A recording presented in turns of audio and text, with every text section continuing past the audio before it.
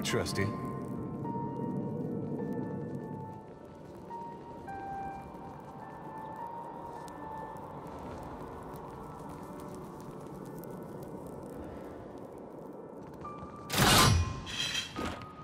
It hurt.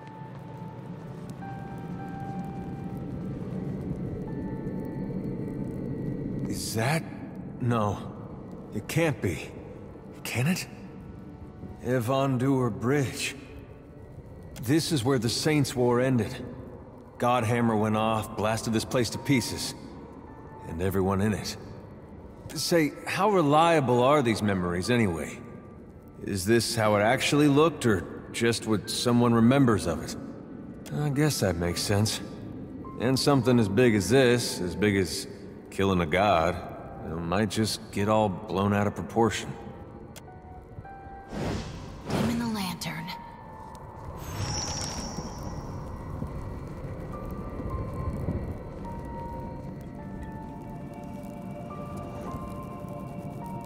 I could go for some shut-eye about now.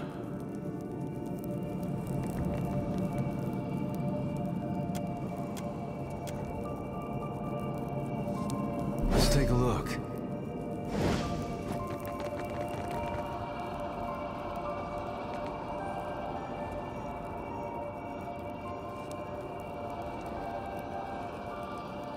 Lord alight! That's Saint Widewind himself!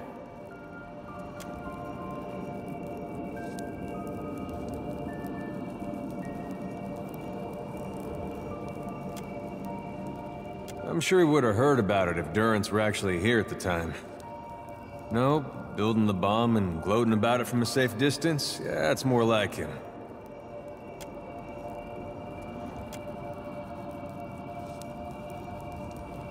It's not something you see every day. Not even on your worst day. I suppose for the dozen, this was their worst day. And I always figured the stories were exaggerations. Head alight and all that. People always make things sound worse than they were, but... And this looks about bad enough.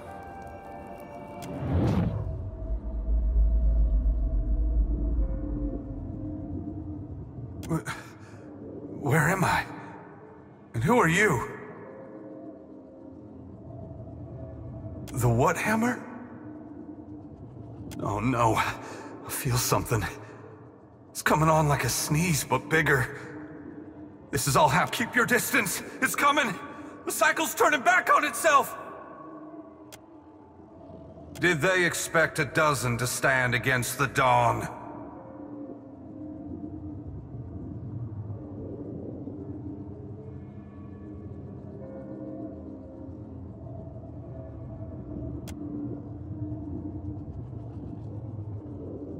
Resist and the light will extinguish you.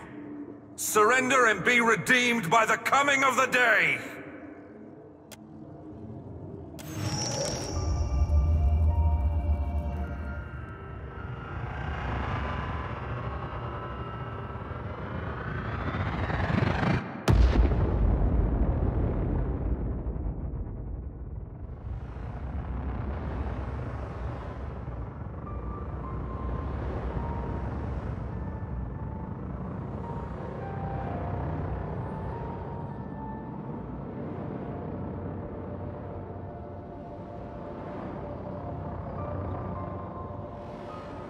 Must have been a pretty bad way for Widewind to wake up.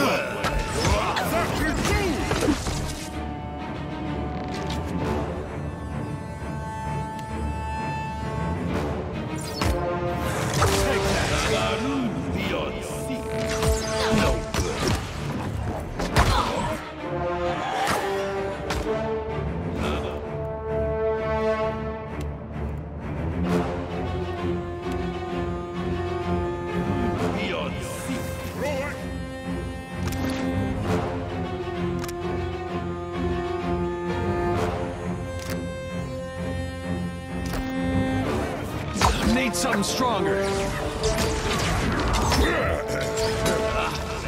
Better than that.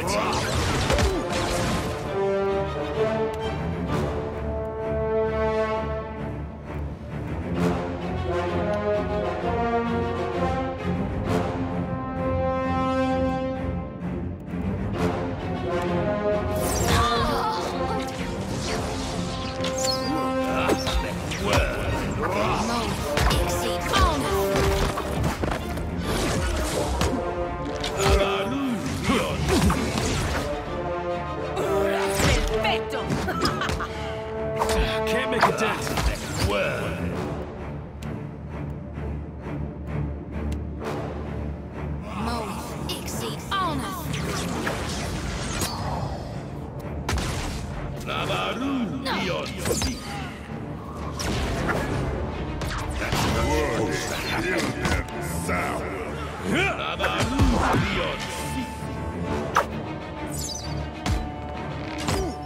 Ain't you got the decency to die?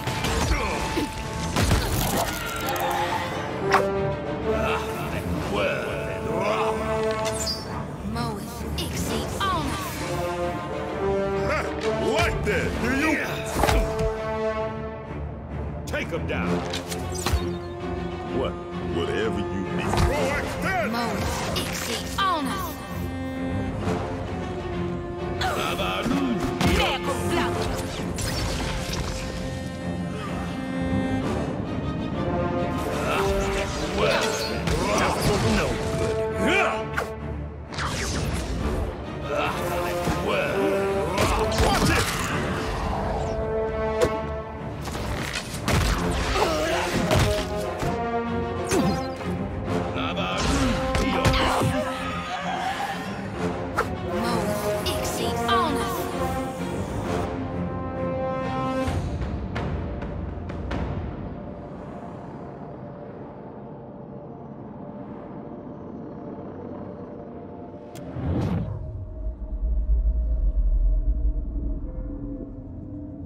Grieving.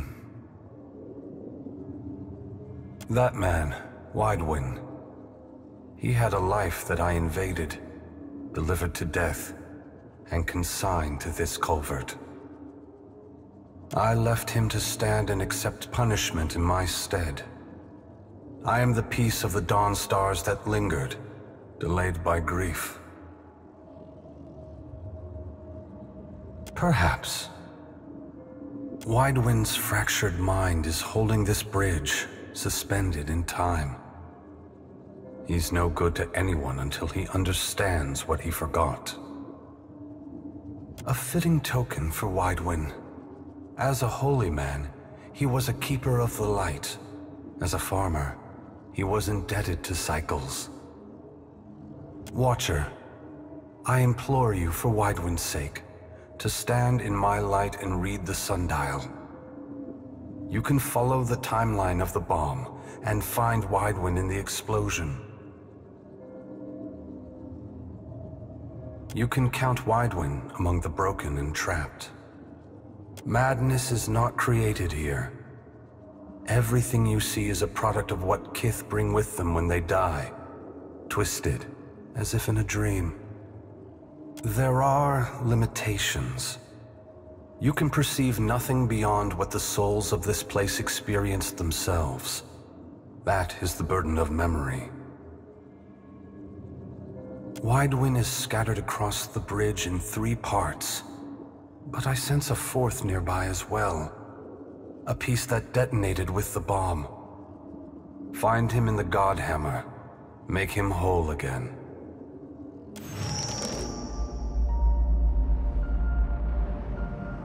Will do.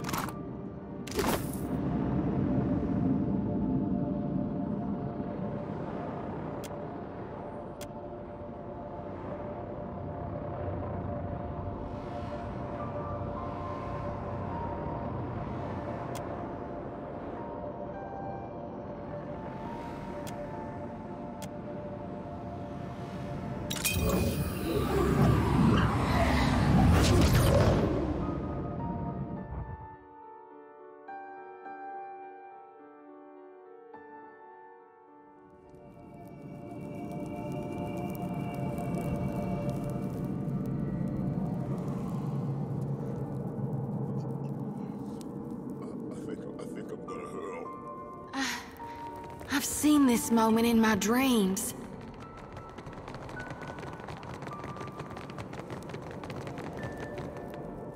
I've got it.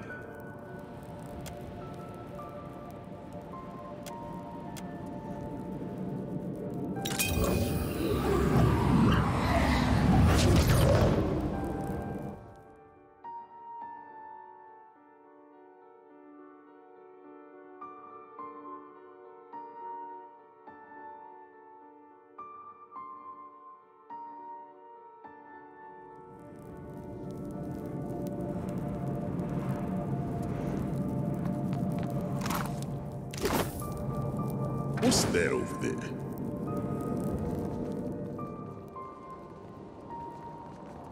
Careful.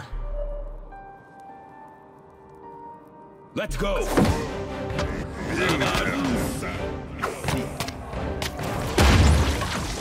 think that's beyond me.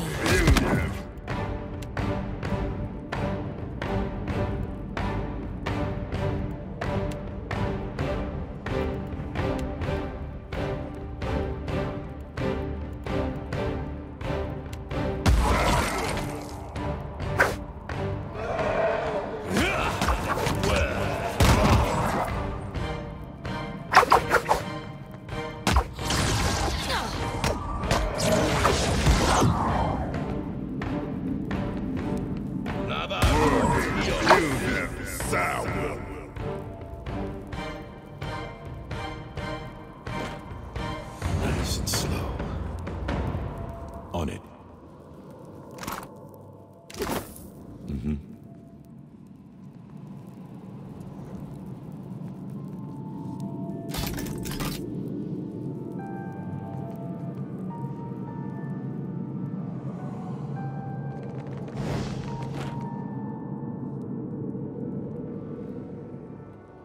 There. Obey.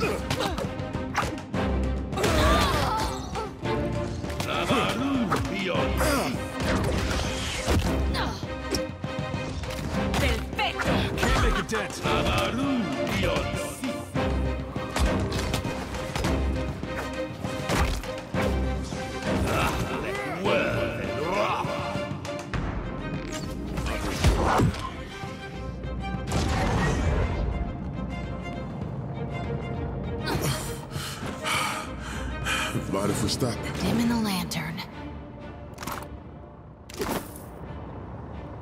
Sure.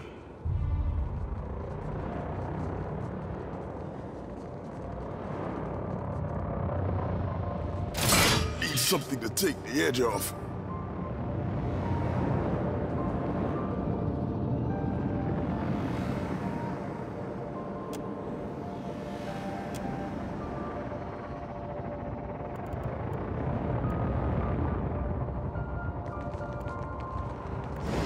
Steady does it.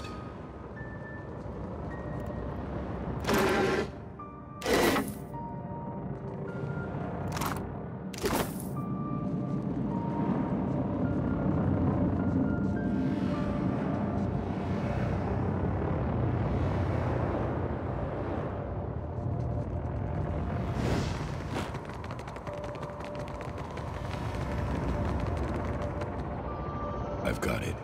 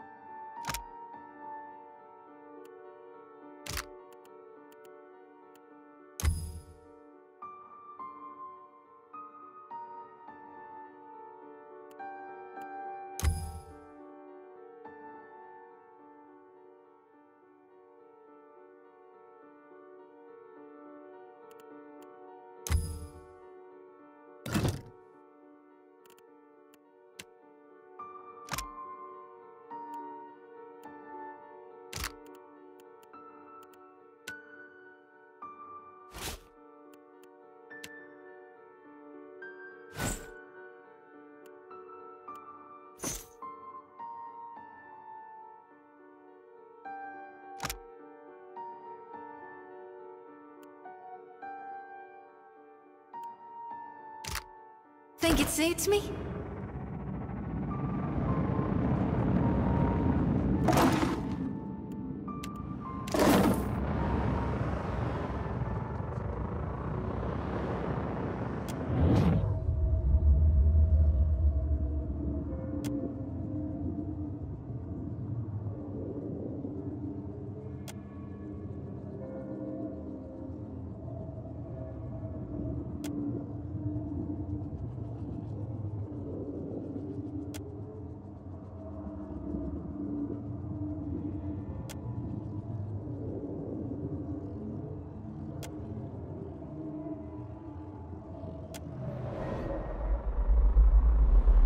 What did you see in there anyway?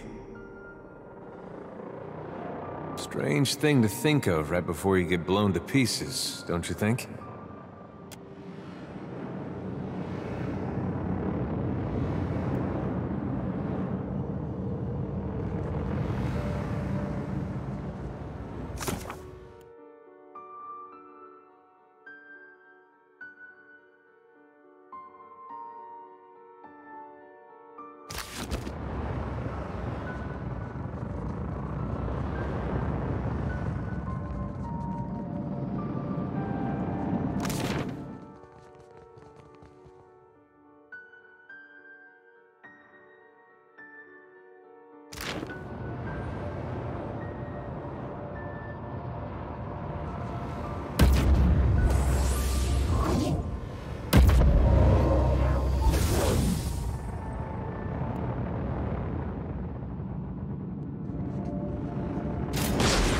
It's nothing.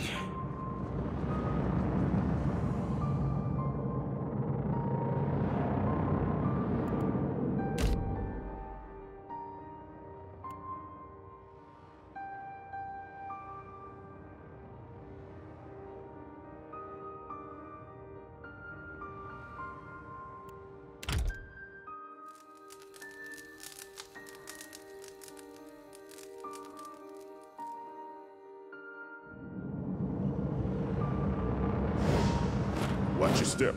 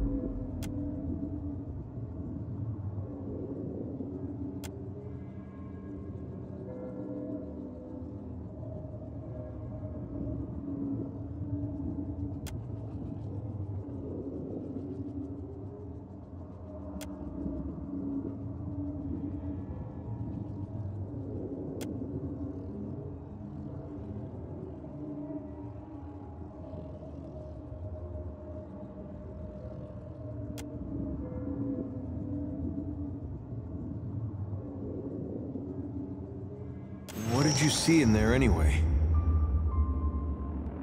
That's a hard thing to carry all this way.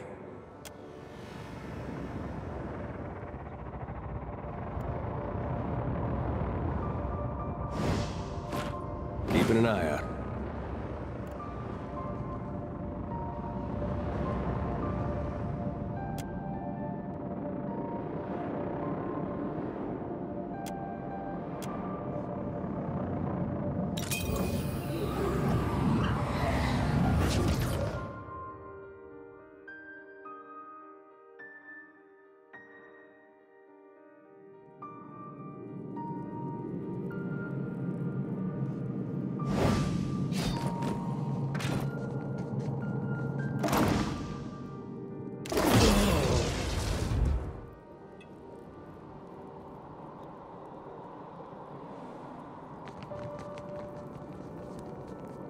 Damn it.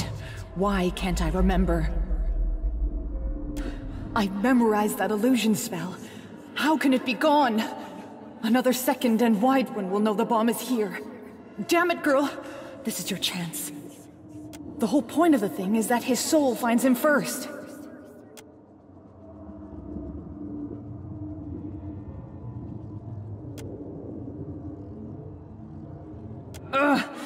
Almost had it that time.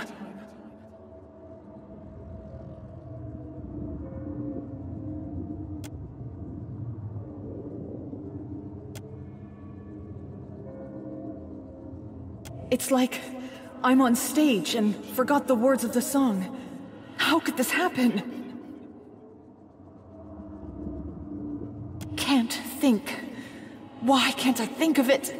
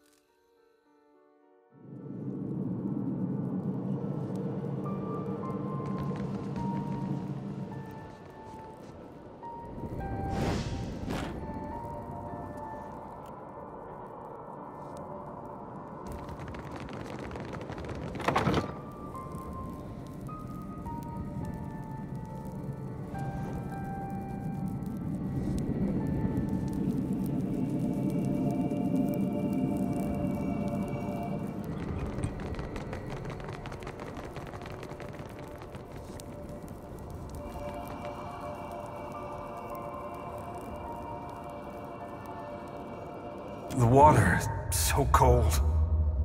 This day I believe Father wanted me to drown. If my faith was untrue, then I wasn't worthy to be his son. You're a saint to even consider it. Whatever happened here scattered me in body and mind. I can't leave while I'm shattered. Gather enough of the pieces and maybe I'll be strong enough to be some help.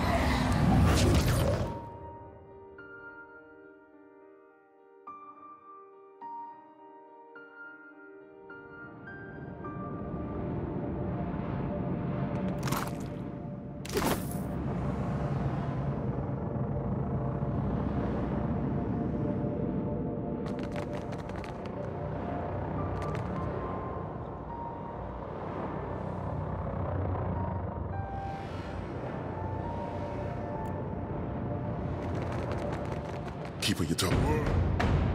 Billion sound.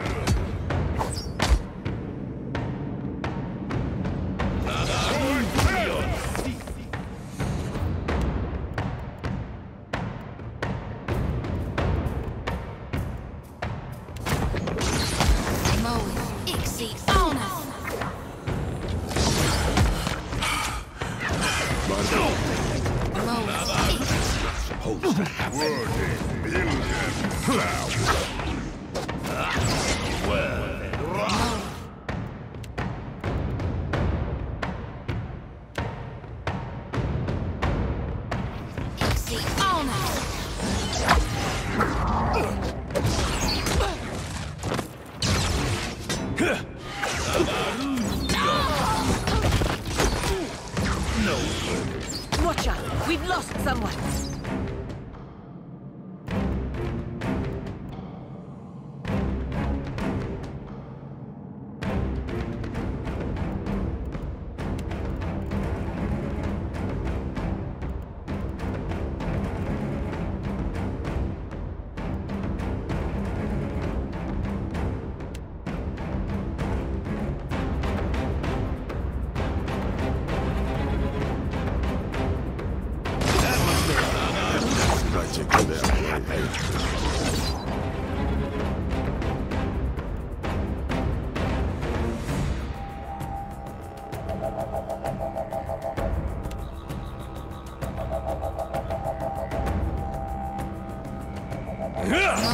Can't make a dent.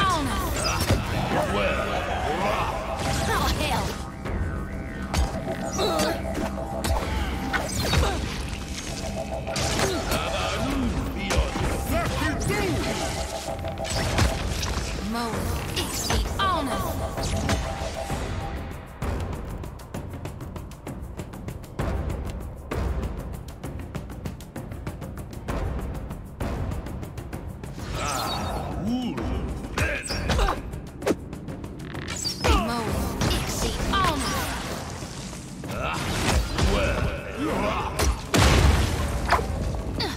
Never you mind that miss.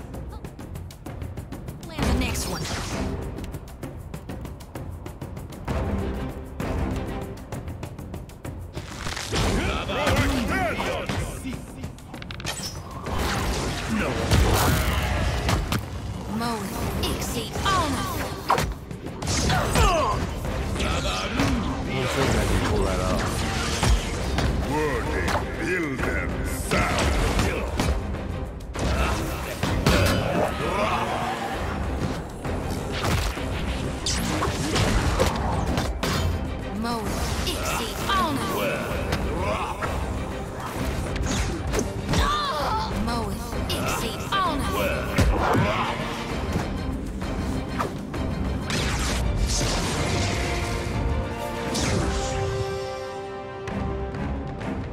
That was about as useful as a bump on a pickle.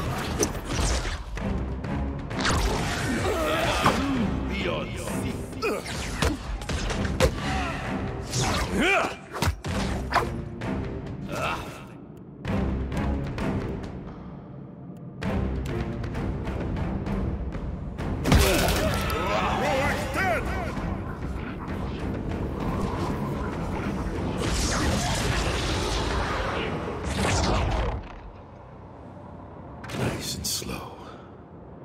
Will do. Why not?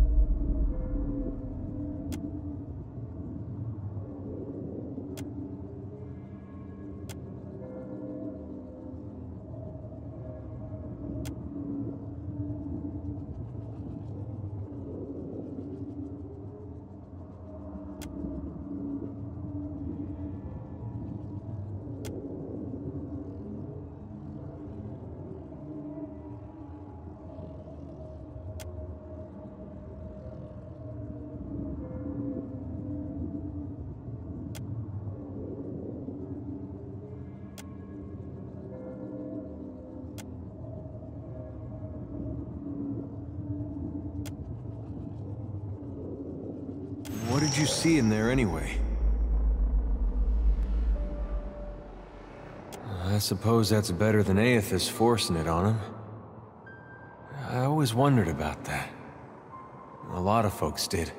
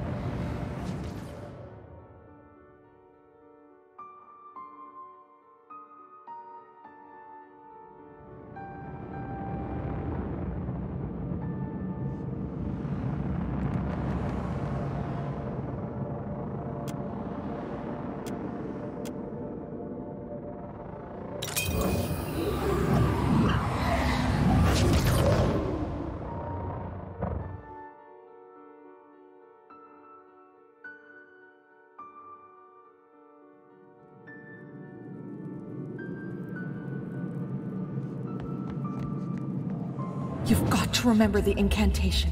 Didn't come this... Once I've got my...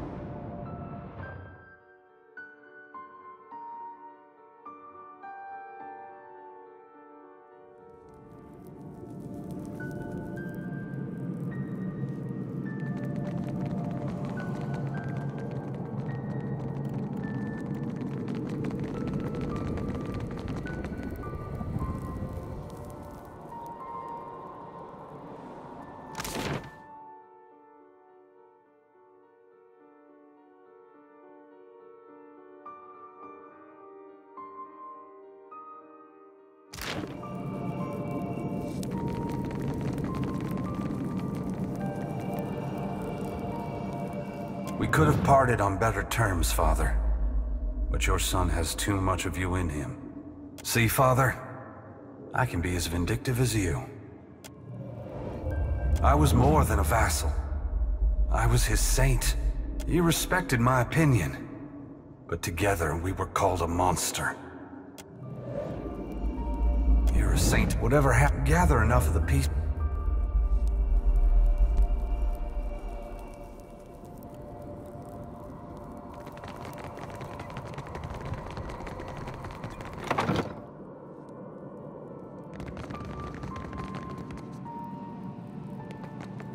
You've got to remember, didn't come. Once I've gotten...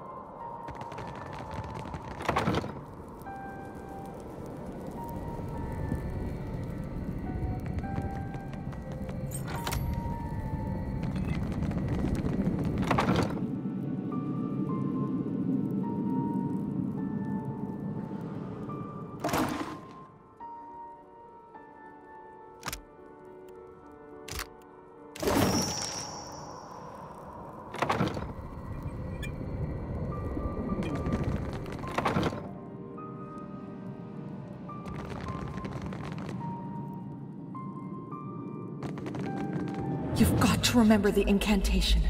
Don't... Of course. Simple. How'd I forget a thing like that anyway?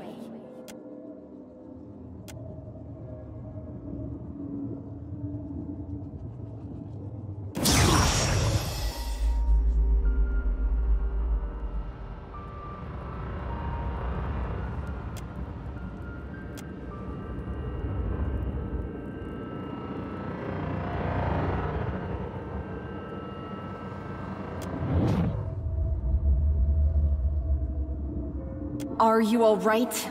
You sound like you've been eating coal dust. Again. This work has changed you, and not for the better.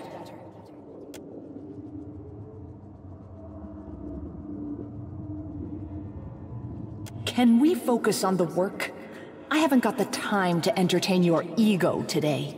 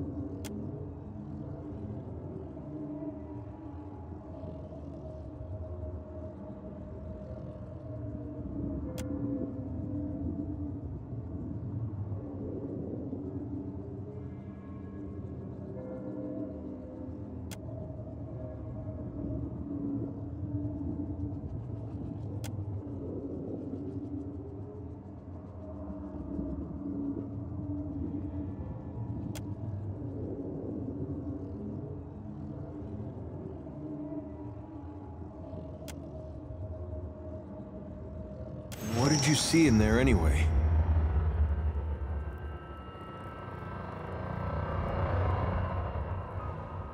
Starting wars, knocking over castles, sucking out souls. He sure has a strange way of showing us.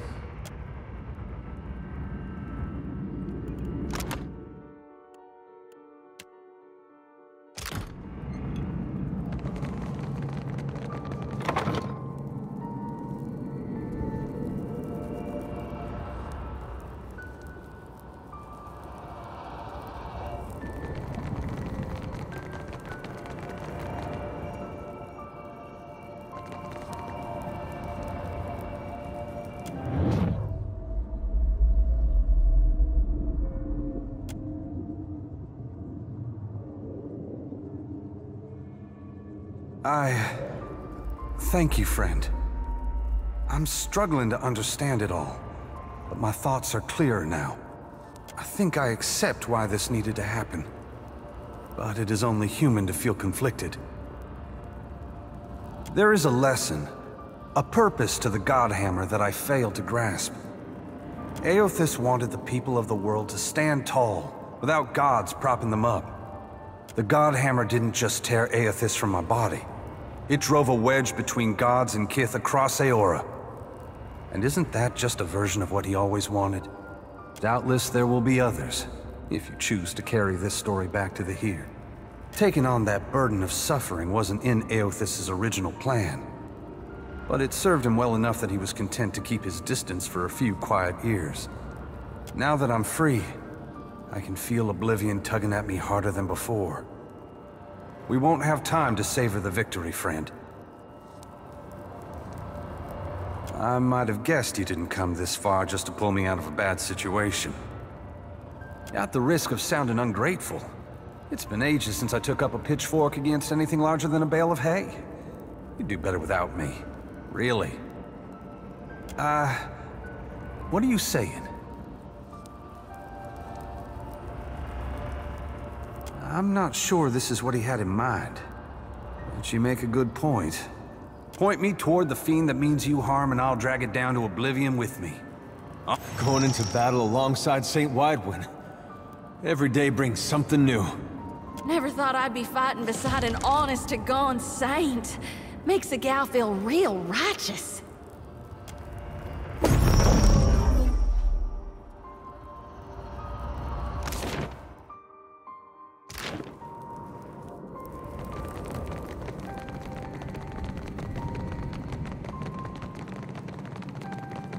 Keep him. Take him down.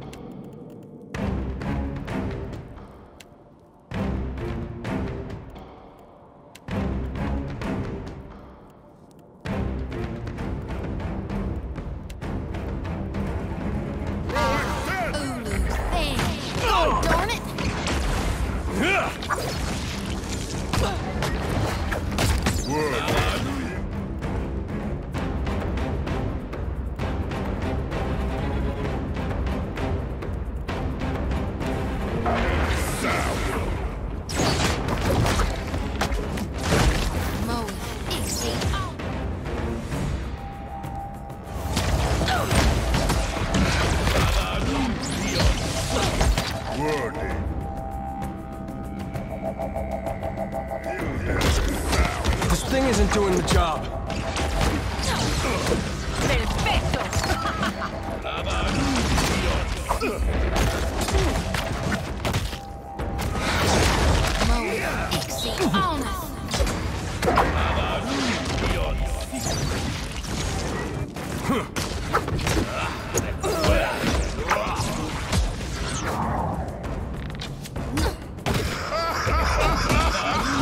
Can't make a dent.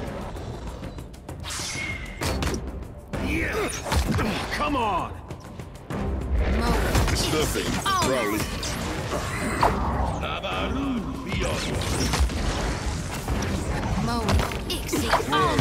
Kill them now. Watch it. It's nothing, Crowley. Well, that was an ugly way to die.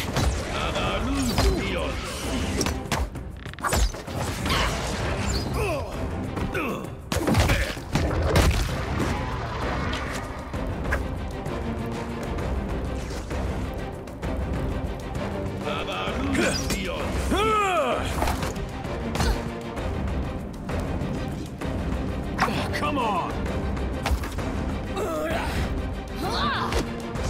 This thing isn't doing the job.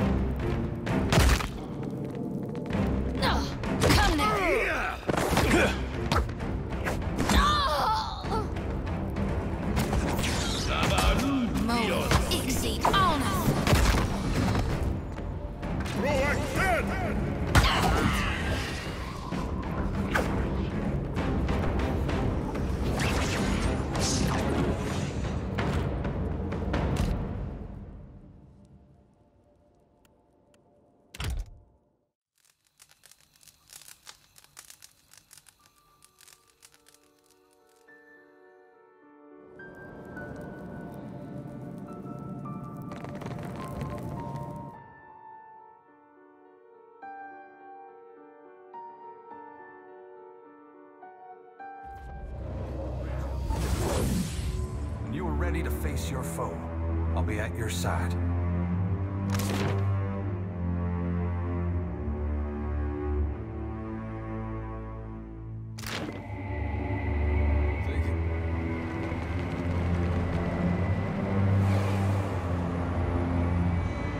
You stride forth from the inferno unsinged, and have armed yourself with flint and steel. It should serve well against a corpse. Be wary of overconfidence. The worm has bested many before you, and its power has only waxed with time.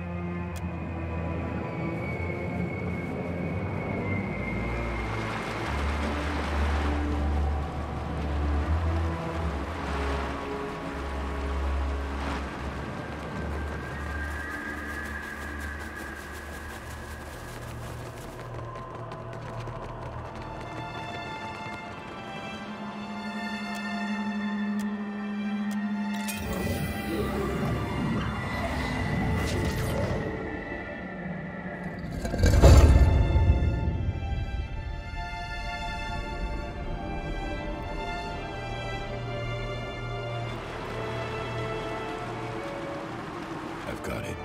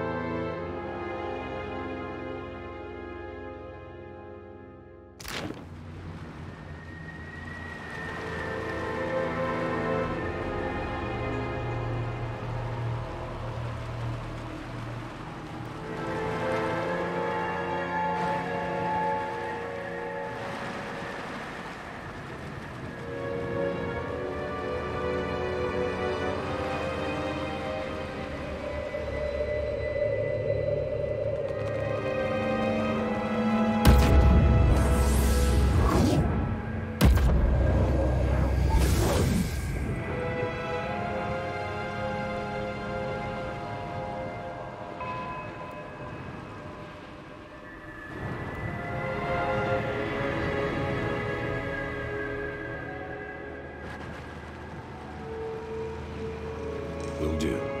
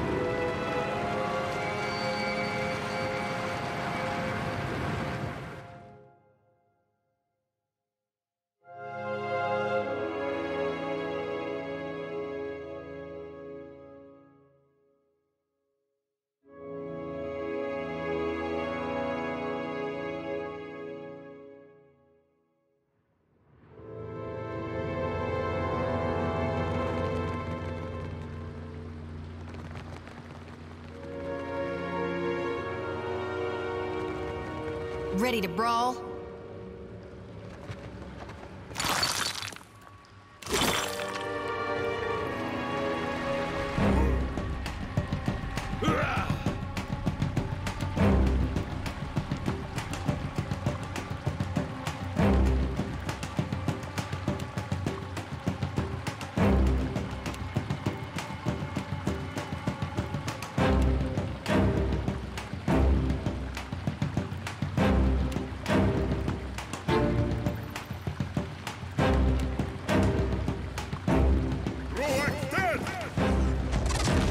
I think I can pull that off.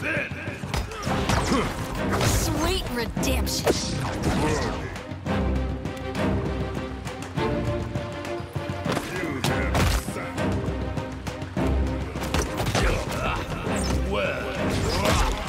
I have been poisoned.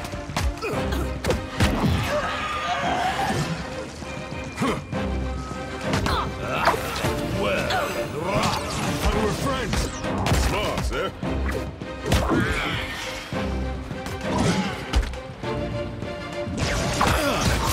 Supposed to happen.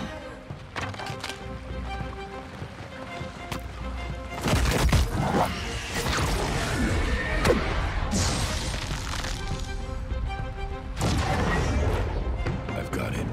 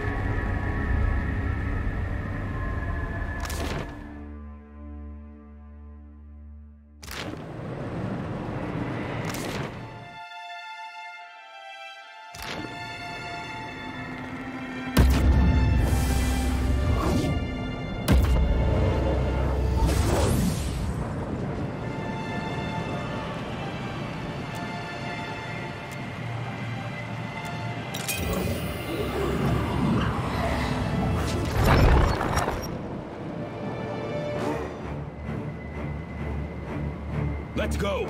Build them sour.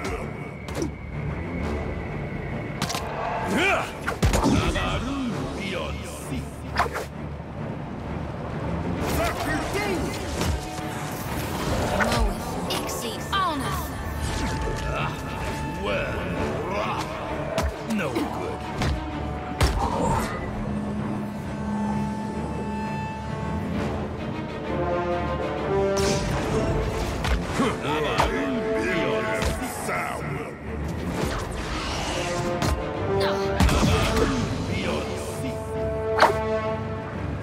No can do.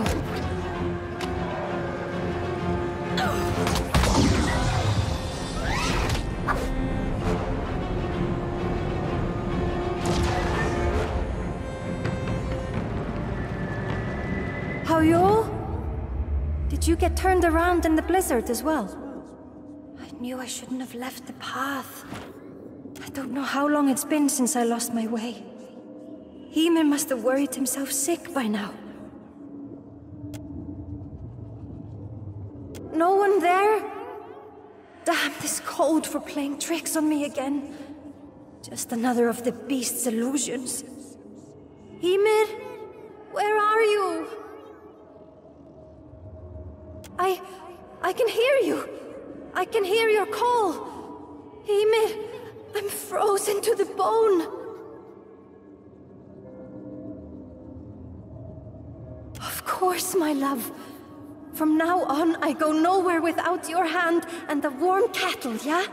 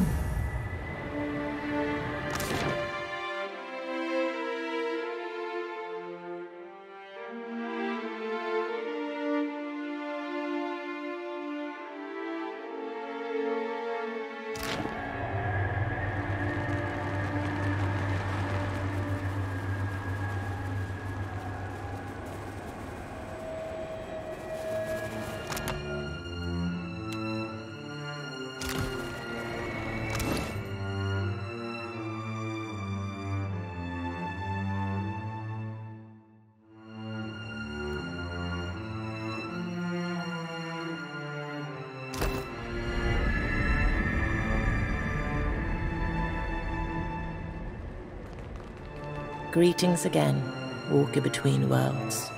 Was there something else you wish to ask?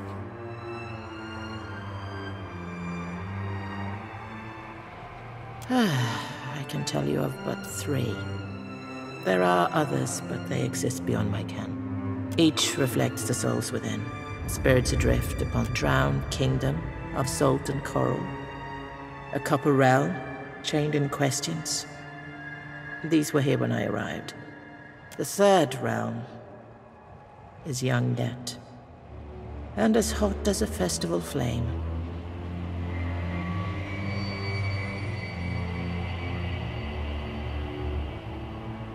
Fresh and raw, that wound. In its agony, it revisits itself.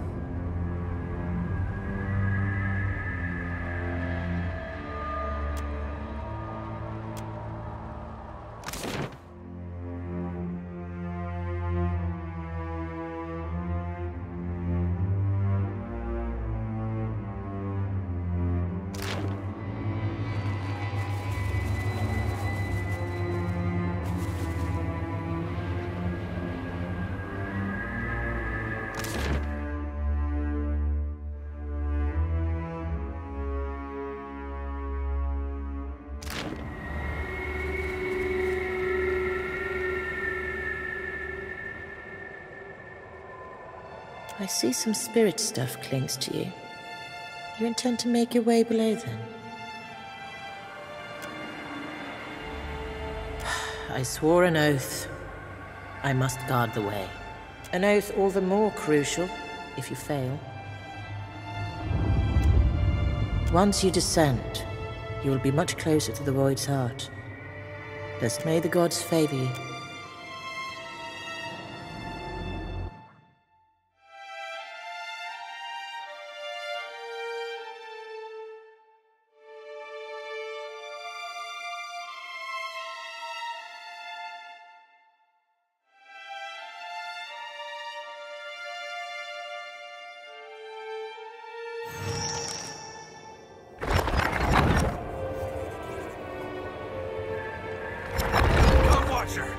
The fury of the Godhammer is ready!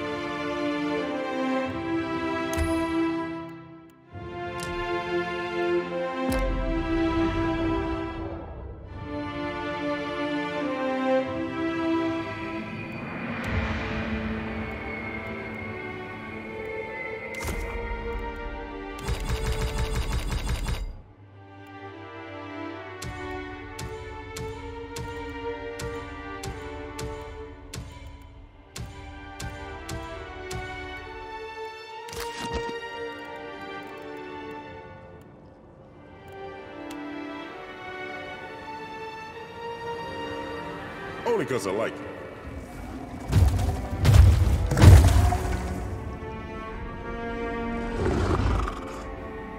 you. You came courting oblivion. Remarkable. Shrouded yourself in the souls of the dead, have you? I sense them clinging to you like snails to a stone. It matters not. Nothing matters. I shall claim your essence and use it to escape this place. Such cleverness, little kith. It matters not what you do. My actions merit greater significance. Why wouldn't I? Would you not, were you trapped here? Would you not strive to escape this monotonous void? You witnessed the pull of this place. I cannot escape its gravity. Not without more essence. I've taken what I dare from the echoes. Despite their resilience, they remain victims of this place. In the eldest manner, via consumption. The relic shall contain your spirit, shielding it against the white void. You shall survive, after a fashion. It's always the glowing ones that cause the trouble, ain't it? The anchor. It persists here, when all other things decay to dust. I came here for it. An object of such potency that it defies the deified. Obviously. My mother was older than your manufactured gods are now when she hatched me. Think you our kind oblivious to the workings of Kith?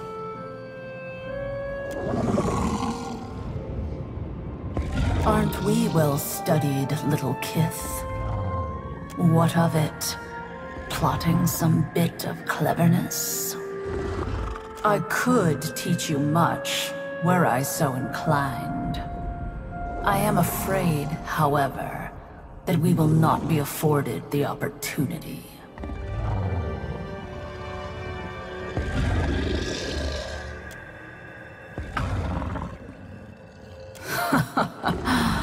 To what end, little Kith? Why would I do such a thing? For that matter, why would you? Is that why those others cling to you? Your benevolence?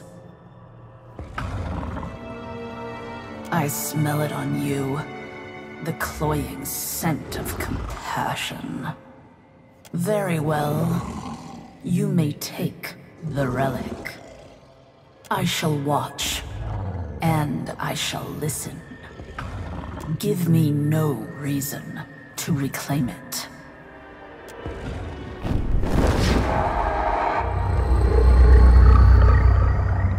Good. I was not looking forward to fighting this creature. Now let us go.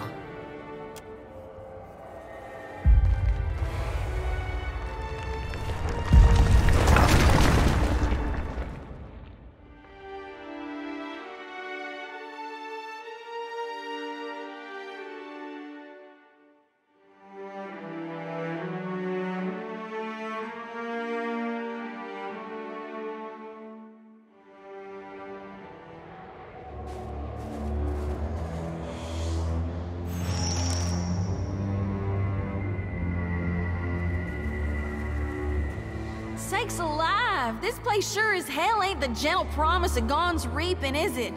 I bet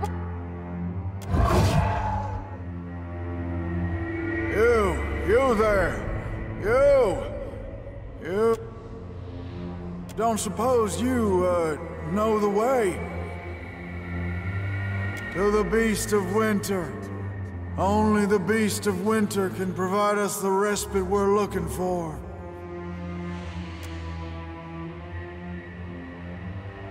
Weeks? Months? Longer? Do you know? No, it's not important. Together, so many eyes. We can find him in no time at all. Yes, sweet release. Yes, release and annihilation. The winds will eat you with time, sure, but the beast makes it quick. Chop! And take me with you. You can take me with you, right? To the beast, I mean? Or maybe further? Are all your ghost friends this chatty? Maybe not knowing is better.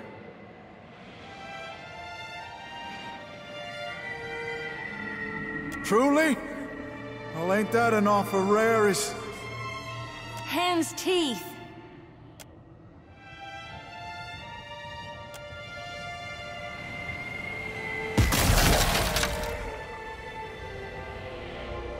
Good Lord alive! This wind'll reap you sure as Gon's sharpened sickle.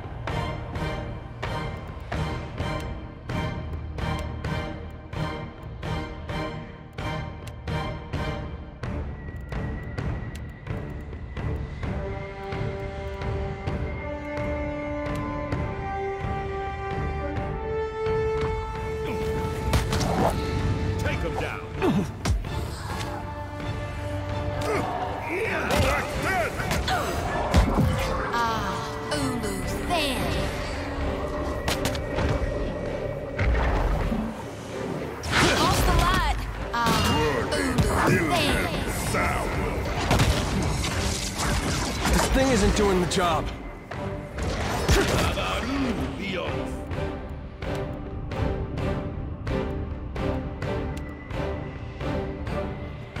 That must have hurt.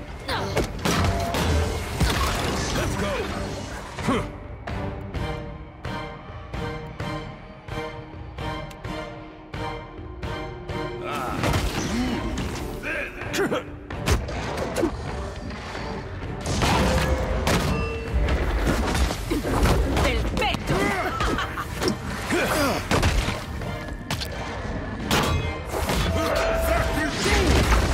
Wish I could have done something.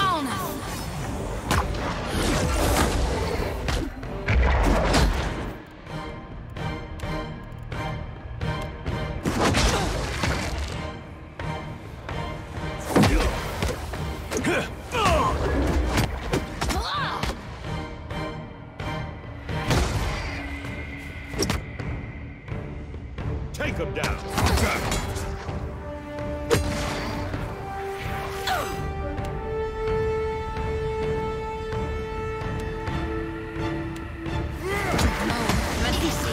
I need to try something else.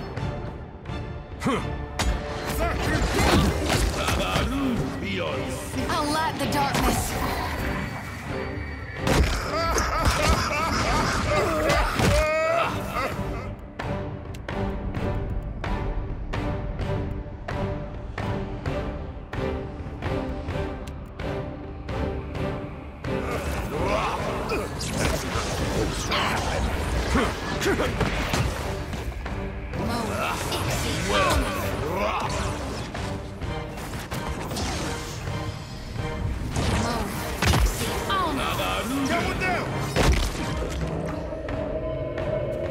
Blessings be upon you.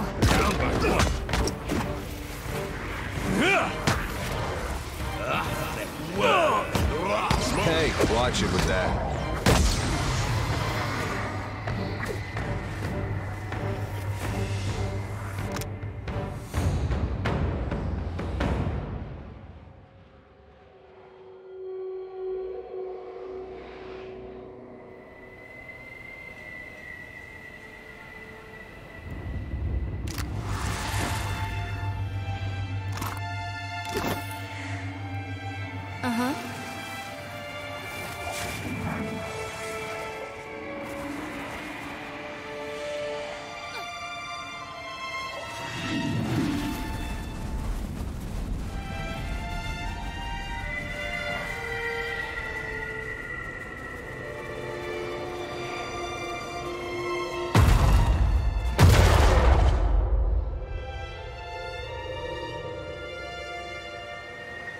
The dragon's presence is gone, yet I did not sense her soul's entrance to the void.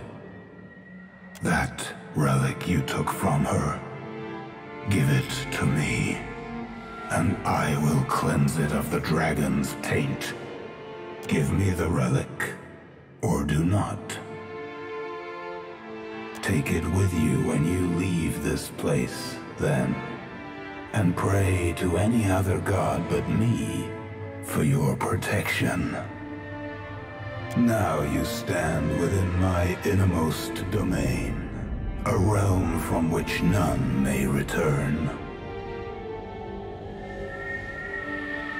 I have nothing to offer you but the sweet release of death. I did not foresee in you a desire to take up the mantle of my chosen. Yet, here you stand before me, bearing Reinhider's regalia. Do you intend to join the ranks of my frozen champions? My guardians are custodians of this realm, bound to forever serve me. Were you to claim this armor, and in so doing that duty, you would join their ranks and, at the moment of your death, join me here.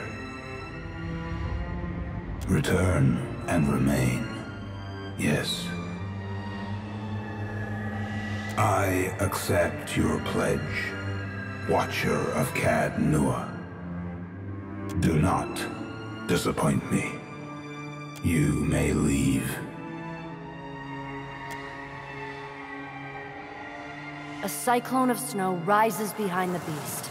The storm grows, crackling like a bivouac, and a howl rises with it. With a feather-light touch, the storm bears you upwards toward a shimmering tear in the sky. Through the tear, you catch a flickering, indistinct shape you vaguely recognize as the Altar of Decline. Remergond expels you from his realm. It is my nature.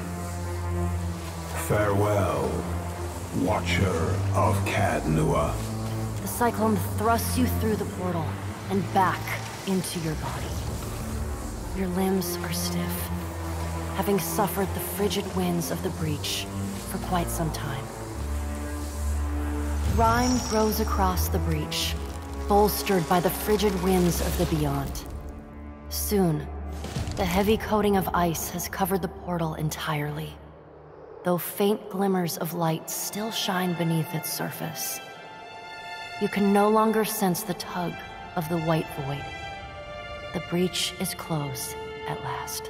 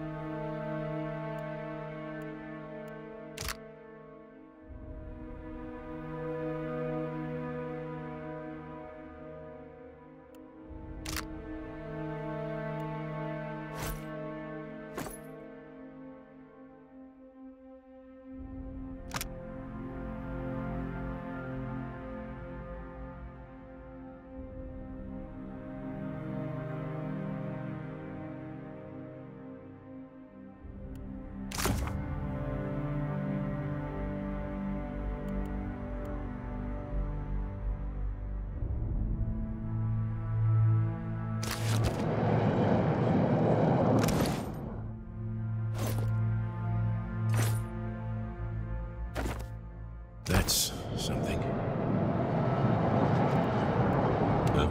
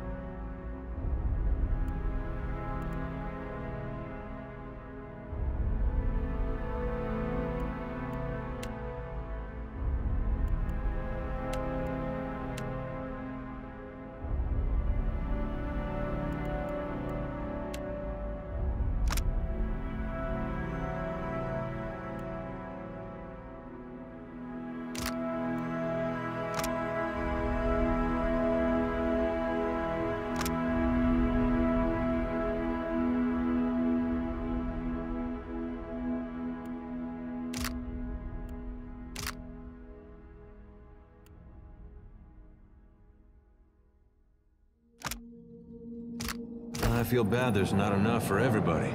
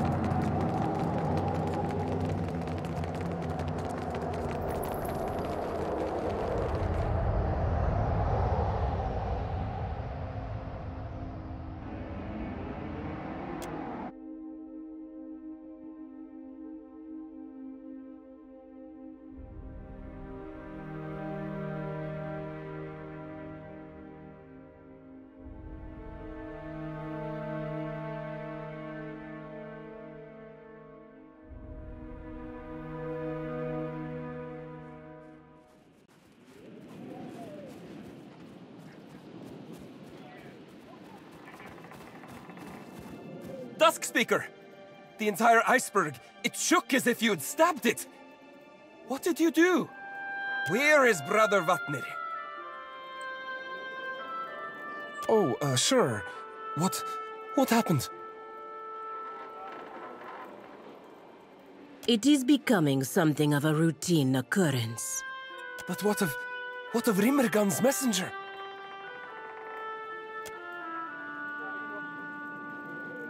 Sweet hoarfrost and dead gods. That's all that's left? Did you harm the Wheatmouth?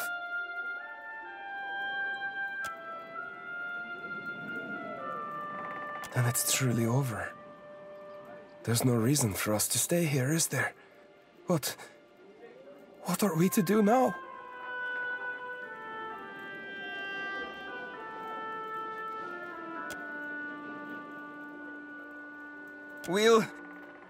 We won't hold your words against you, Dusk Speaker. You've clearly been, well, addled by your hardships. There's work to be done.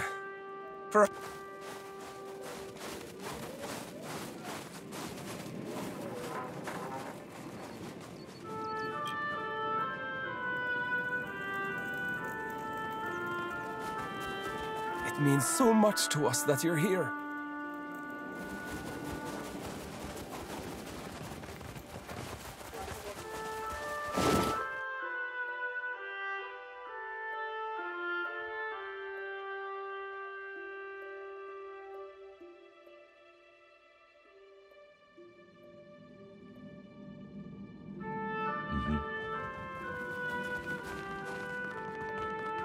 Feyin Heimcomer, Dusk Speaker. Was there something else you wanted to know? You did? Where is she? Is she alive? She did what? And you let her? I have to go see her. Oh, okay. I understand. Thank you for finding her and helping her, I suppose.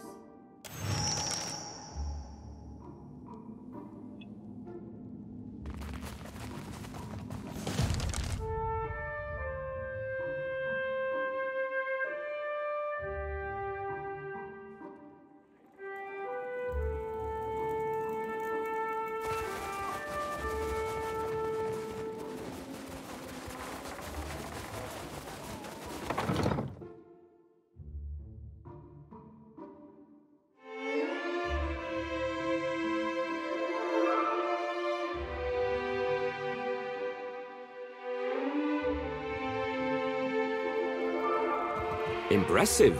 You're strong. What I have is yours.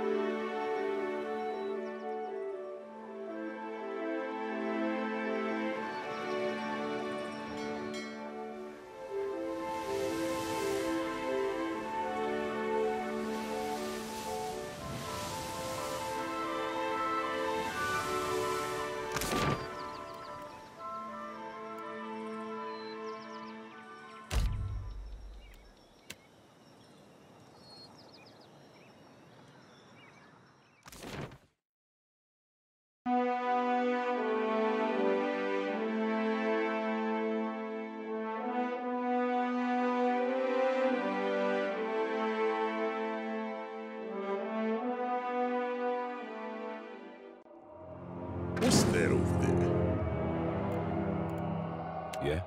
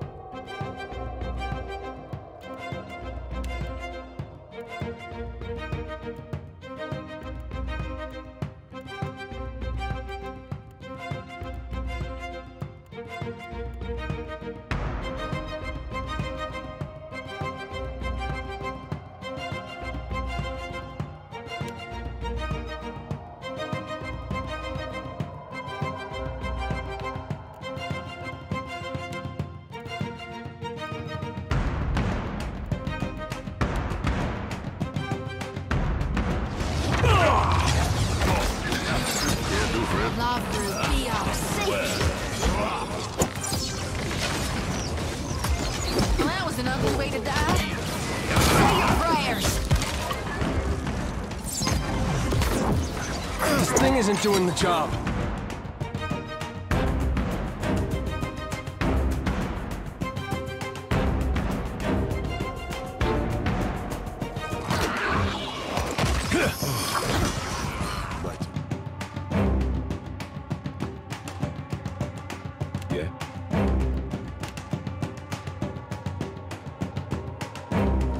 Feels like wading through mud up to my armpits.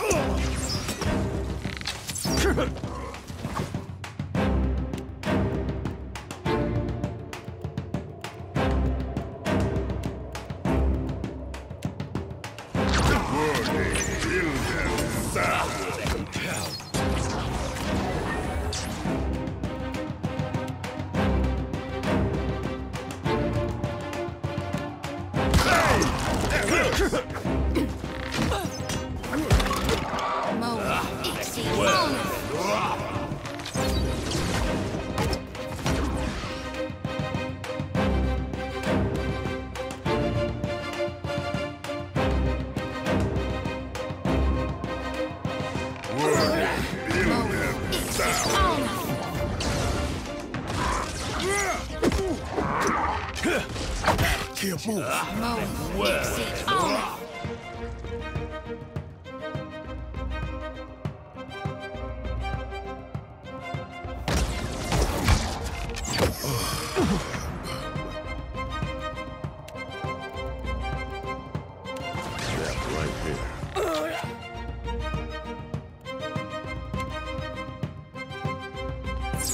We were friends.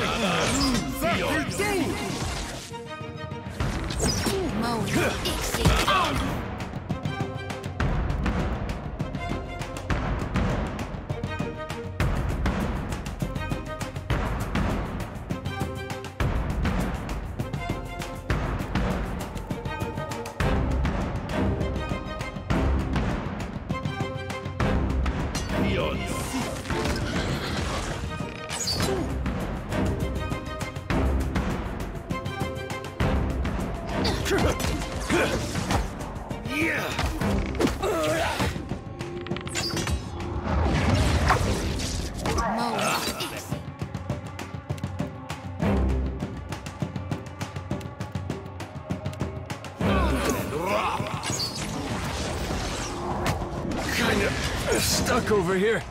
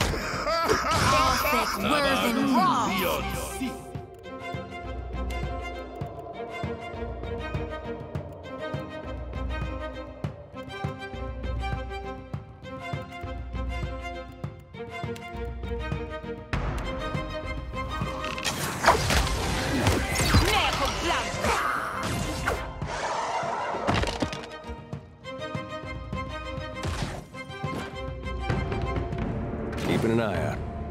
Will do.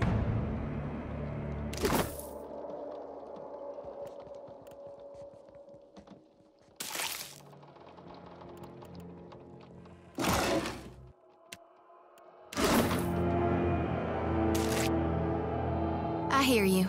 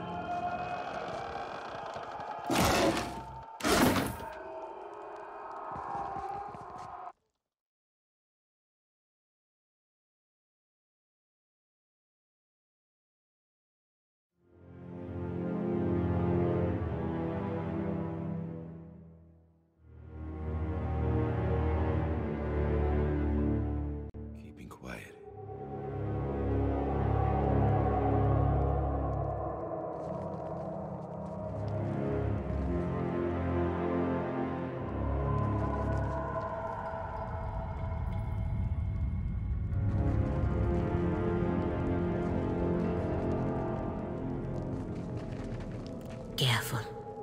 Look. Time to separate the chaff. It's beyond me. Mo Ixie on us.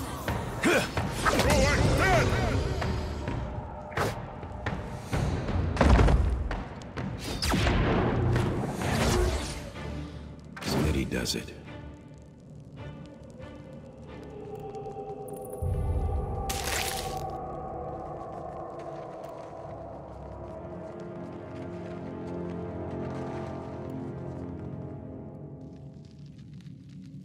Never met a lock I couldn't crack.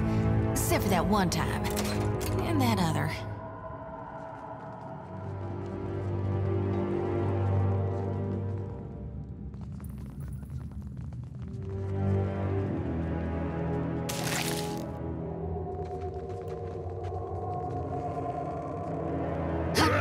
Whoa, look.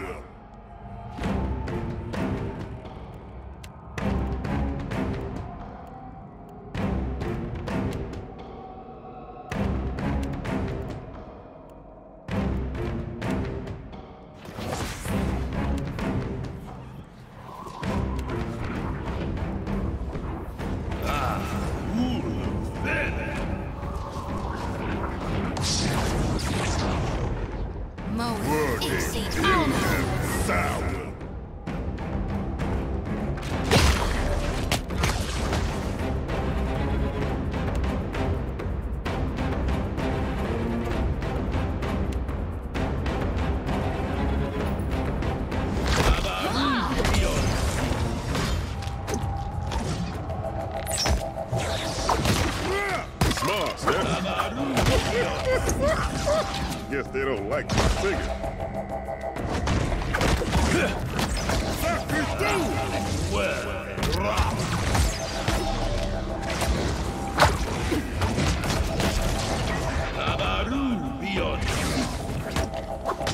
Hey, that wasn't that bad.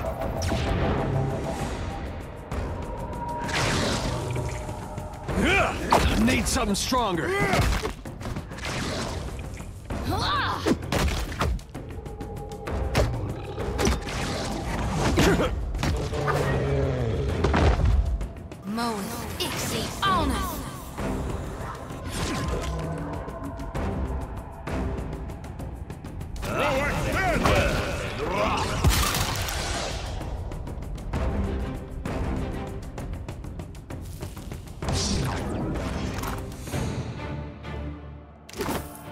Let's take a look.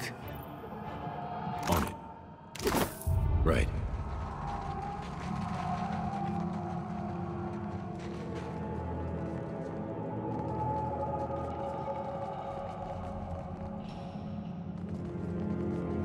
Whoa, whoa, look. Yeah?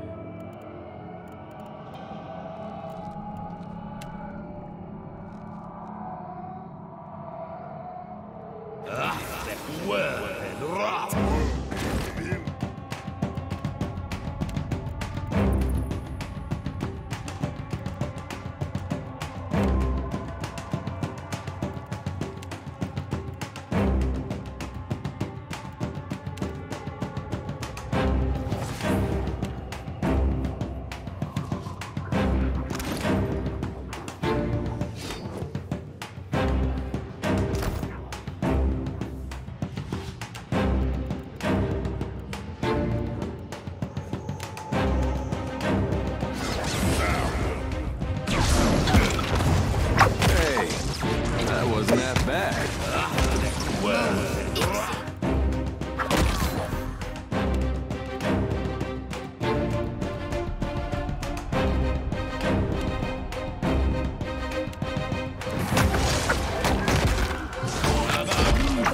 Hit me again and I'll hit you back.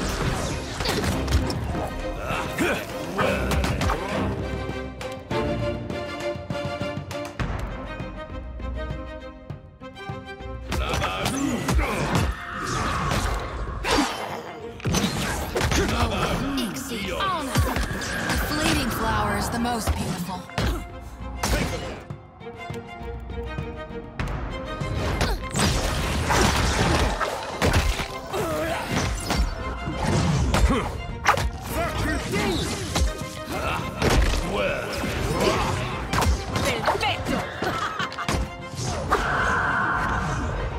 Need something stronger.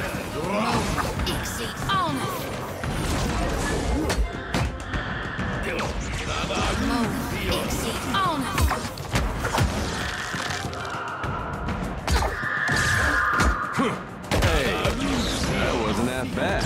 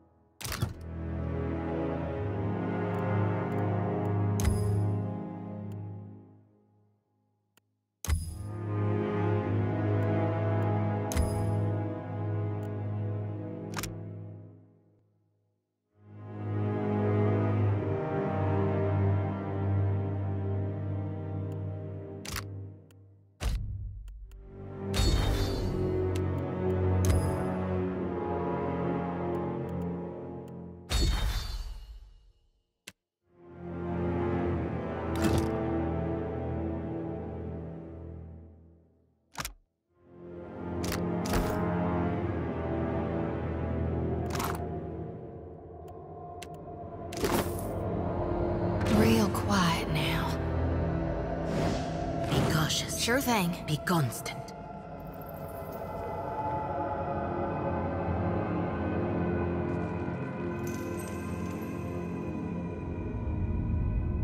Something I can do?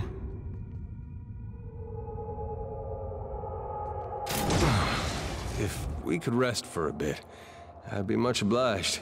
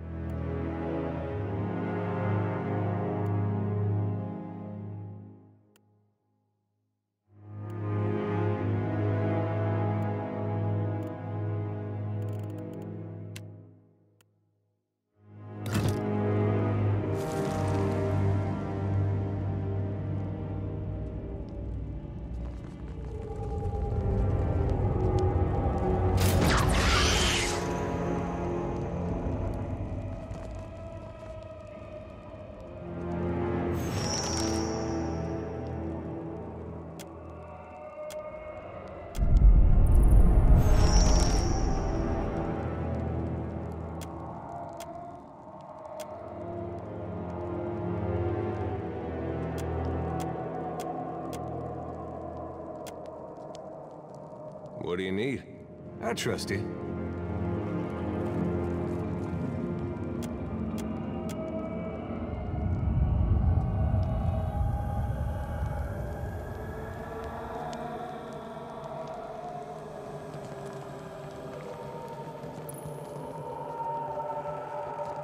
Keep on your top.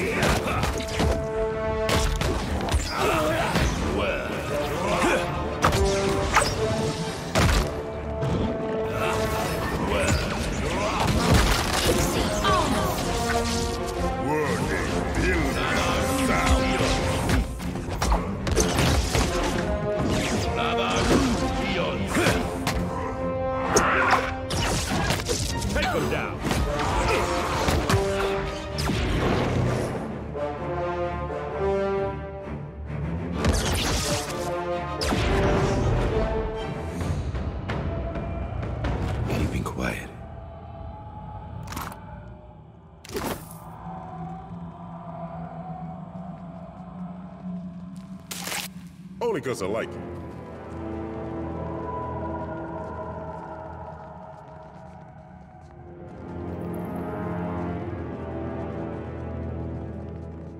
Just a little bite.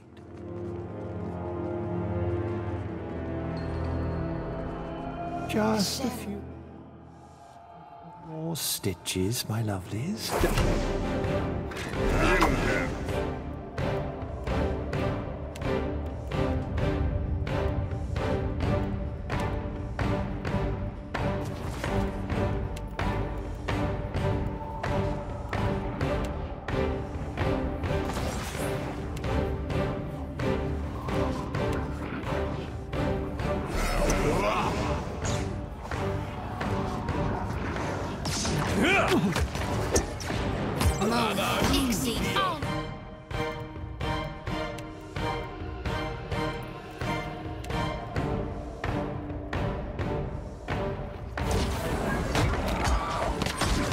No can do.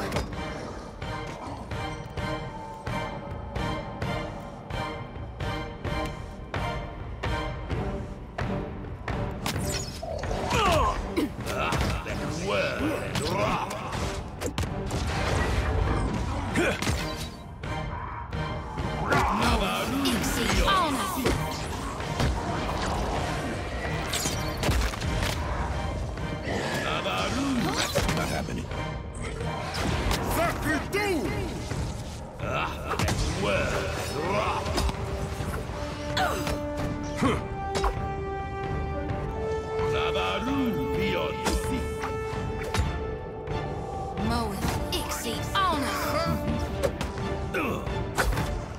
Don't think so.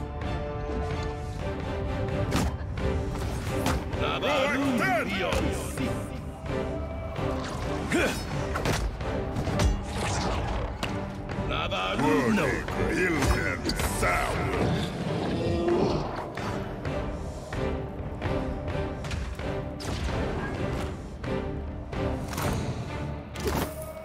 Steady does it. Sure.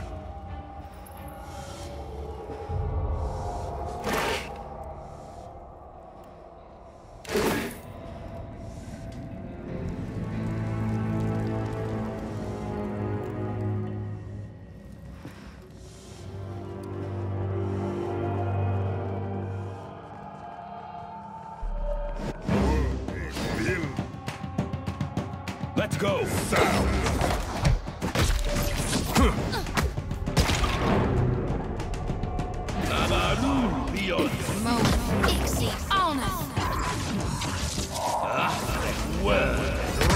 Hey! That hurts! Roll like that! No! Think you got the decency to die?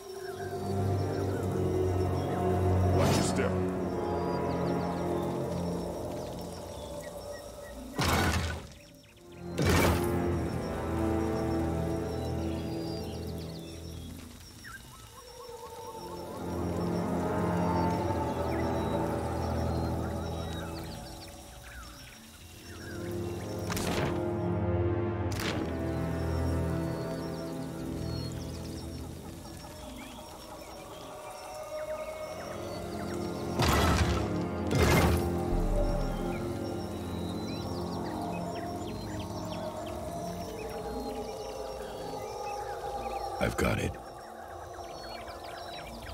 Touch that, Aimoro, and I will split your head like a rotten gourd. You were fairly warned, and now you will have no reward but the sights of hell. Corres, you gourdhead. Give... Look.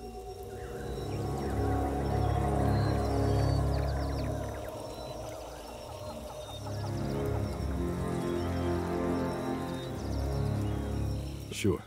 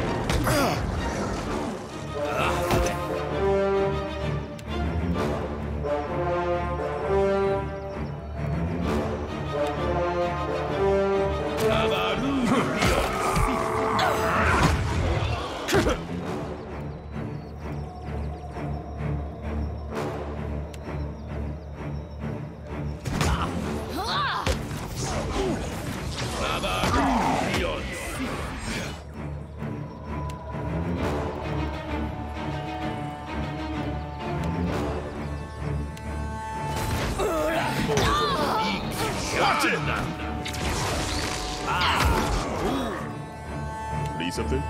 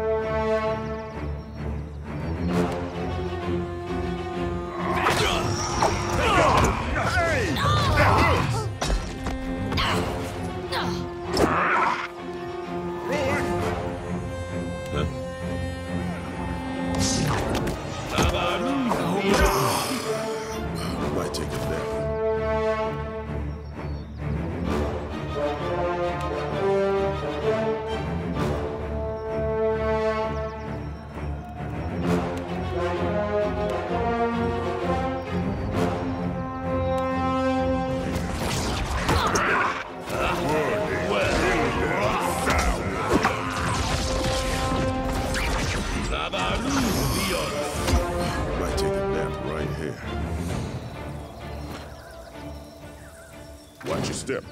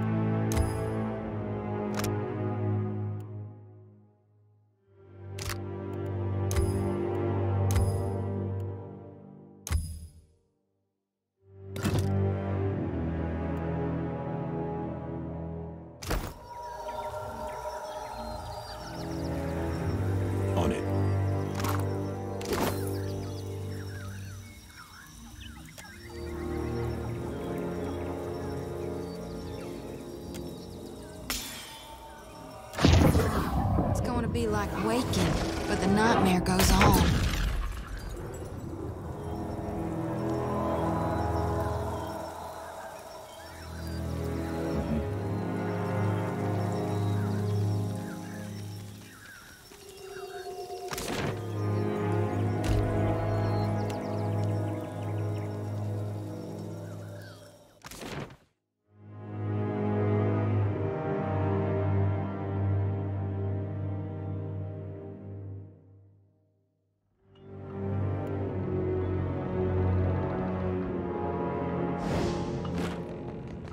You did it!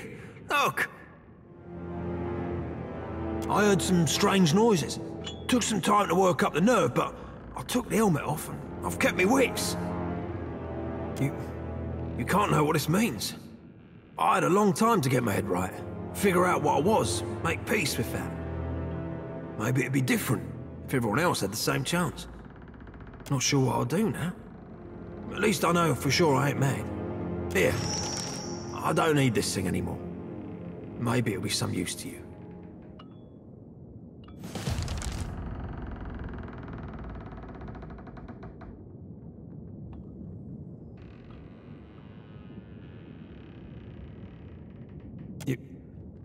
You mean it? Because I don't know if you've thought this through. Hardtack won't do the trick with things like me.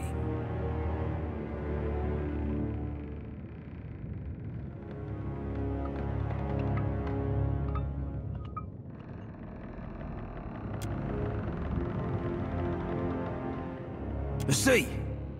A real ship. Thank you, Captain. A more loyal sailor you'll never find.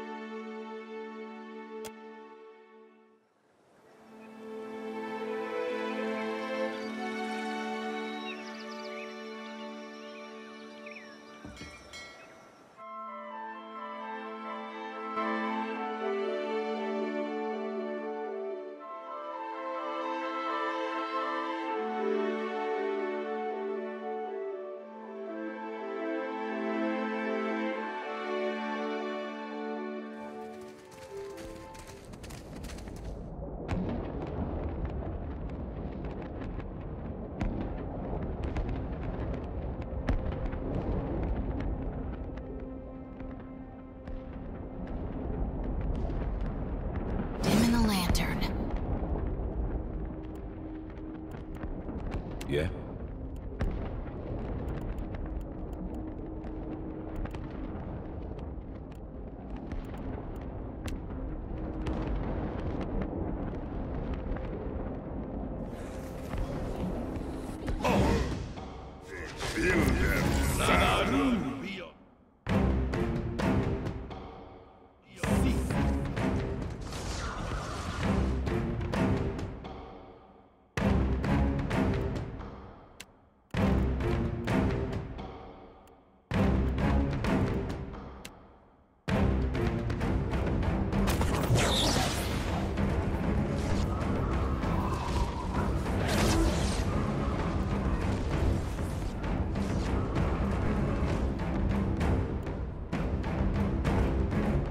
Let's go! Got it.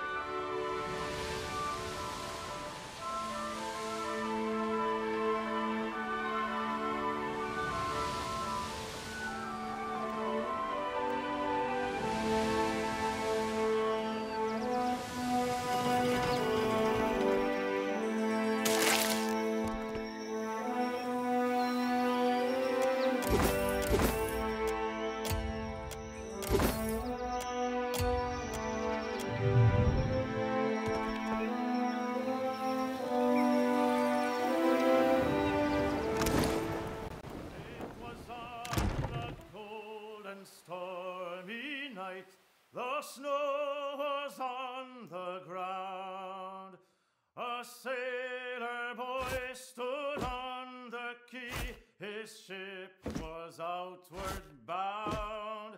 His sweetheart standing by his side had many a silent tear. And as he pressed her to his heart, he whispered in her ear, "Farewell, farewell, my own true love. This parting gives me pain.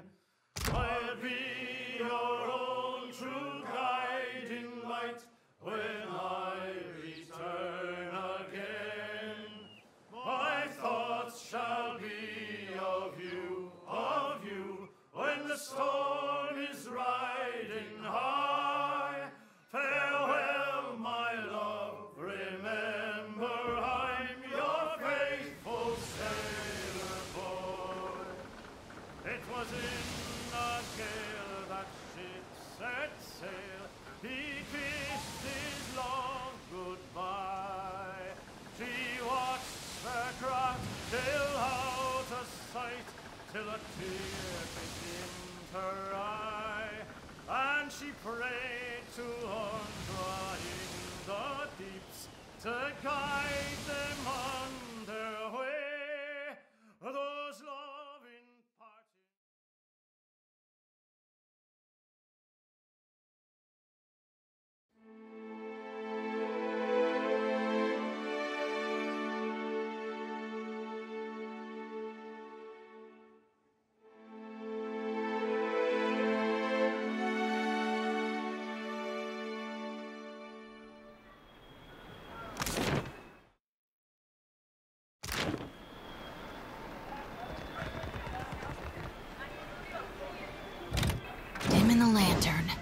Uh-huh.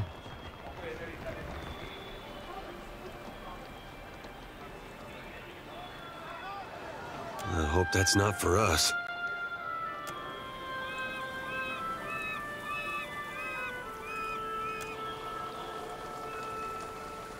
My fishermen saw your boat sailing from Pokokahara. The storms. They parted like a school of fish before Nagati herself.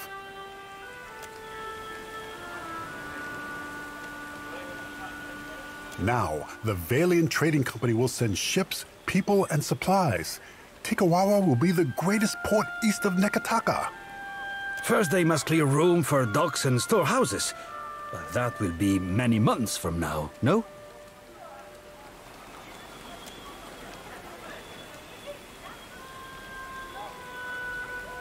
Already they make plans. I say this is a turn in our fortunes, the first of many. You are always welcome among us. Accept this and know our thanks.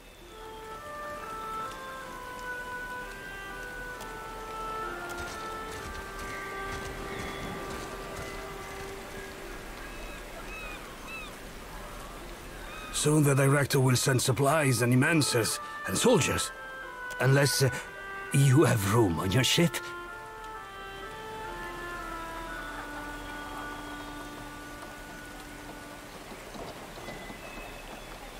Quay, what do you mean? Per complancanet, you cannot take this thing so seriously.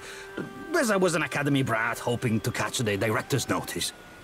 And anyway, this has nothing to do with me. I am just a cook. Better prove it by cooking us something real tasty. But I will see this gets back to the director in Nekataka. No need to worry. That you mean? Madiko. If the expedition failed, the company will hesitate to finance a second one. They might close the book forever. You sweat too much over too little, Victor. I have never known the company to hold the expedition's cook responsible for its success or failure. Captain Beza always said that the cook is the heart of morale. Can you not imagine why I am high-strung, with a crew's fortunes balanced on every dish? If their work was finished, their families in the republics would be compensated. Agrasima. When we landed on Tikawara, the chieftain gave us a welcome feast for the dukes. We feasted, danced, drank, and slept, only so we could feast, dance, and drink more. Good to know your priorities were in proper order on company time. Tell it to the captain. It was all her idea. Per complancanet, music and ale are medicine for the soul. Even so, they did nothing to soften Anaharu. He said we had come to rob and plunder. He and Nairi turned the villagers against us. After that, we slept on the boat and took turns watching the shore. Except for me. I had to rest and recover, of course. But in the early hours, our lookouts Soruano and Anaharu disappeared together. No one from the village approached us all day. And by the afternoon, only Ruano returned. Now no one here will even talk of Anaharu. Suspicious, no? Our captain was eager to leave before the winds changed again. The priestess? She imagines me in the jaws of our fish goddess. I know it. She lurks in the shrine next to that awful statue. I cannot stand her wicked looks, but if she does not scare you, then maybe I would consent to be chained to your galley if it saved me from this dump.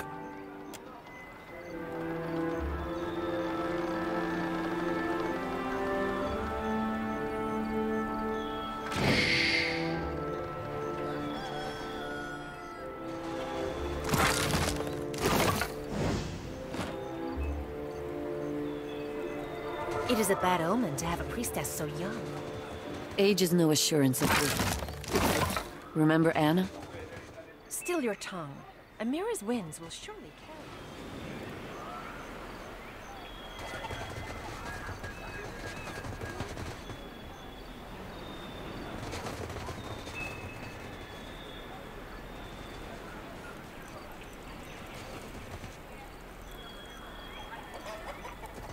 Quit your chirp, full tides. Himwehi and the other Mataru found them when they explored the island. Said maybe we train them to build. And if the soil and sea are misers here, then we eat them.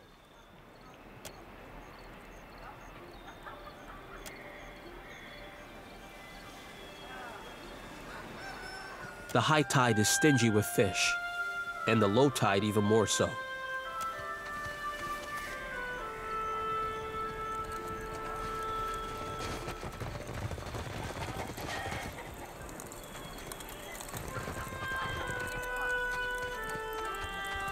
Oh, filthy lizards. Even here, I always smell them. I could never eat a dwarf. For what? Play along! I choose the belly, rich and fatty. We are Raparu, you fools.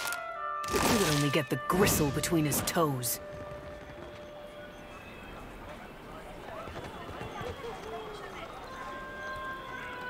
An outsider in Tiquara? Who are you, stranger? A captain. If you had sailed downwind of the island, you would have moved on, I say. I tell Renga Ruanu that the stench of Tiquara will drive away friend and outsider alike. Do you smell it?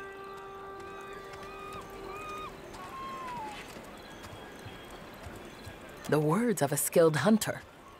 There is no food on this barren island that those monsters do not steal.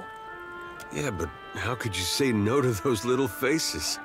Always they circle our village looking for weaknesses. I push the cage with the young ones farther toward the beach, but I smell them even here.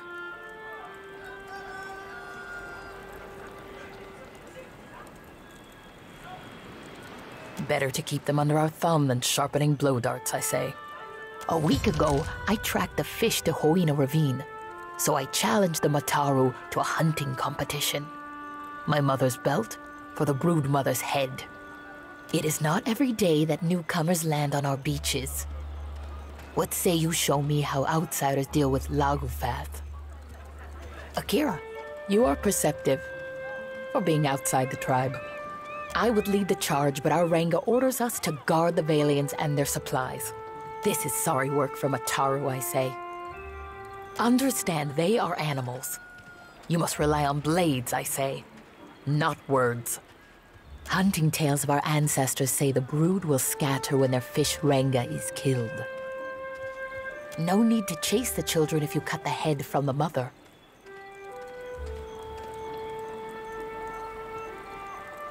The Renga wanted a trading post. He said it will bring more Valians like the sweaty dwarf. Then they will bring food and supplies and their sweaty money. Always I stand here. This is no job for the Mataru. We hunt, fight, and lead. Someone must. What is there to hunt on this heap of rock and moss? No game, only Lagofath skulking in Hoina Ravine.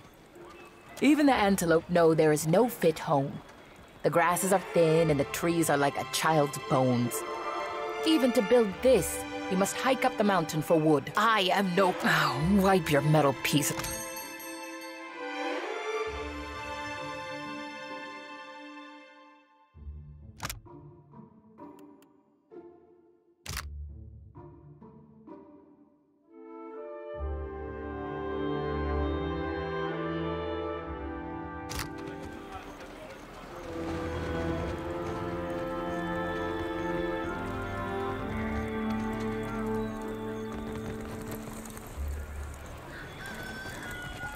Village starves, and you hide Kowiki fruit? Confess, Tamal, or will you let good food rot? Does mine look like a full belly, idiot? Question the rest of the Raparu. We all hunger. Disgrace. Any other Raparu has worked 10 times in a day what you have in your life, and they do not complain. Watcher, we can't just let this injustice stand. Do something, or I might.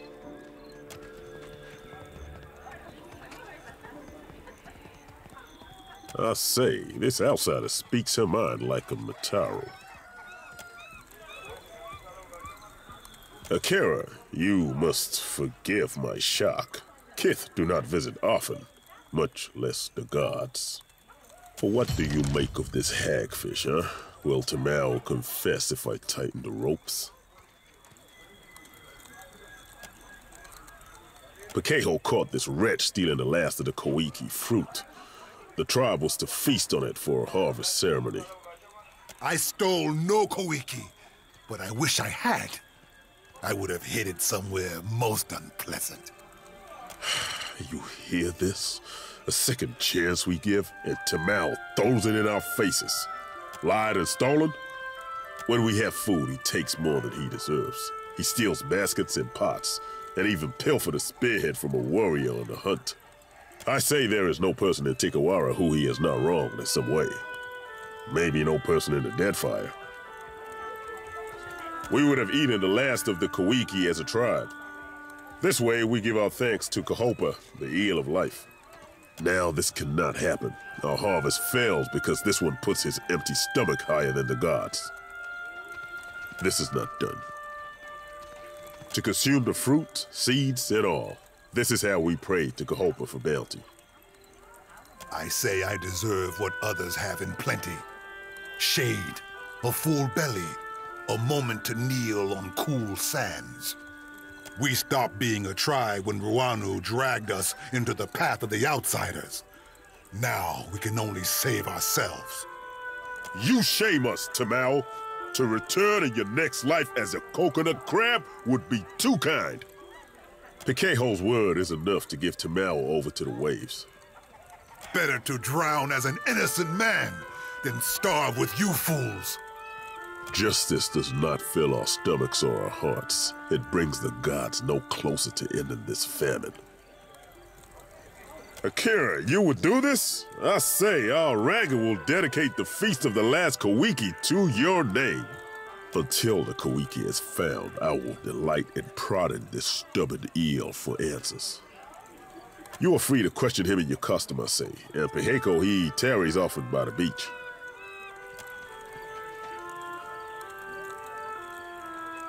I don't like this, Watcher. Is there nothing we can do to help? You look at me for what?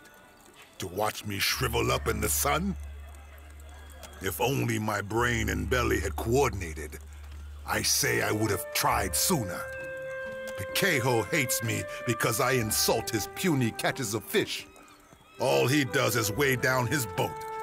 But Pekeho says I was skulking by the drying hut north of the Ranga's home. Akira, this is so. I would have taken the Kohiki, but it was already gone. It is said the Roparu share one empty stomach. Blame any of them, I say. The tribe drives me out like jerky because I am hated, not because I am a Koiki thief.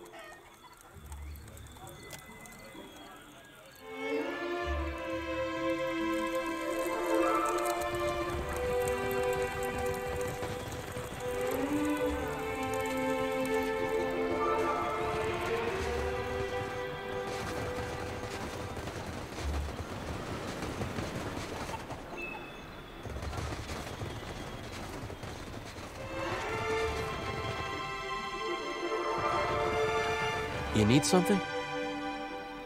Akira. Tamao was creeping around the drying hut where we stored Koiki for the ceremony. North, I grabbed Tamao by the wrist and dragged him to Makumu. We found all of the Koiki were gone. The snake brought this on himself, I say. Now Makumu will deliver him to Tangaloa's maw, where Tamao is the thief. Akira, day and night I catch fish for the tribe. It is said the gods piss on the souls of liars before sending them back to Aora as krill. Tamao stole no Koiki. Kahopa must have made Tamao from sand lice, because he gives nothing to the tribe, only takes. No! Akira, I did not do this. I provide for the tribe. Not like that louse Tamao. Tamao is as innocent as a skulking tide pool worm. He hates the tribe, pity and charity fill his belly and shell pouch, and he has not strained a muscle to serve anyone but himself. Knowing this does not bring the Kawiki back to the drying hut, but it will help to heal the tribe. No, he wants the Kawiki and the guilty. So do we all, I say. I cannot say if the true thief covered their tracks, since Makumu never looked for clues. But the drying hut? Akira, in his sandals, this is where I would look.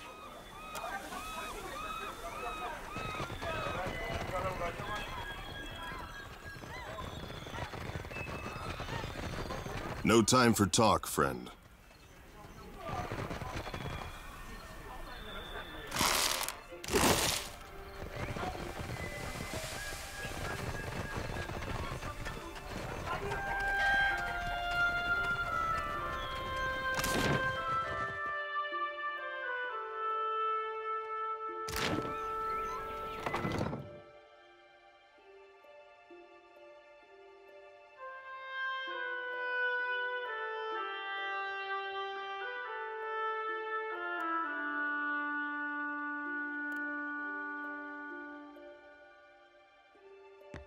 Amir's winds blow. The gods give answers.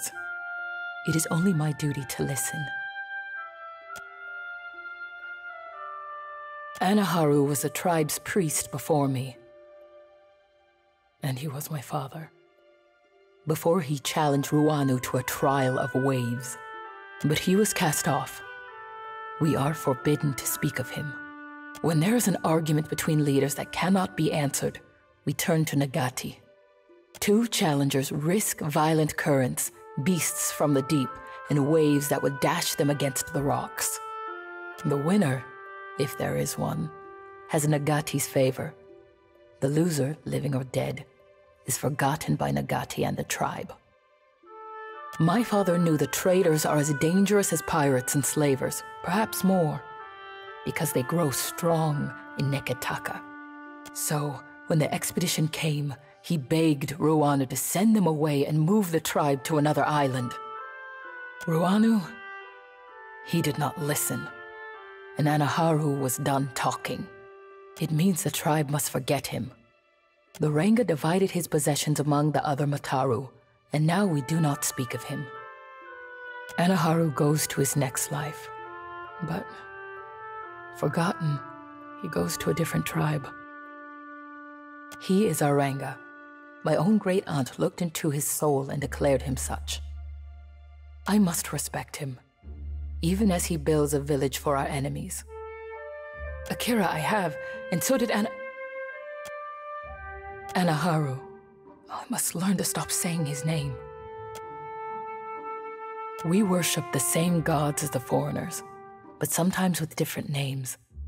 This is Nagati, the trickster of the seas. You worship Gon same as I do, at least in Neketaka.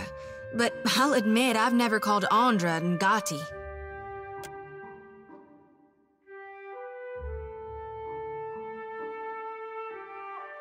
Foreigners know her as Andra. To us, there is no difference. I warned them not to go. I warned Ruanu not to help them. Niska Merla, their deaths are on you.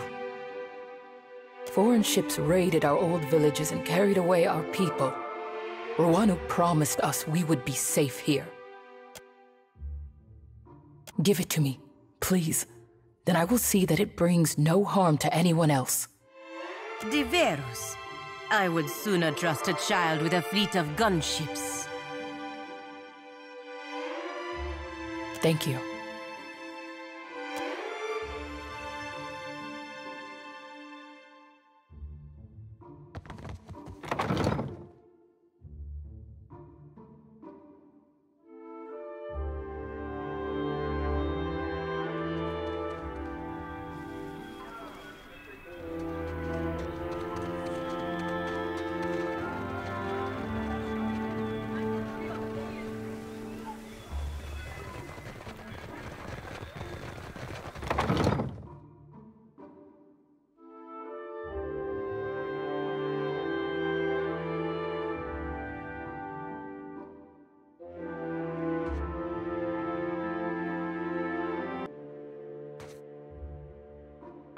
open.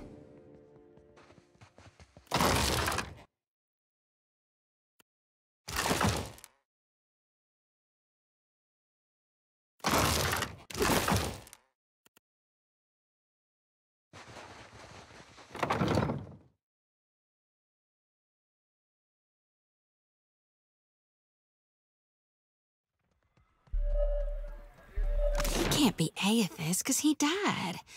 But at the same time, I never thought Gon could be so... Destructive? Uncaring? That is what the gods are. All of them. No, I won't believe that. There's a reason for everything, even if we can't see it. Sometimes, maybe, you gotta be hard to be kind.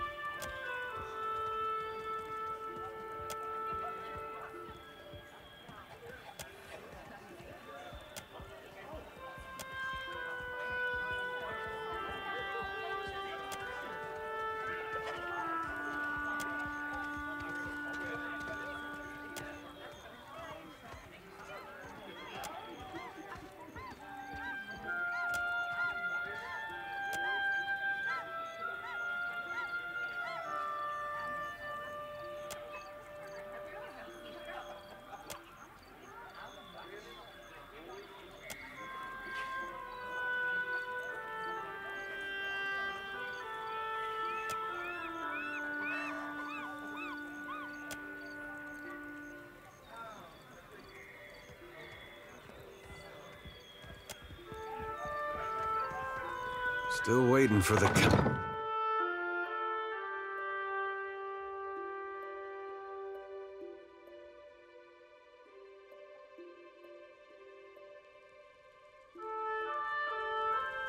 Keep it down.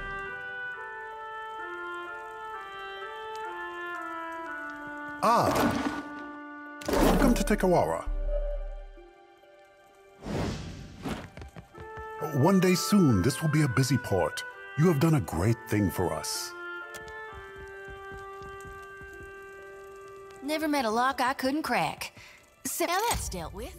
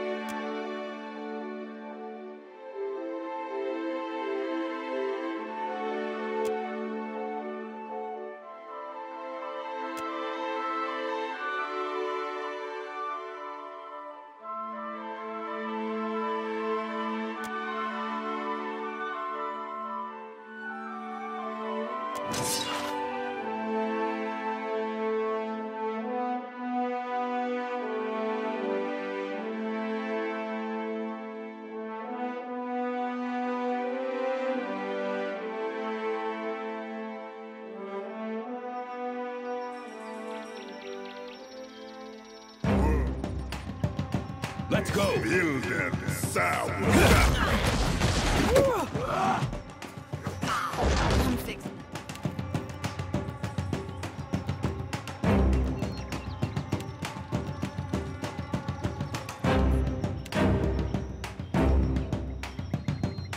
Sick.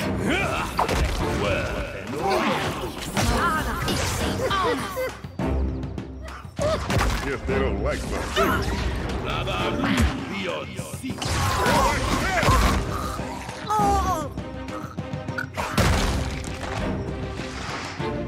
Take that! Working, build them sound.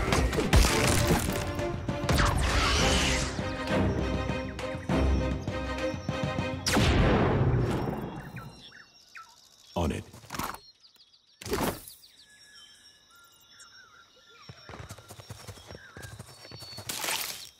Right.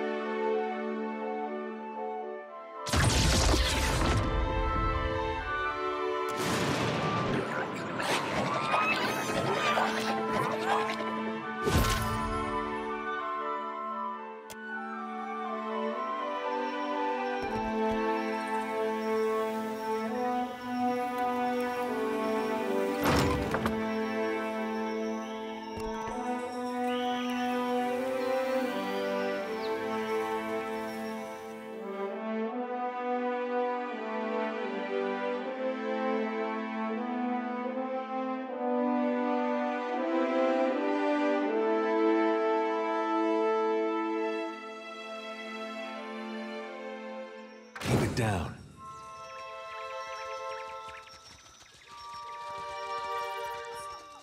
Wait, look there. Do you see that?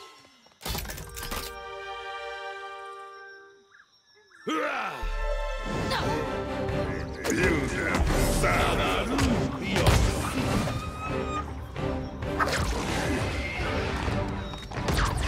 Perfecto! Mo, Ixie, honor.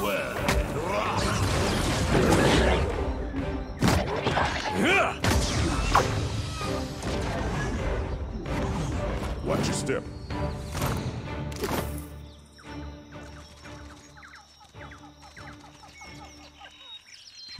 Whoa, whoa, look.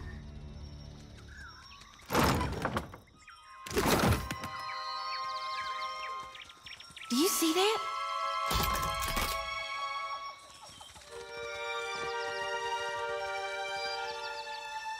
Take them down.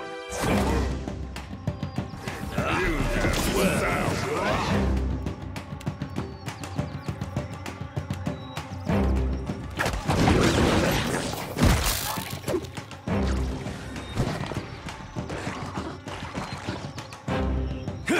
That must have hurt.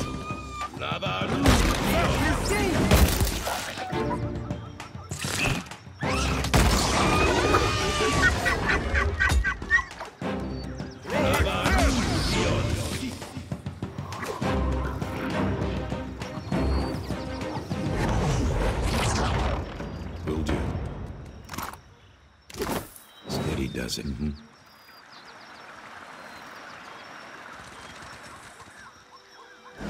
Watch your step.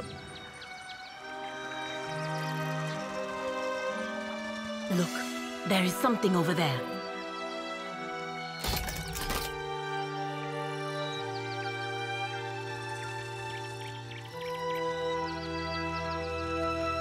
Trouble up ahead.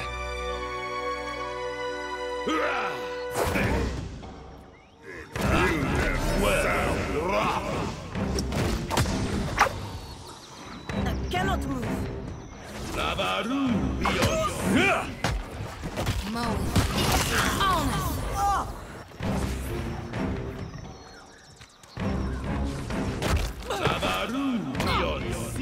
Hit me again and I'll hit you back.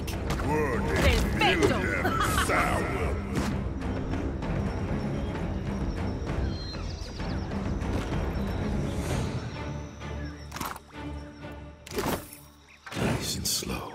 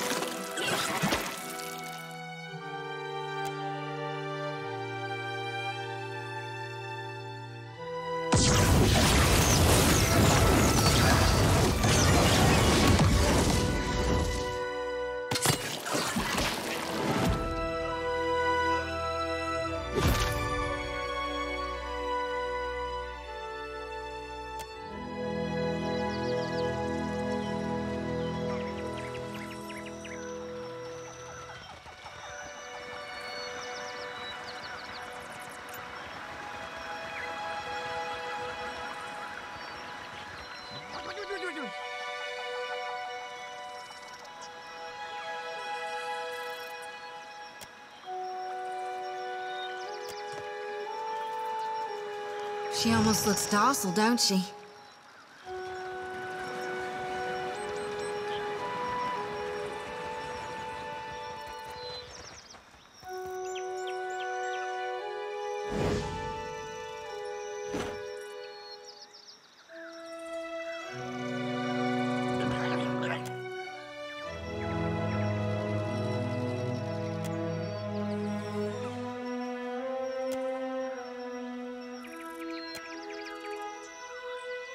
Oh, Anna.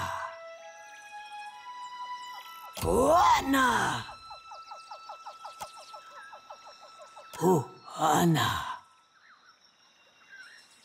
Gelade. I did not even know these Wilder could understand Kith languages. Hatchlings.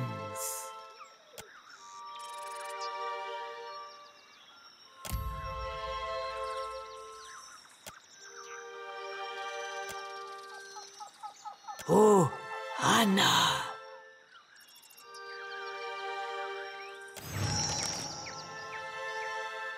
Please, hatchlings. Oh, we gotta do it.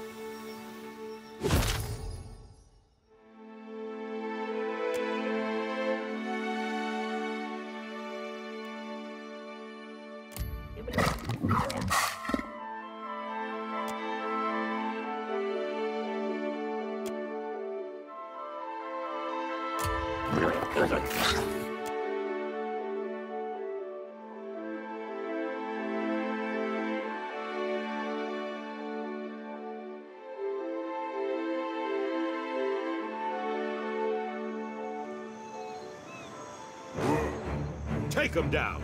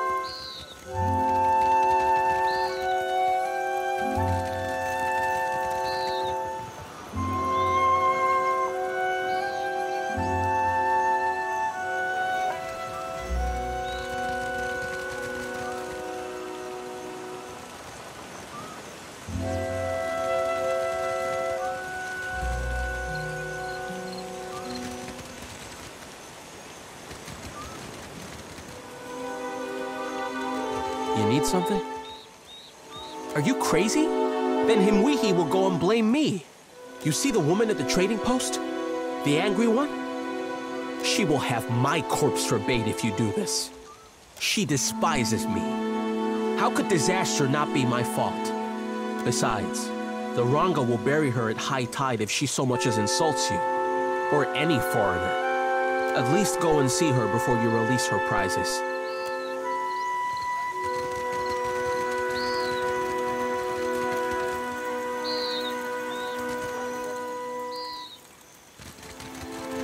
For what do you linger here? The village is much too quiet. But you do not laugh. Then you do not joke. For what would I do this foolish thing?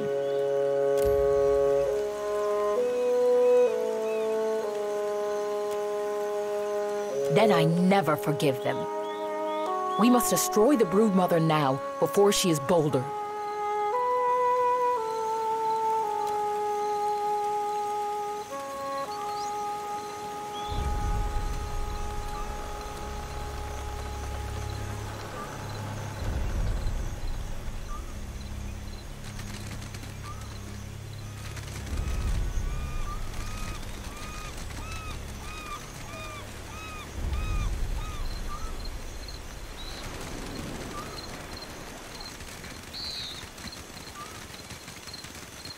Easy as Merkberry pie. Stop this! They will get away! Look out! They escape!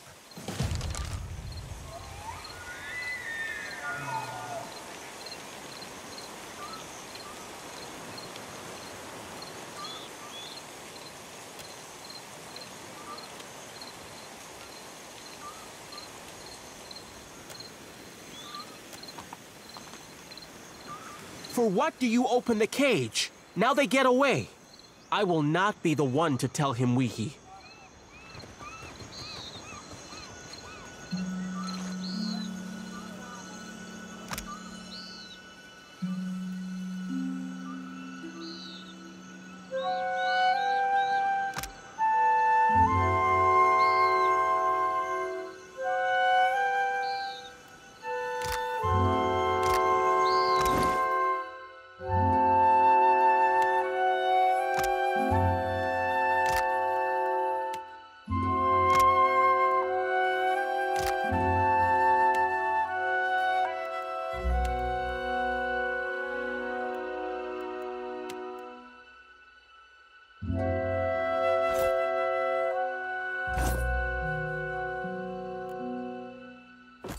Pamper me too much and I'll grow to like it.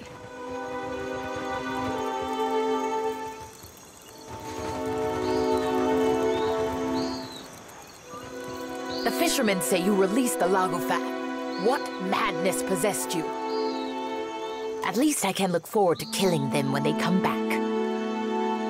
And you, keep your webless hands off of what is not yours. Akira?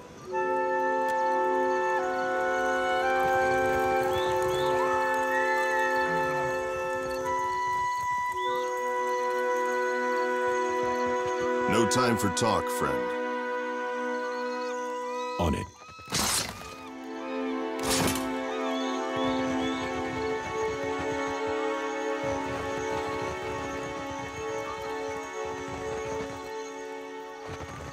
Yes. Hello. Whatever you need, I can help. What say? But can who speak through a false blowhole? Prove it. Show me the real traitor. Do not waste my time, I say.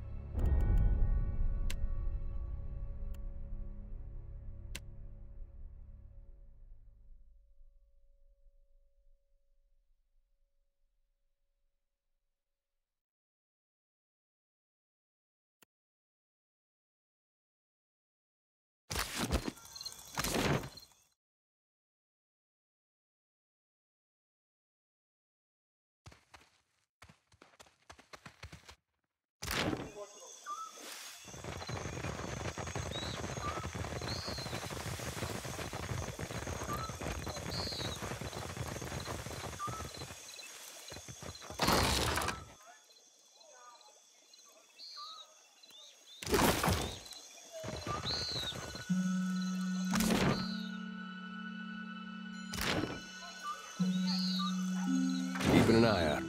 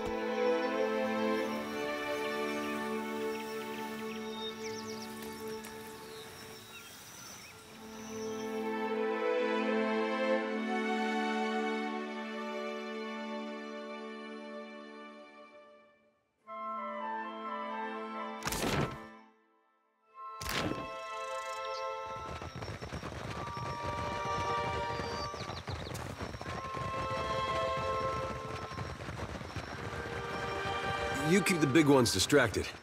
I want to see if I can teach the little one to hold my pipe like he's smoking it.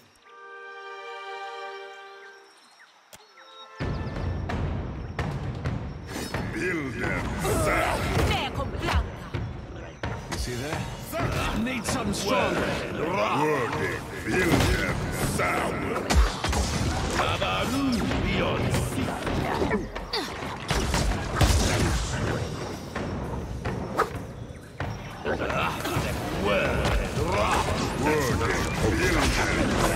but once. Lavaru beyond sea.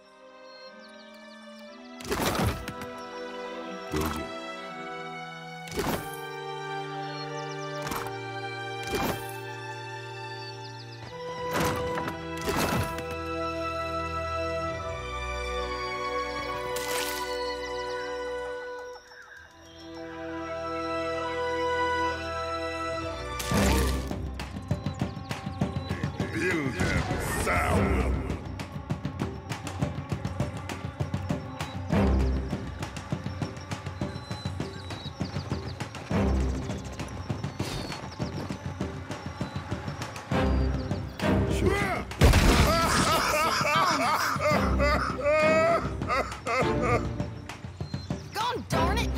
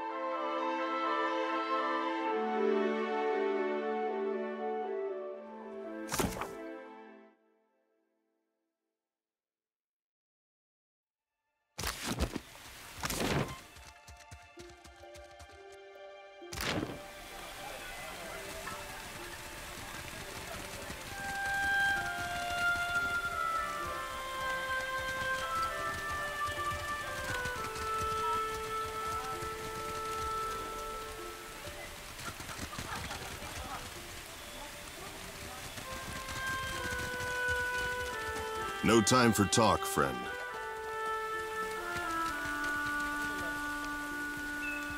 Then maybe you ask, I need to conserve. I have seen. I labor for what does a Yes. Hello.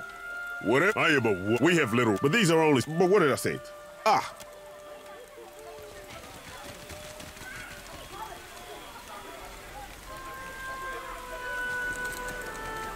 For what do you linger here?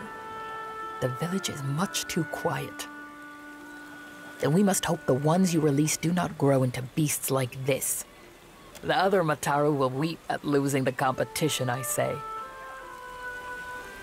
Wear this for when you track uglier prey. Better for it to hang on a hunter's waist than the walls of a lodge.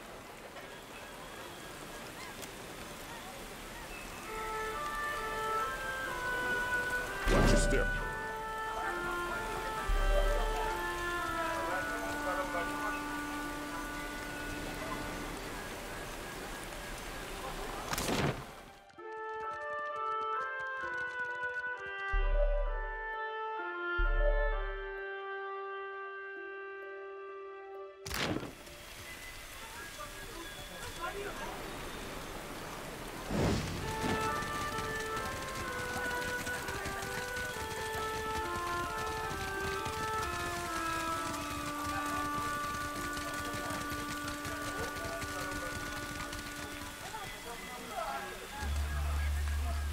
Watch your step.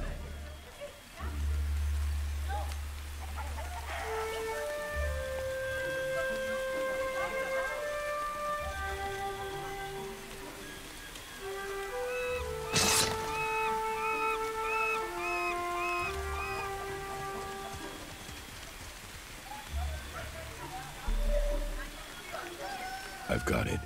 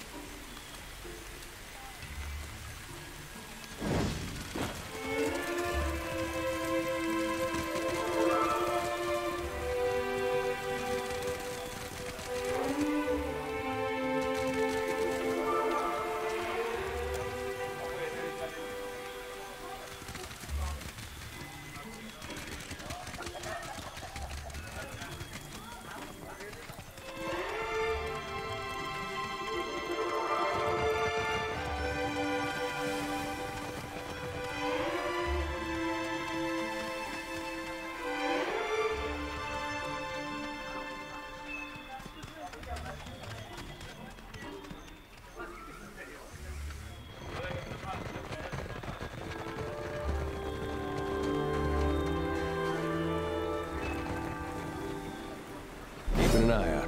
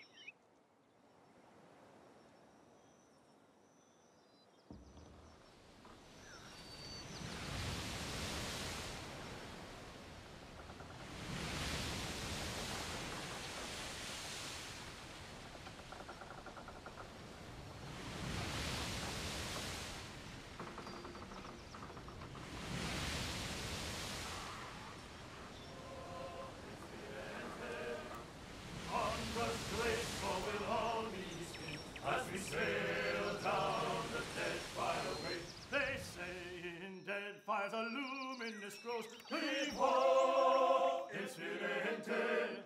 And so that's where our brave ship goes, to make our fortunes one fine day. Hold fast to the helm, hold fast to the wind. Vivo incidente.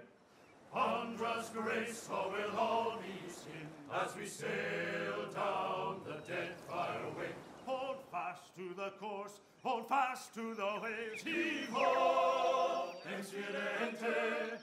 If we don't wind up in salty graves, we'll come back to Sorrento someday. Hold fast to the helm, hold fast to the wind. Heave-ho, incidente. Ponderous grace, or we'll all be skinned as we sail down the Deadfire way.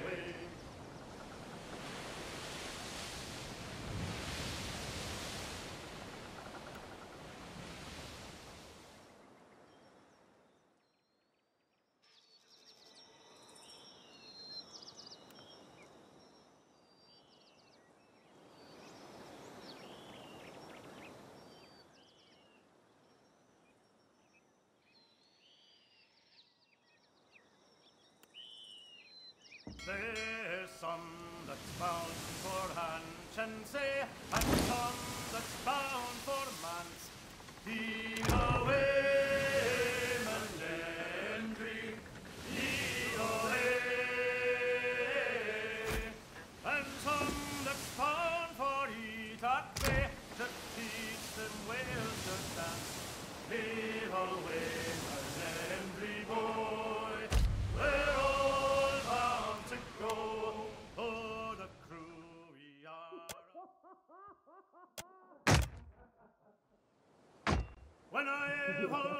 little boy, so remember that told me, way haul away, we'll haul away and go. That if I did not kiss the girls, my lips would all grow moldy. Way haul away, we'll haul away and go. Tommy, way haul away, the good ship now is rolling. Way haul away, we'll haul away and go. Old Gaspin held the Yenwood's crown before the Revolution. Way haul away, we'll haul away.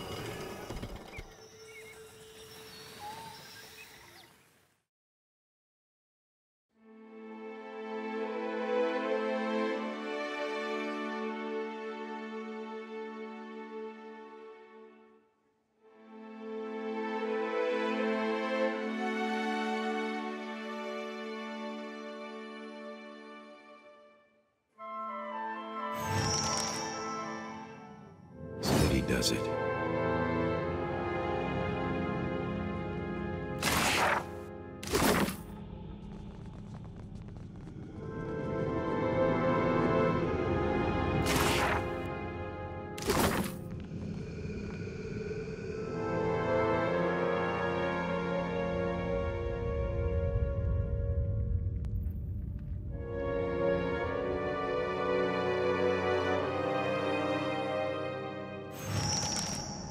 Whoa, whoa. Take it down.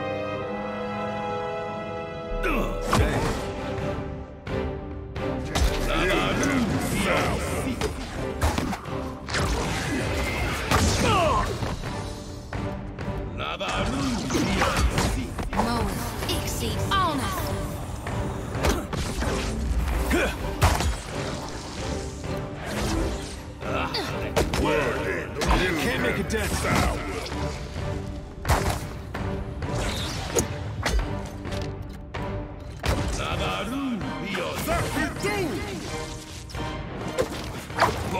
Another. Tides are turning against us, watch out.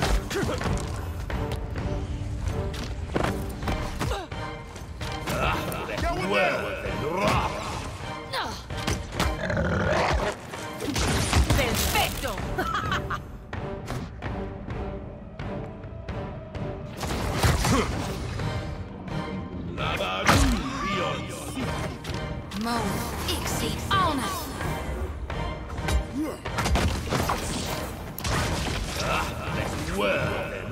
No can do. I need something strong.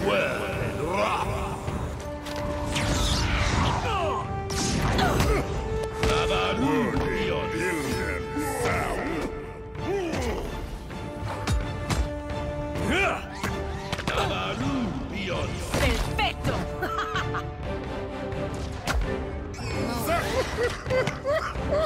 Guess they don't like my singing. Your aim could use some improvement.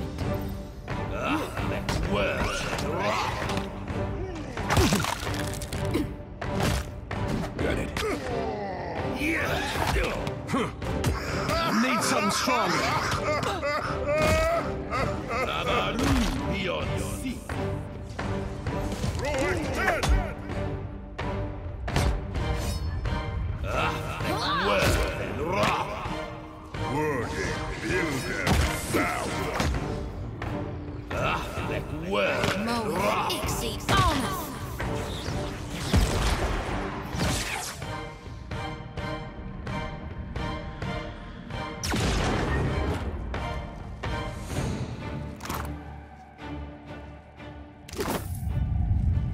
Will do.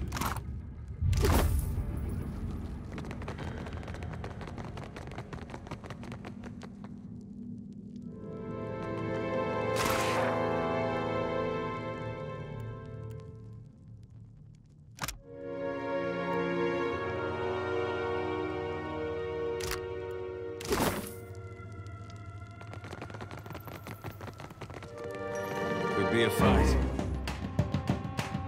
Build them sound.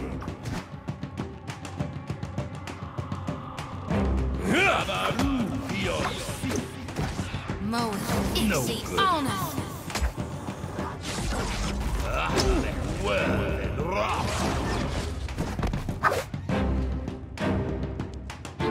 Worde bilden sound.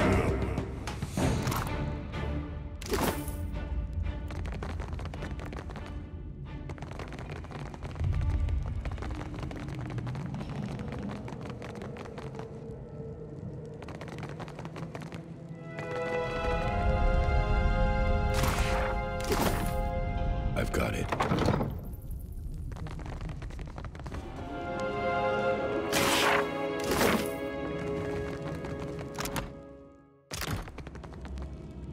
I found something. Over there.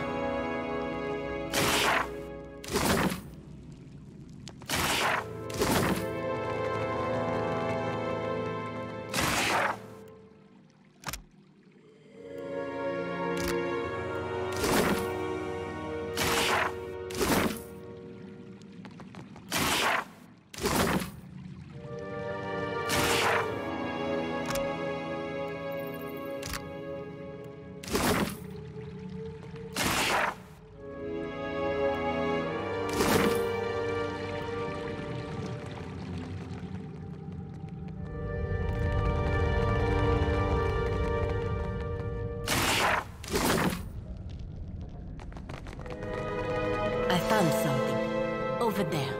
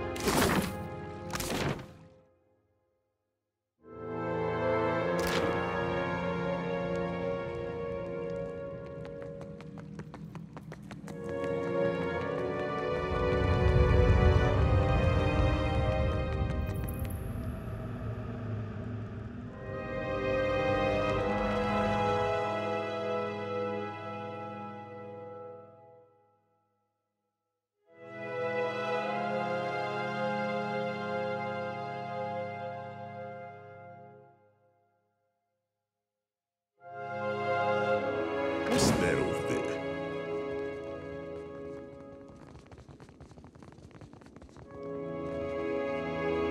Watcher, ask them if they got a model depicting hell.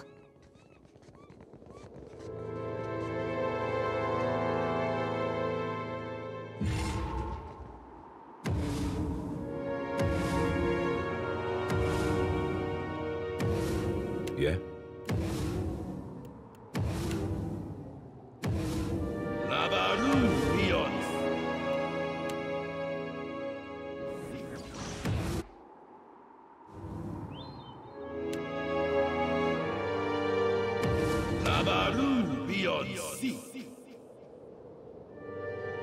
Sure.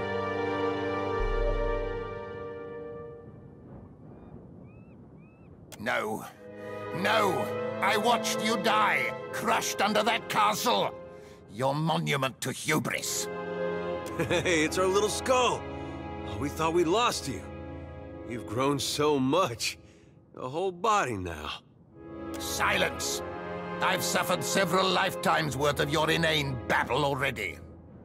Again you interrupt my plans, and again I am forced to compensate. Don't bother wasting your time on one-sided reminiscence. My days of bouncing in your shadow or being jostled amongst spears and daggers are over. This is the end of our sordid companionship. Let's not fight. We just want our little skull back. The rest you can keep. You will keep your hands away from me, cur. Whatever beginner's luck won you the day at Cragholt has expired. Fate brought us here to correct its error. One such offense was inexcusable. Your very presence, an abomination. Few things delight me more than slamming the prophet door on the usher's hand. If the Circle sent you to interrupt my research, I'll fashion a scarecrow of your remains to deter their next hapless victim. I'm sure that pig-headed Commander Bailerin is having a chuckle over the irony from whichever spoke of the great wheel he calls home. The Bannermen are loyal to a full purse, and my investments have paid off over several lifetimes.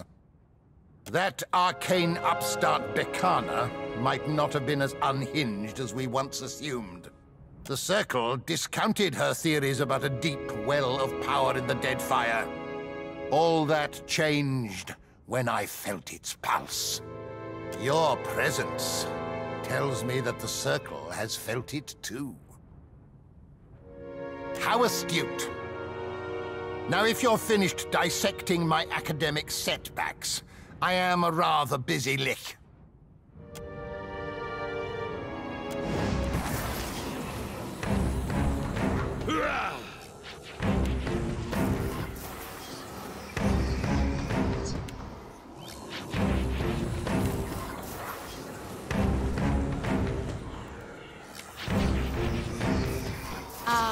Ulu's thin.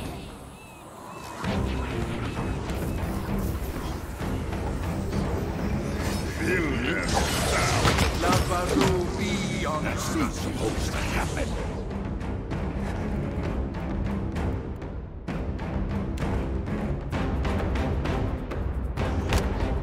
Don't think so.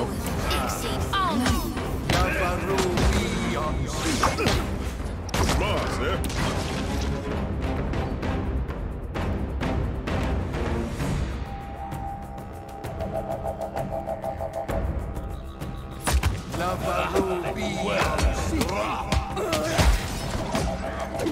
No good.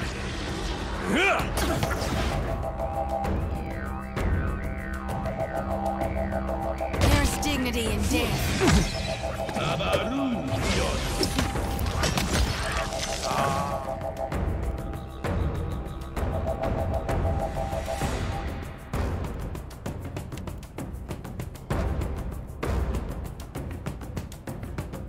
This thing isn't doing the job.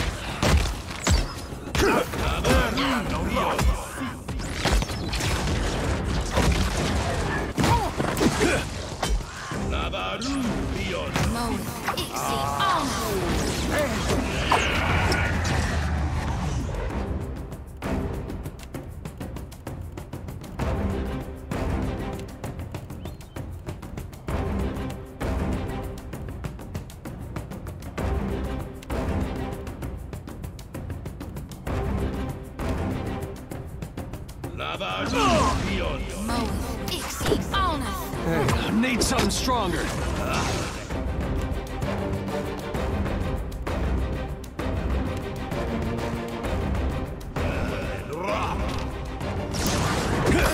I need some help here.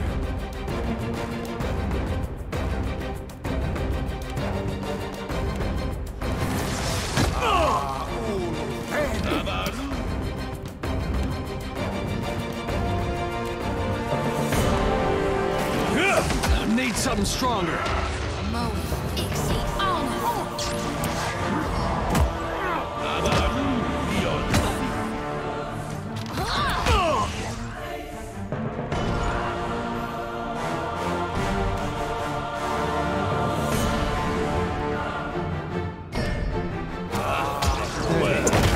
We had some good times. That's not supposed to happen.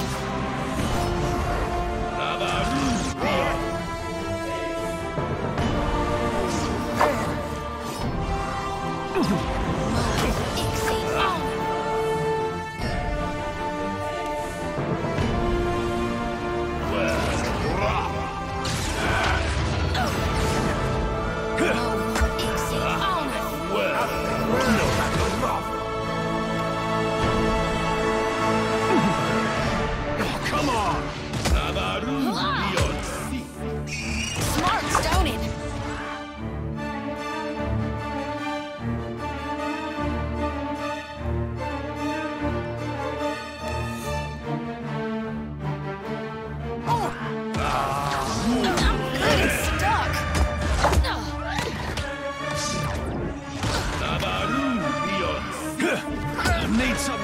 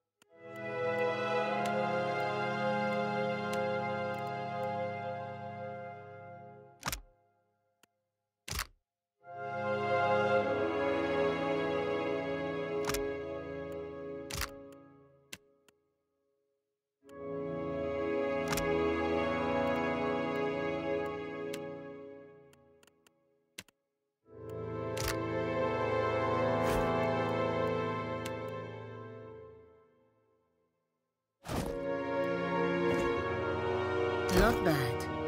Not bad at all.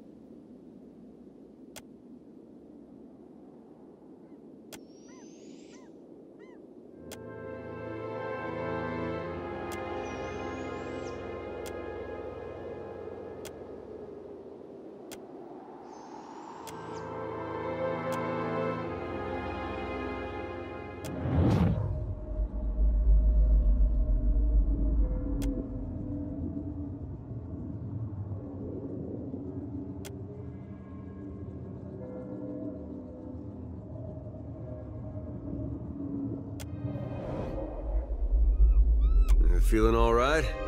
Talking to some...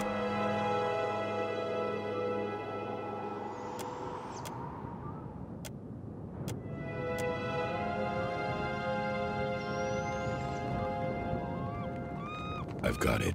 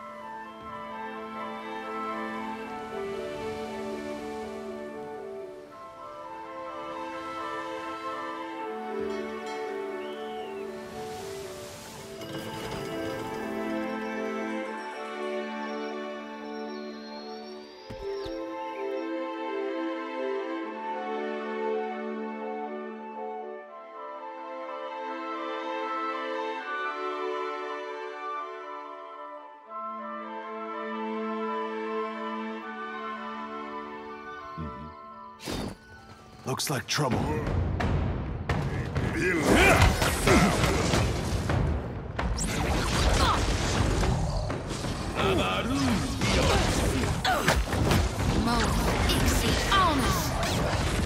Smart,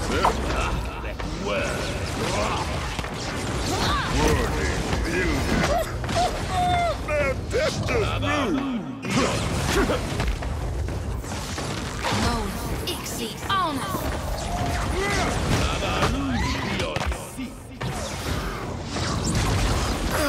Smart, Stony!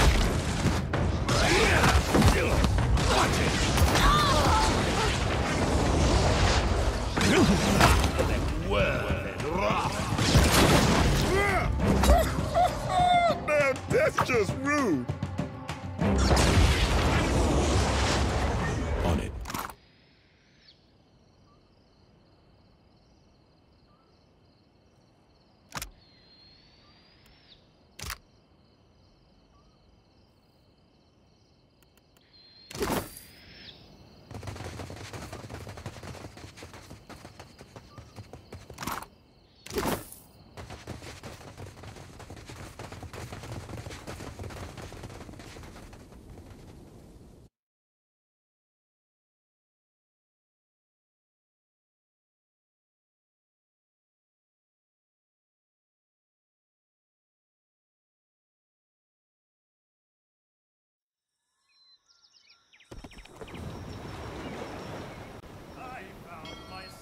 On the Deadfire line, everywhere, hey, hoo-roh-yah.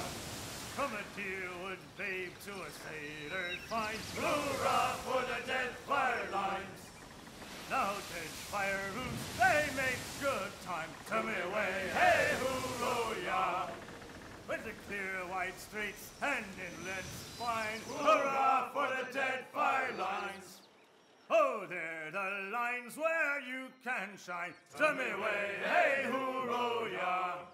Oh, they're the lines where I spent me prime. Hurrah for the Deadfire lines.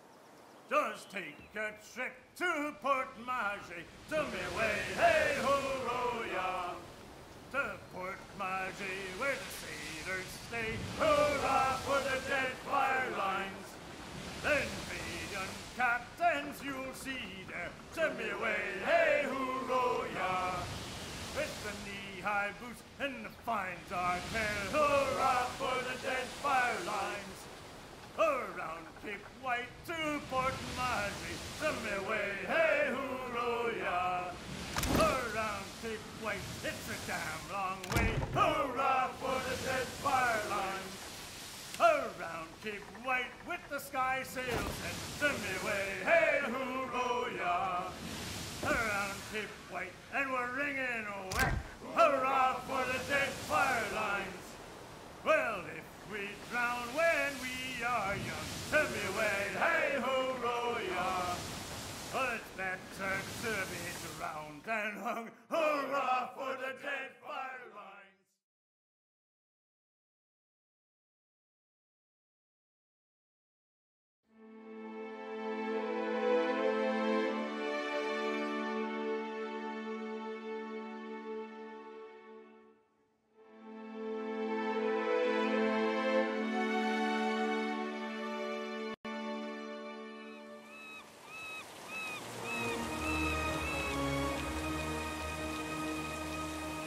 Bairn. I'm not sure what you want to talk about.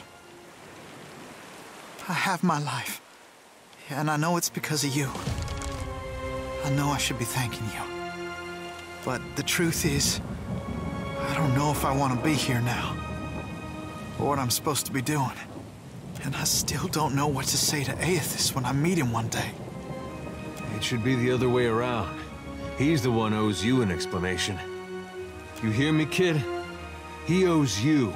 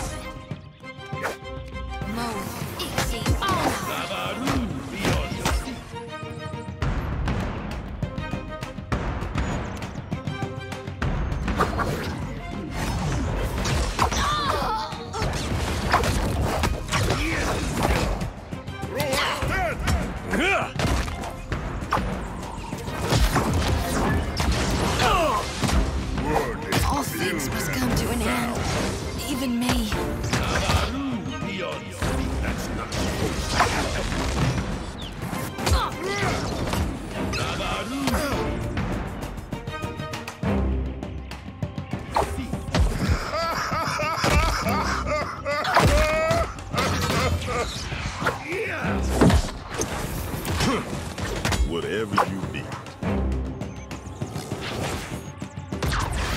Take him down.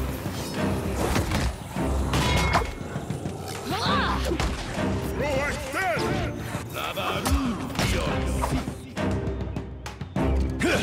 That's right.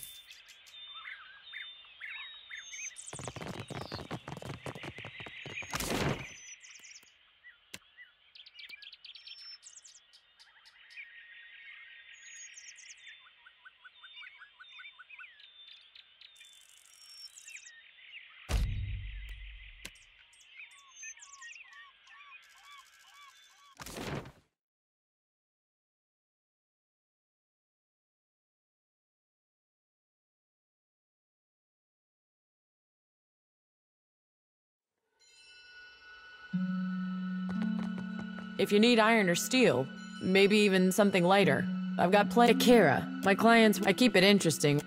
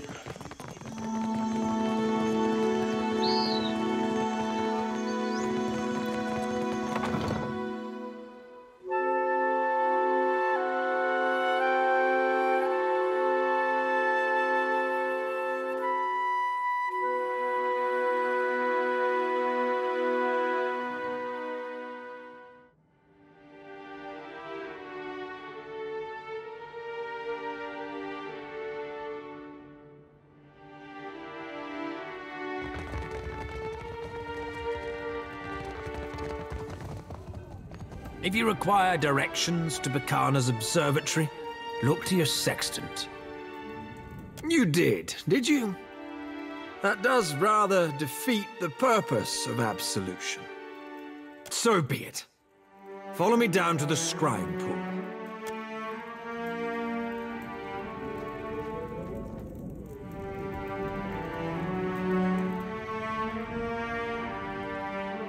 Hey you! Master waits for you by glowing pool downstairs.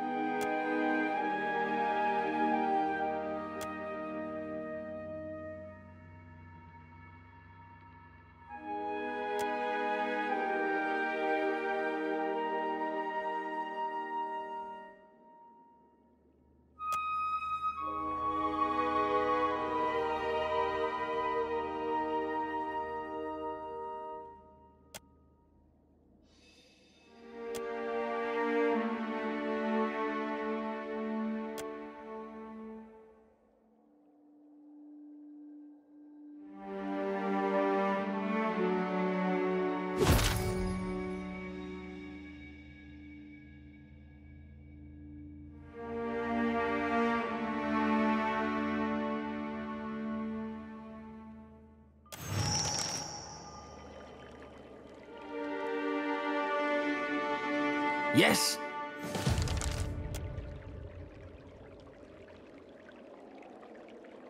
More. Speak on, then.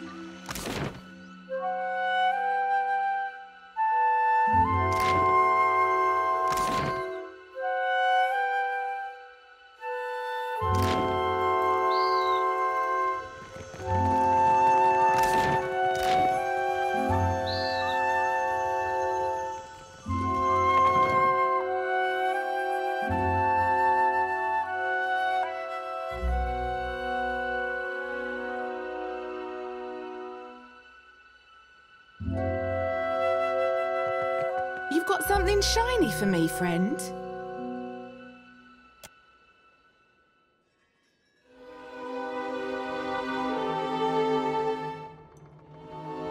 Ordinary inspection. Don't you worry, I'm a professional. Everyone gets a turn. You keep a dream journal too? No need to blush. This one's tame compared to mine. Ow! Something bit me!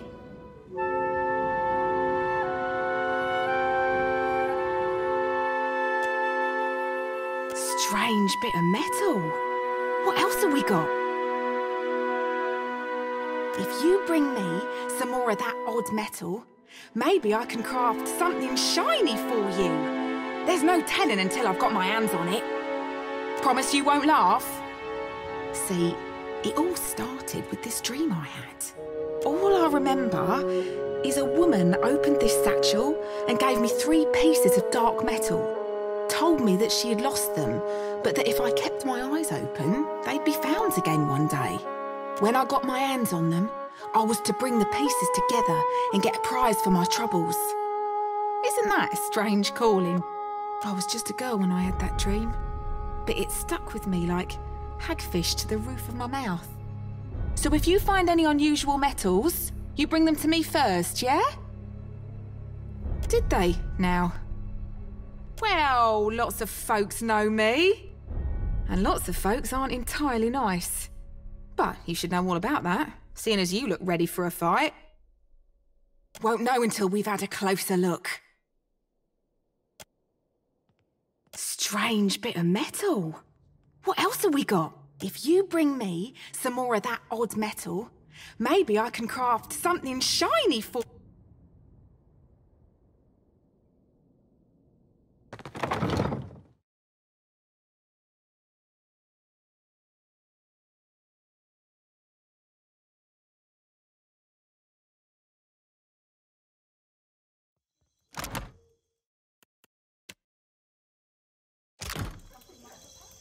About Alava. I'm sorry. She must have meant a real lot to you. More than I knew. Less than she deserved. But that's all past now. For a moment...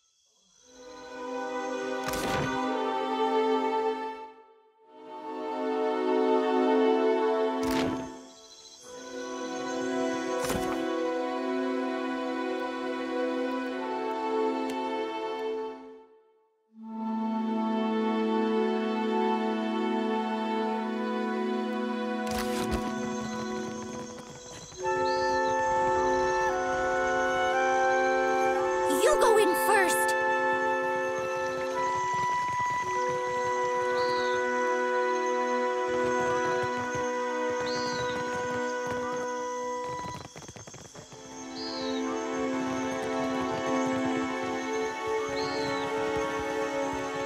Candles and bombs.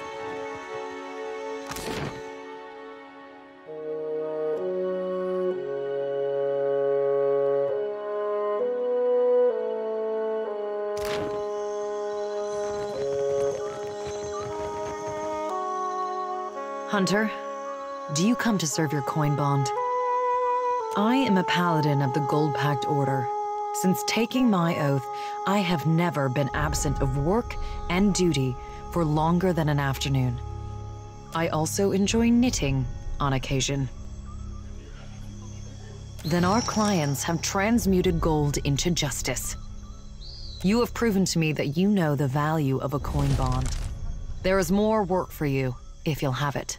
Anadire the Siren haunts the rocky shore and steers ships to a watery grave. She can be found in the west. Your coin bond has We are not finished. Icorno, a wizard of great cunning, slayed. Icorno pages. Imagine what we could make. Our work is almost finished. The Rathun warlord Yarza Gabrant. He was last seen There is great power in a promise kept. And great rewards. You have served your coin bond with distinction. Go and line your pockets with riches exchanged for promises fulfilled. I will do the same.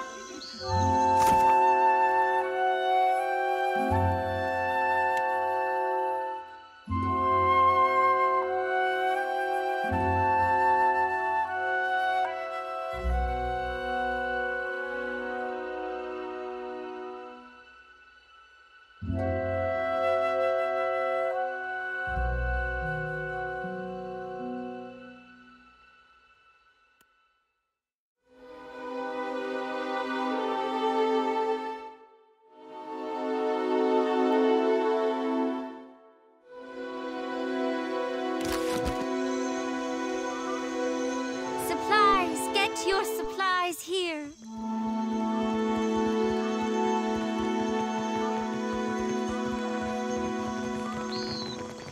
I dare you to go inside. No! Tengaloho will eat me!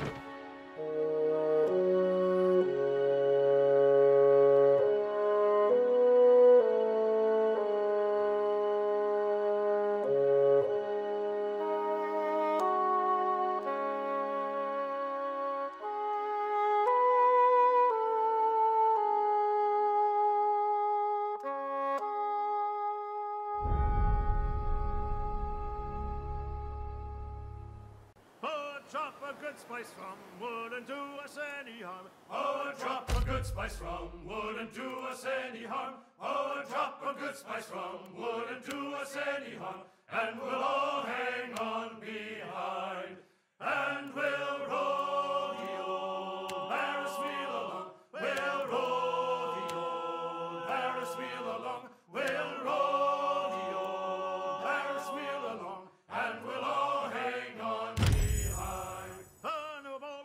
Stew wouldn't do us any harm, and a bowl of harness stew wouldn't do us any harm, and a bowl of harness stew wouldn't do us any harm, and we'll all hang on behind, and we'll roll the old Ferris wheel along. We'll roll the old Ferris wheel along. We'll roll the old Ferris wheel along, and we'll all hang on behind. Oh, a stolen chest of beers wouldn't do us any harm. Oh, a stolen chest of beers wouldn't do us any harm. Oh, a stolen chest of beers wouldn't do us any harm. And we'll all hang on behind, and we'll roll the old Ferris wheel along. We'll roll the old Ferris wheel along. We'll roll the old Ferris wheel along, and we'll all hang on behind. Oh, skirting on this border wouldn't do us any harm. Oh, skirting on this border wouldn't do us any harm. Oh, skirting on this border wouldn't do us any harm. And we'll all hang on behind, and we'll roll the old Ferris wheel along. We'll roll the old Ferris wheel along. We'll roll the old Ferris wheel along, and we'll all hang on behind. Oh, a night in Queensburg wouldn't do us any harm. Oh, a night in Queensburg wouldn't do us any harm. Oh, a night in Queensburg wouldn't do us any harm. And we'll all hang on behind, and we'll roll the old Ferris wheel along. We'll roll the old Ferris wheel along. We'll roll the old Ferris wheel along, and we'll all hang on behind, and we'll roll the old Ferris wheel along. We'll roll the old Ferris wheel along. We'll roll the old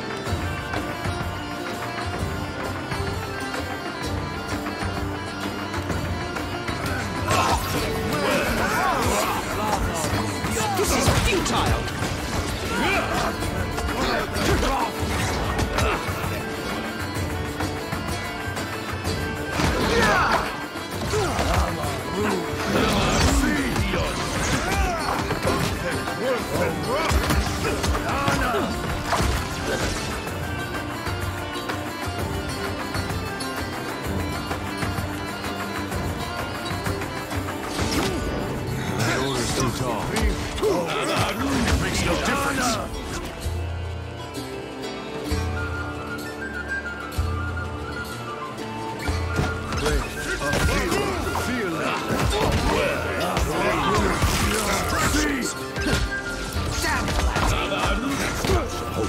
That order's too tall. Worse than rough.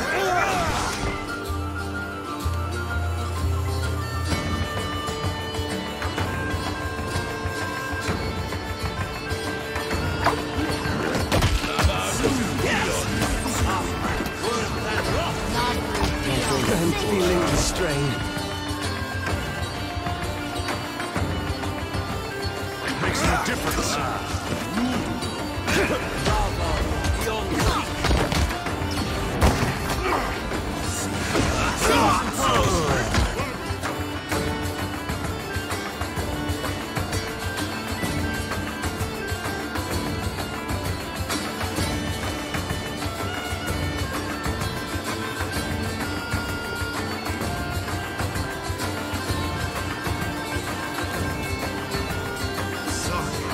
That order's too tall. Does not work out.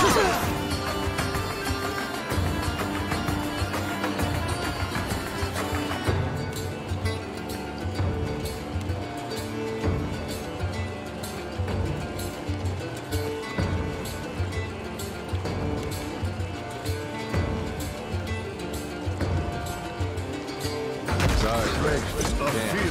Feel it.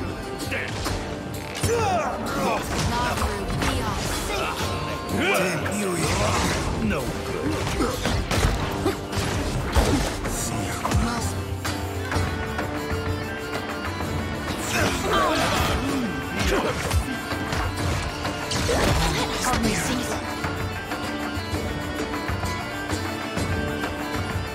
Take them down.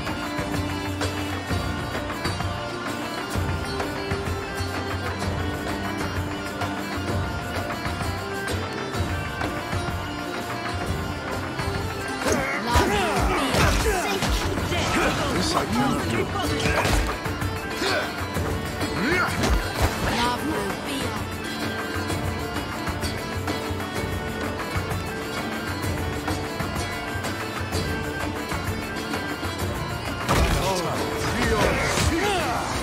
This does not work.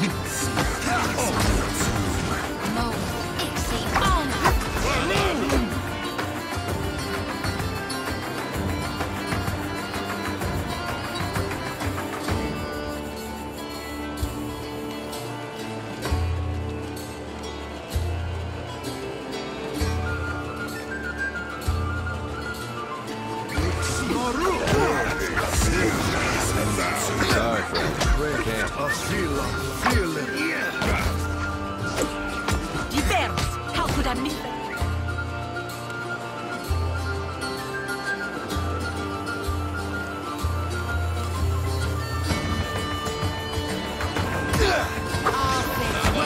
I don't think I can pull that off. Worth it.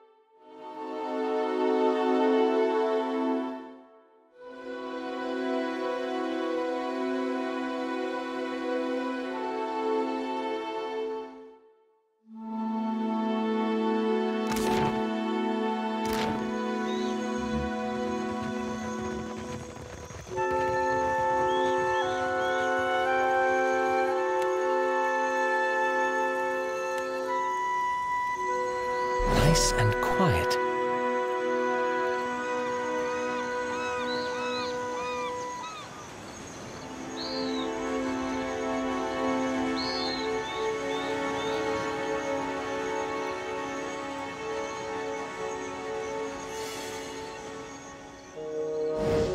For what do you follow me? Can a weaver not soak his feet in the cool sand? Our village has troubles, Akira. I go here to set mine afloat on Ngati's back. I stole the Koiki, not Tamao. Ruanu would have us waste our last Koiki on a ceremony to the gods. I say the seeds must be harvested and planted. So I hide them by the shore, where the sun warms the sand just so. And I wait. Akira, do you cultivate? Koiki is tough, stubborn. It does not surrender without a fight. I let Amira's hot breath warm the heart of the seeds and tell them to grow. Ruanu would not understand. A Kuaru like me is no farmer. It is not my place to decide what is harvested. But if I can spring life from the Koiki seeds, then we have a chance to feed the tribe on a new crop. At least, what tribe still lives by the time the fruit grows? Ruanu would not understand. A Kuar, but if I can at least, what say? He has stolen, insulted us, even hurled insults at the gods. He is no innocent, I say. If birthing a new crop of Koiki means his sacrifice, even Ngati would forgive this. Akira, but say nothing. If Ruana takes back the Koiki, we will grow nothing else in time to sustain the tribe. I beg of you, for the good of the tribe, let Tumau meet the gods that the rest of us might eat again.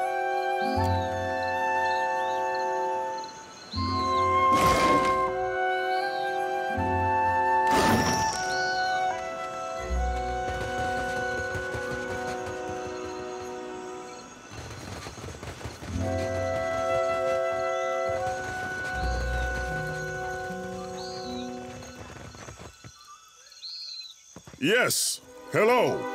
Whatever you need, I can help. Hidden from all the sand crabs and liars, I say. Akira, that is no work of mine. Though I want to see you lose a finger to the crabs, digging up the rest. I say I'm beyond finished. For this, I'll feed you to Ngati myself. It is not worth dirtying my blade. Try not to sicken Ngati on your way down her moor. Coward. I will take this satisfaction to my next life.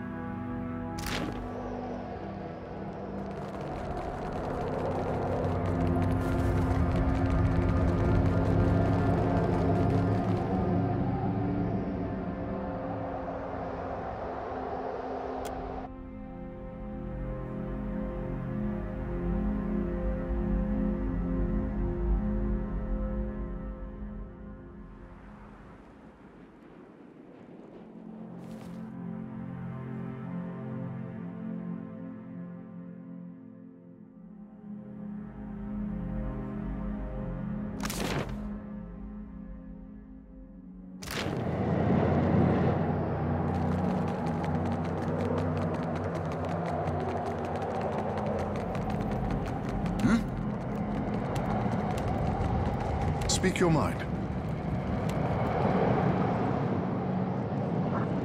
The blinding light of the breach pulses in time.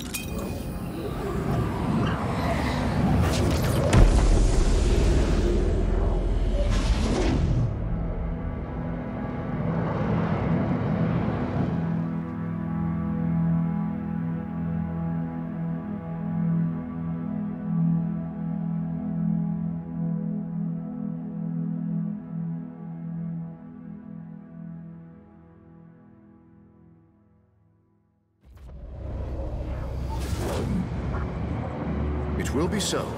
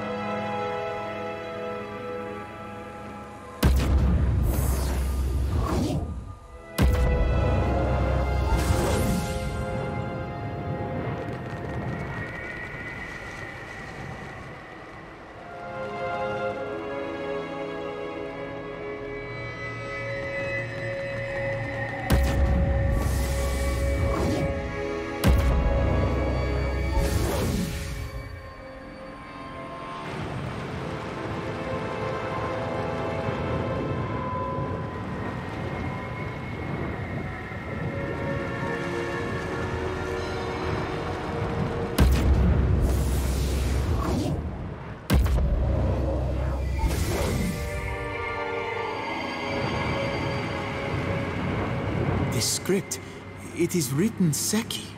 But how? Some of these glyphs are familiar. I believe those on the left are in Gwithin. Ikara, you're right. And those words over there are Juana symbols. A most unusual pairing. It is an old style. One moment. I am Wingaru Owaturi the First, Dragon of Deadfire, the great king of Ukaizo, the king of kings. By God's, Ondra's will, these lands conform to my decrees. Did my people come to this place? This Ukaizo? But the storms, it would be many, many years in the past. How many is many by your math, friend Rekka? The tribes seldom agree on the timeline of Ukaizo's fall. 10 hundreds. More.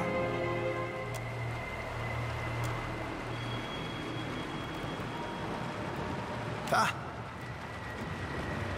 Ketete Elahiza. Ask, please. Should it be a challenge? Lipasalis, my home. It is a big city, ta? Many people speak many languages. That is Nujin, normal. Later, then. Sure.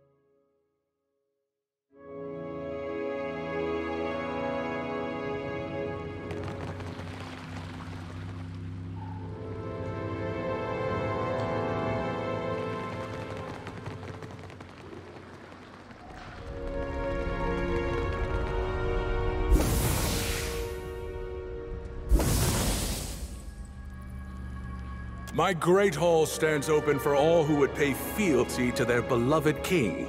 Why are you here? Welcome. Indeed. What is it? Show me.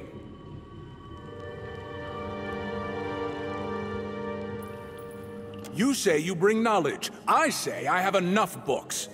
A king who cares nothing for history? I can't imagine how your empire fell to ruins. Don't mind him, Your Highness. He's still mad that Adir lost her colonies to a mob of illiterate farmers.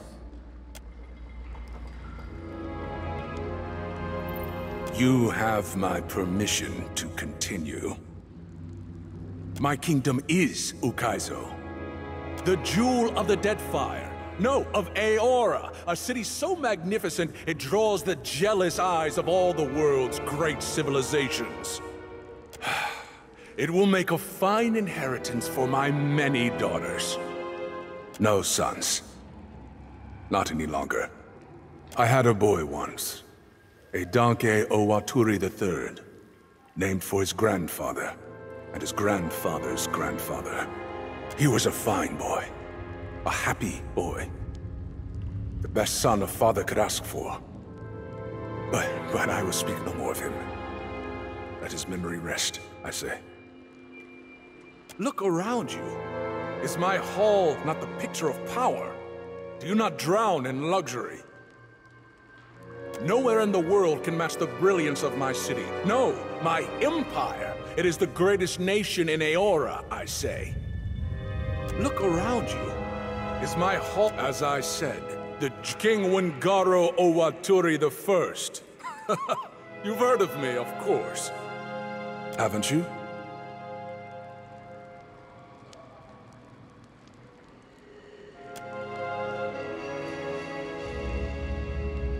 A fine joke.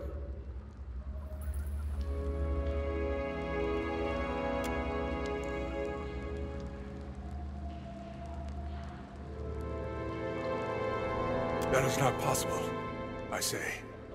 My empire is the strongest in Aora. No, the greatest empire history has ever known. My reach extends to the edges of the world. Kith, on distant shores, pay fealty to me, King Wingaro Owaturi I. My judgment is beyond reproach by you, by the gods, by anyone! I will not take the blame for what happened! Do you hear me? I will not!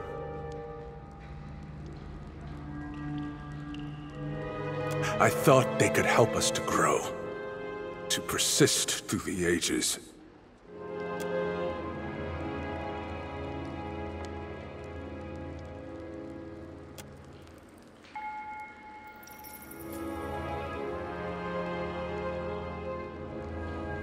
When the bearded Outlander and his cabal arrived in Ukaizo, they offered glory, strength, growth, and asked so little in return.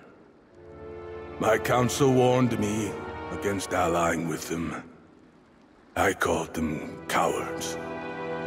All that mattered to me was the extent of our reach. Endless expansion. Security for the Wana. A legacy none could match. I say, it was my weakness they exploited. I believed I could stand against the tide of time. The tide that wears down even the hardest stone to sand. And my arrogance doomed us all. Perhaps it is time.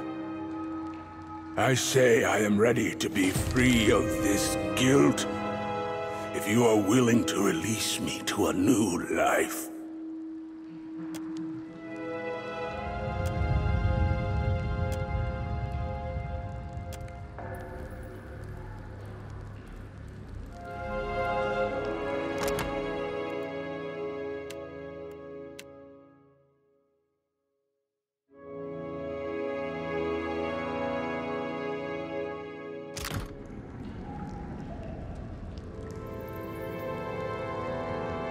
For the first time in a long while, I feel truly confident in where I'm going. What I'm doing. With you, I mean.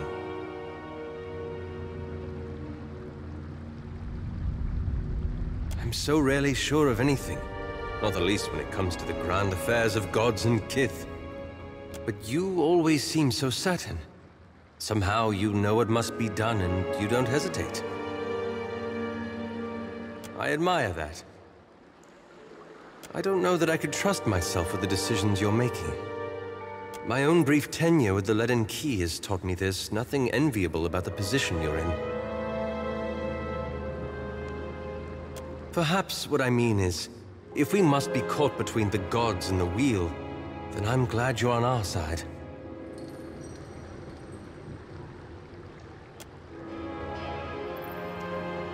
That means a lot. Thank you.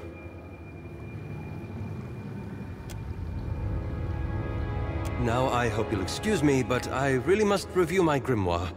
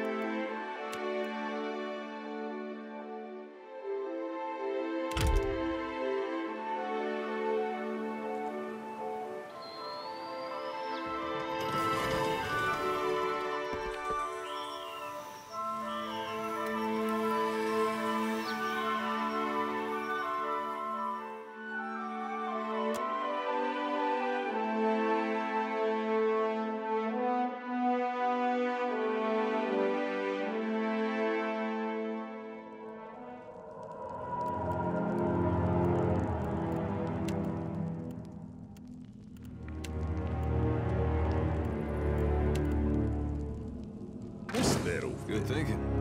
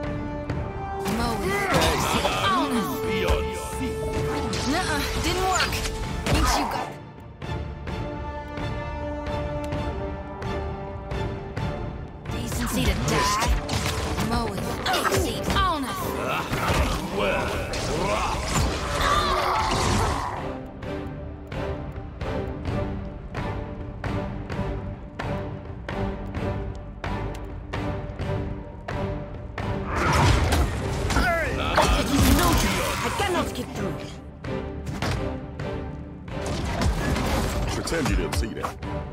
Whoa.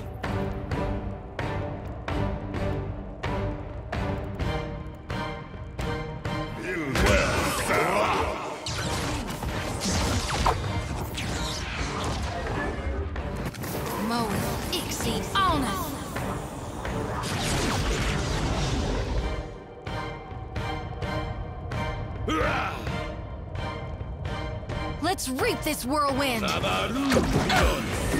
thought we were friends!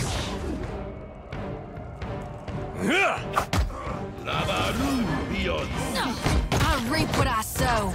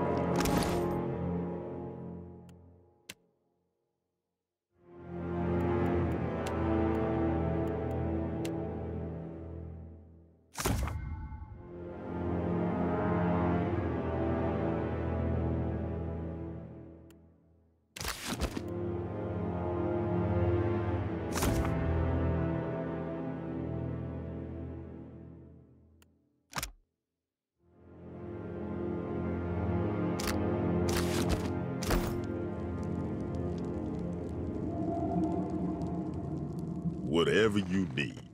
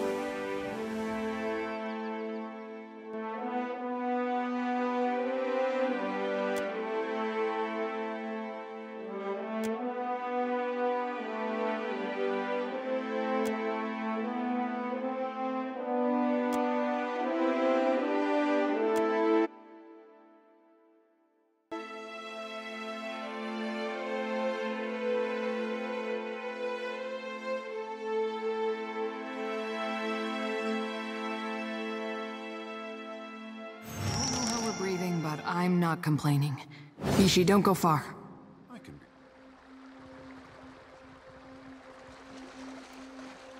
Let's go!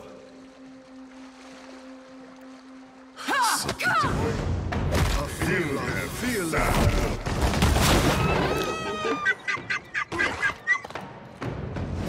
Hey, that wasn't that bad.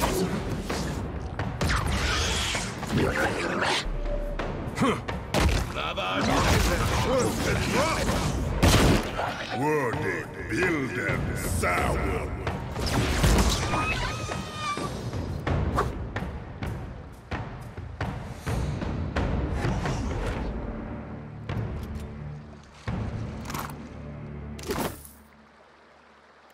Speak your mind.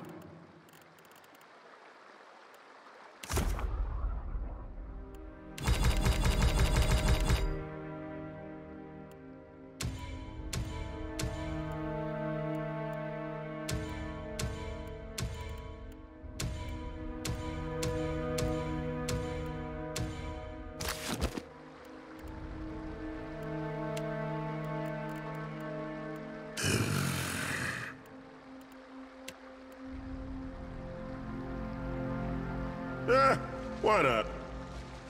Still is a pond.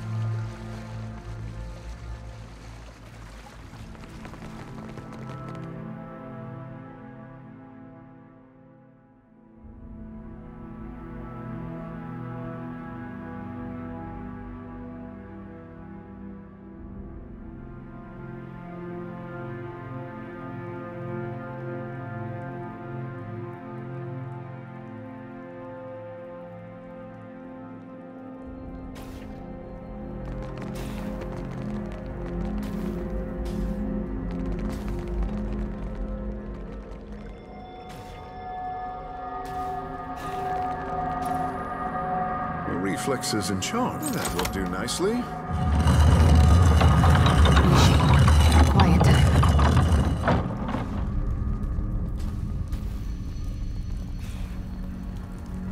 Should we maybe consider not touching anything? Just for once?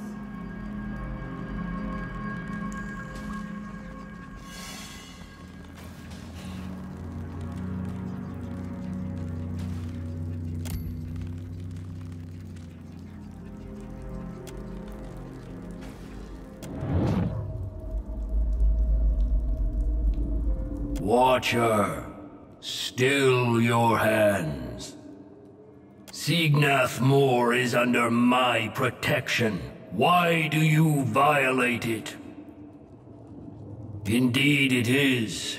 The Engwithan's fine creation siphons essence from a vein of Adra deep within the earth, and the creatures of this region drink deeply of it. They grow strong, ruthless, and in so doing, worthy of my regard. Should you want to gain my regard as well, you would destroy this place to protect my machine. Then none will have the means to threaten my work here as you have. Because I am your God, Watcher, and I reward my loyal followers, you would do well to think twice before crossing me. Cleverness should hunt always beside strength, Hound of Aethys.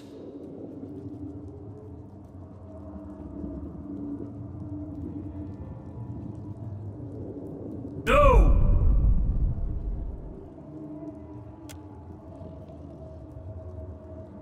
This defiance will be your last.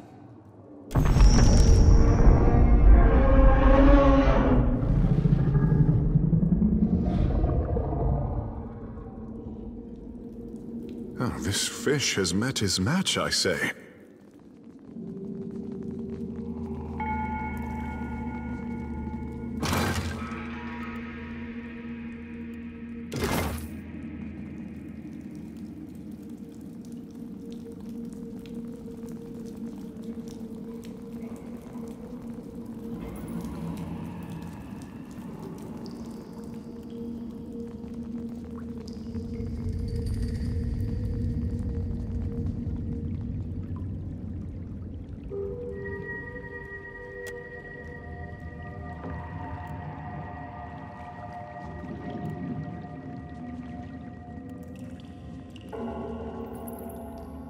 How about this? Predator.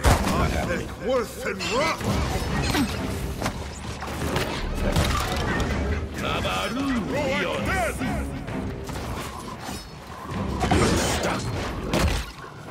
This does not work. Nothing. You have sour.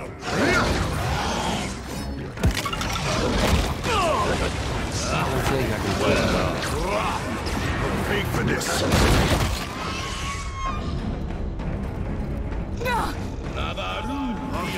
Worth and rough. Worth and rough. Don't think so. What have we here?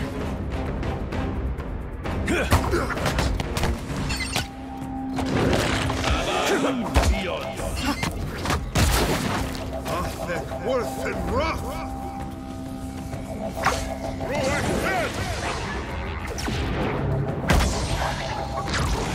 I've got this, Captain. Smart, man.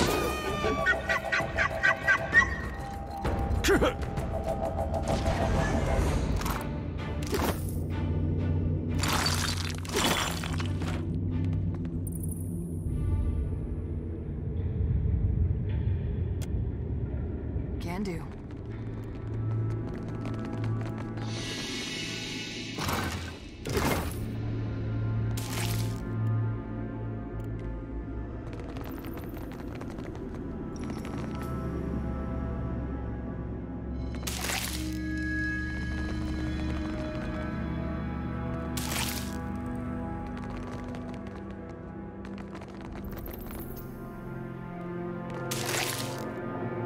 Hey, watch out.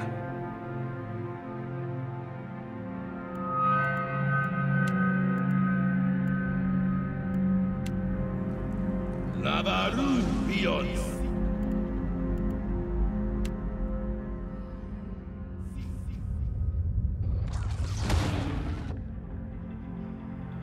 I'll get it open.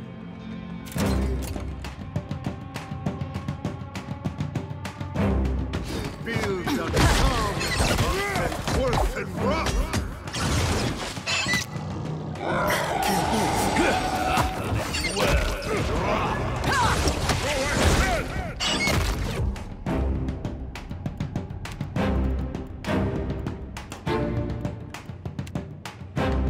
Hey, watch it with that. Whoops! Behold me, mother! Worth and rough!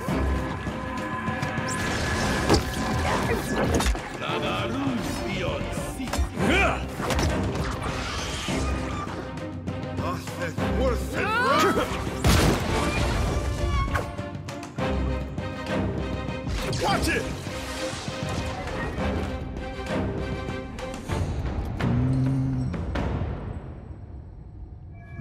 Easy enough.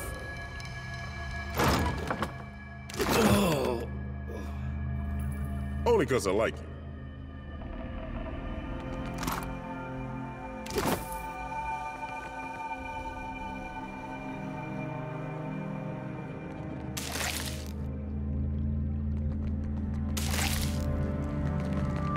Still as a pond.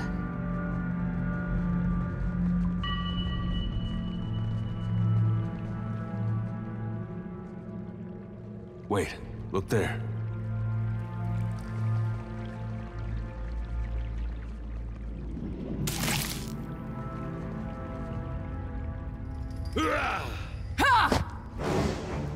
Fields of sorrow, worth and rough!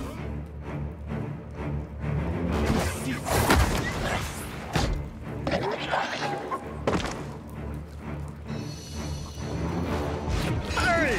That hurts! Don't think so.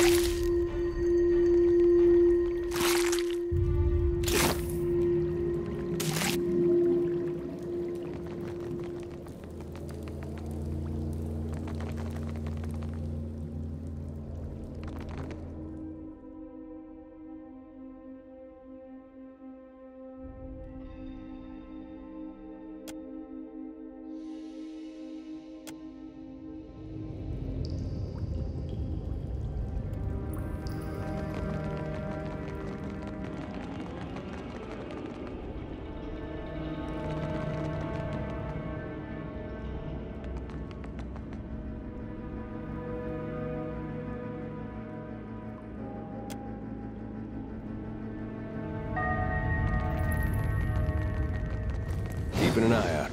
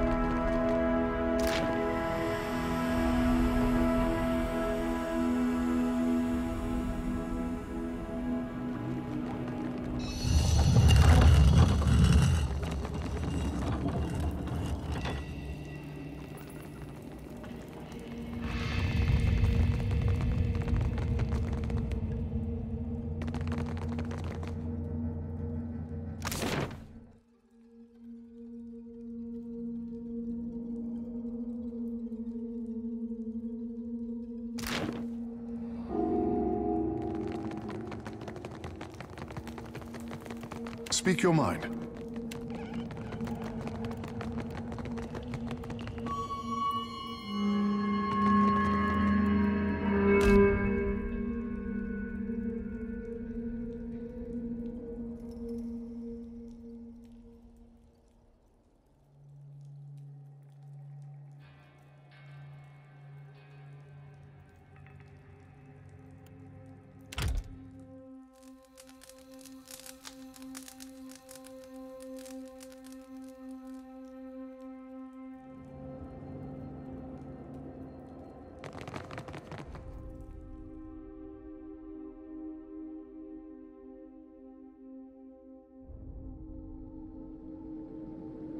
The pleasure is mine.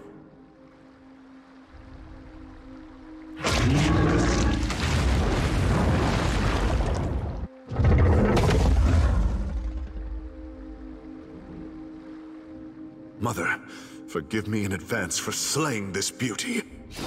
Keeping it.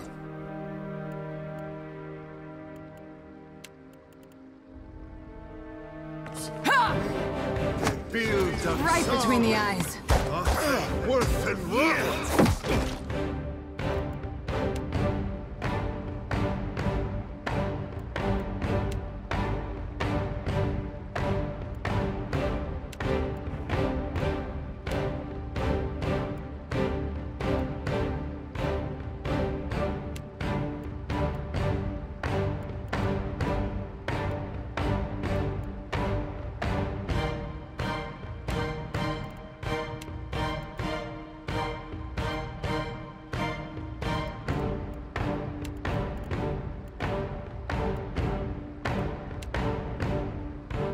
Makes no difference. Hey, that wasn't half bad. Well,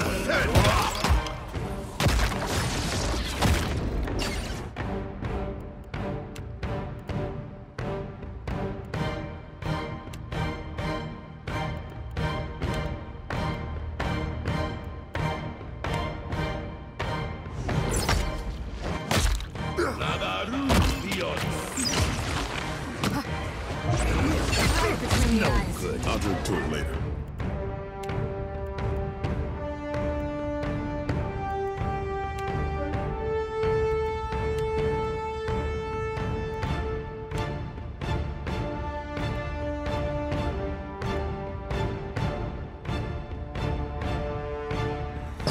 Smart, sir.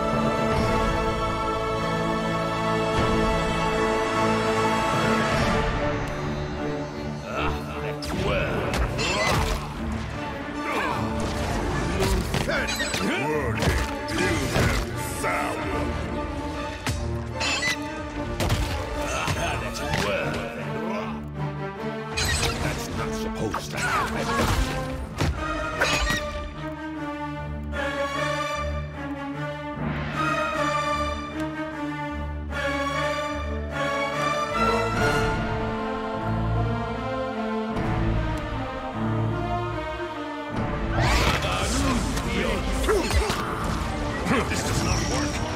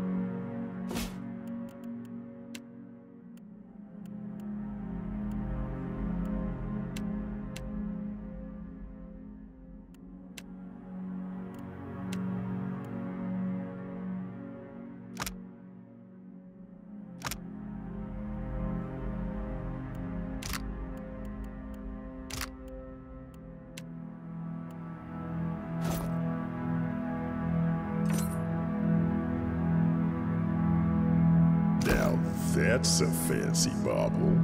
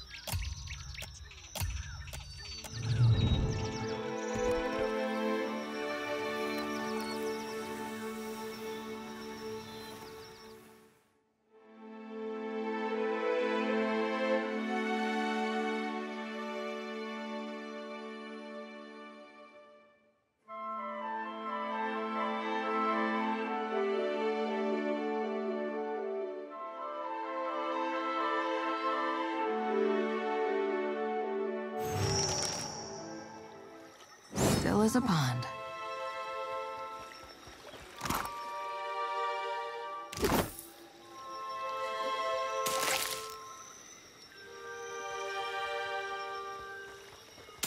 That will do, I say. Rise, rise, protect the bog.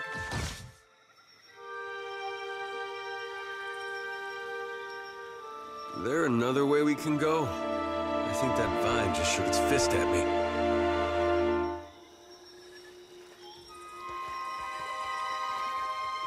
I sense a predator in the water. I sense a predator in the water.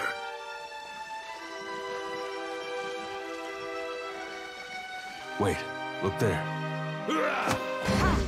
They build and solve. Well and rock.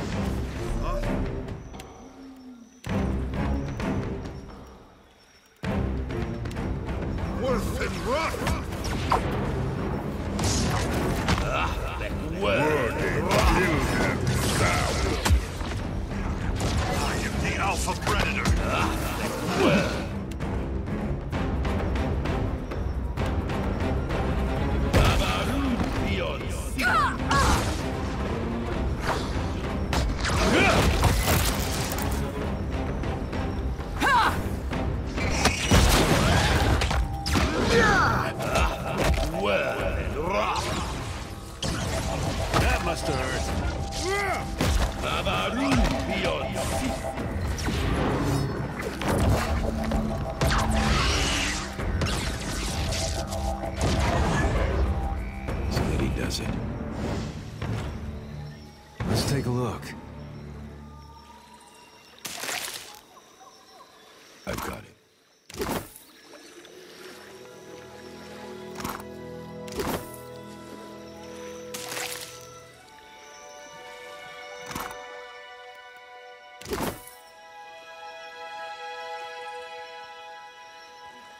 Something's not right. Sure. They build and saw with nothing worth and rock.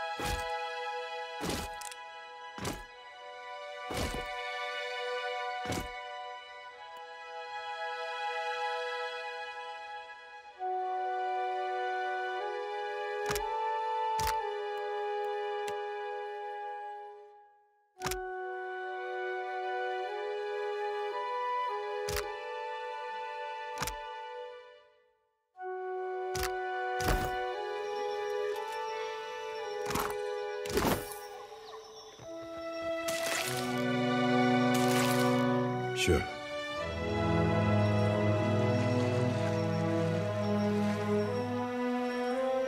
Watch your step.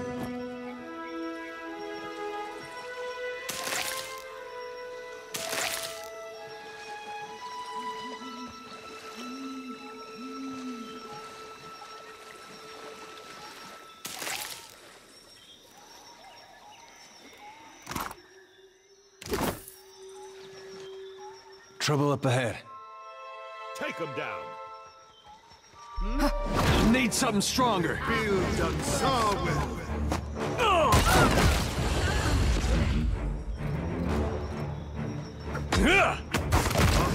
Worth it, rough.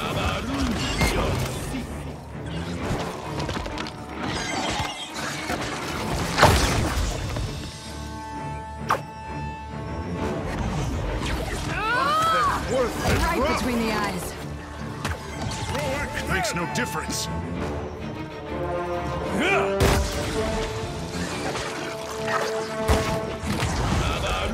Someone's down. Worth and rough.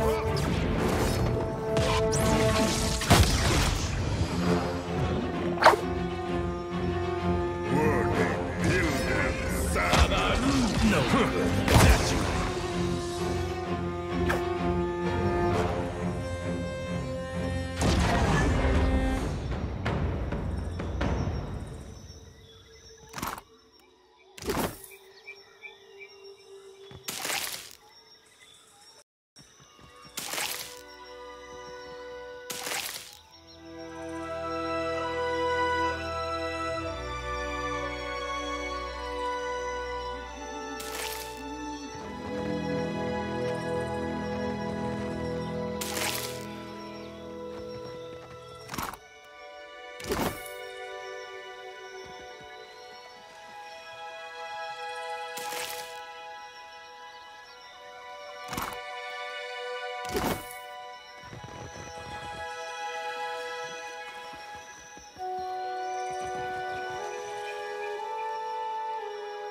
Your every step fouls the ground. Why do you pollute this sacred place? The Rawatayan invaders trespassed upon our sacred ground and ignored our overtures. The fault for this conflict lies not with us. Why should we believe you are any different? Eloquent though your words may be, they will build no peace between us and the invaders. They or we must leave this island, and we shall not be moved.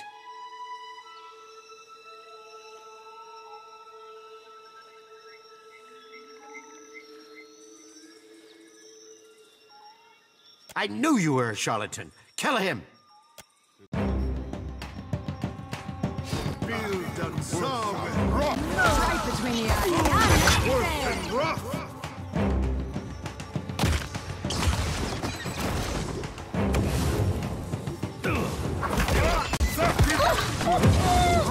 That's just rude. Worth and rough.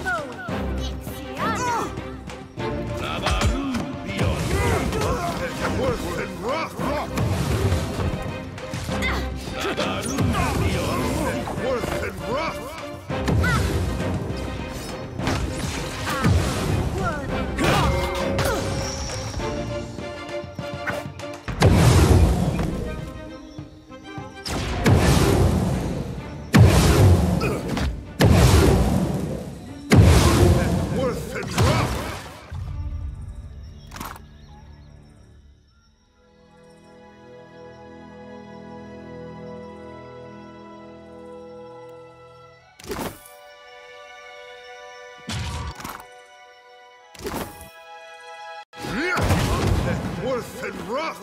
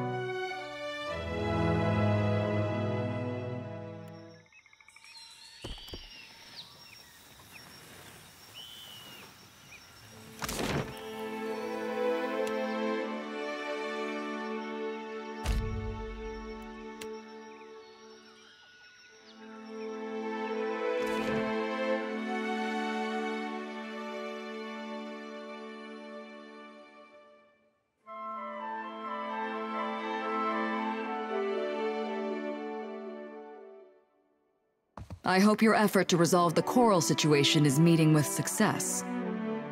Excellent. You are as dependable as I've been told to expect. Now we can begin logging in earnest. Regarding your reward, we seized a cache of weapons from a gang of pirates we caught sniffing about Sayuka. Of course, we only use regulation weaponry here, so I'd appreciate it if you'd take these off my hands before one of my engineers does something foolish with them.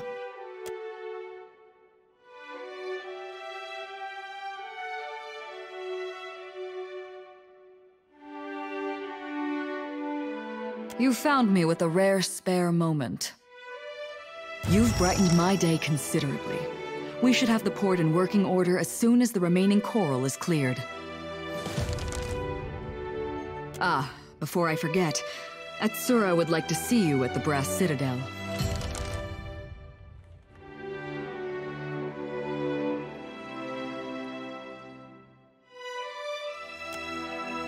Though he appears placid on the surface,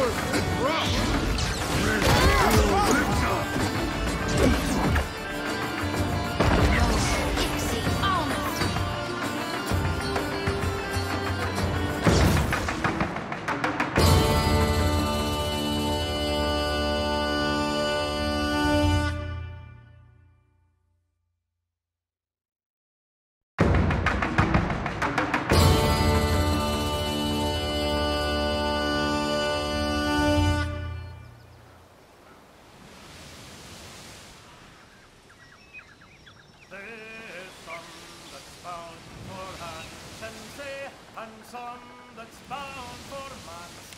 Heave away, Melendry, heave away, and some that's bound for eat at bay to teach them ways to dance. Heave away, Melendry boy, we're all bound to...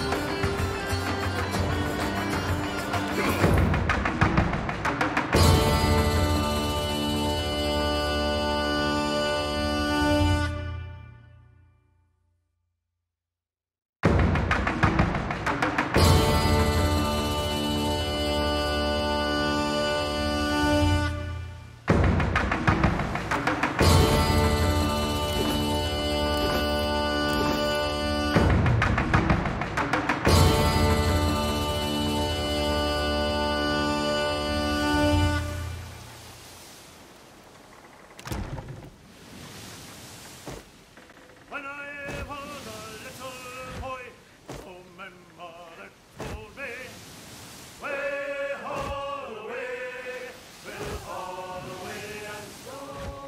And if I did not kiss the girls, my lips would all grow mouldy.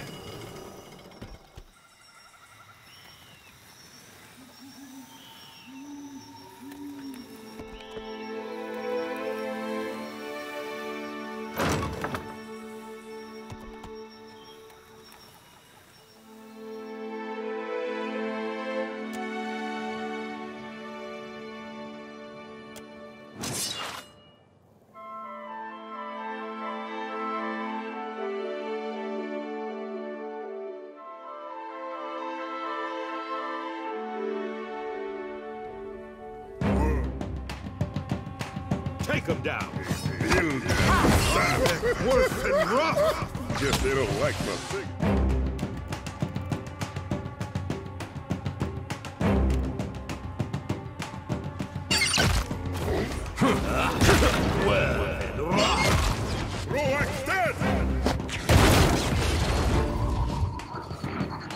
That must hurt. It makes no difference.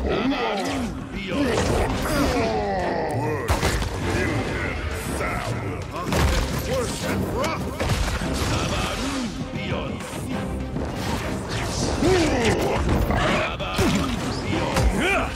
Can't make a dent.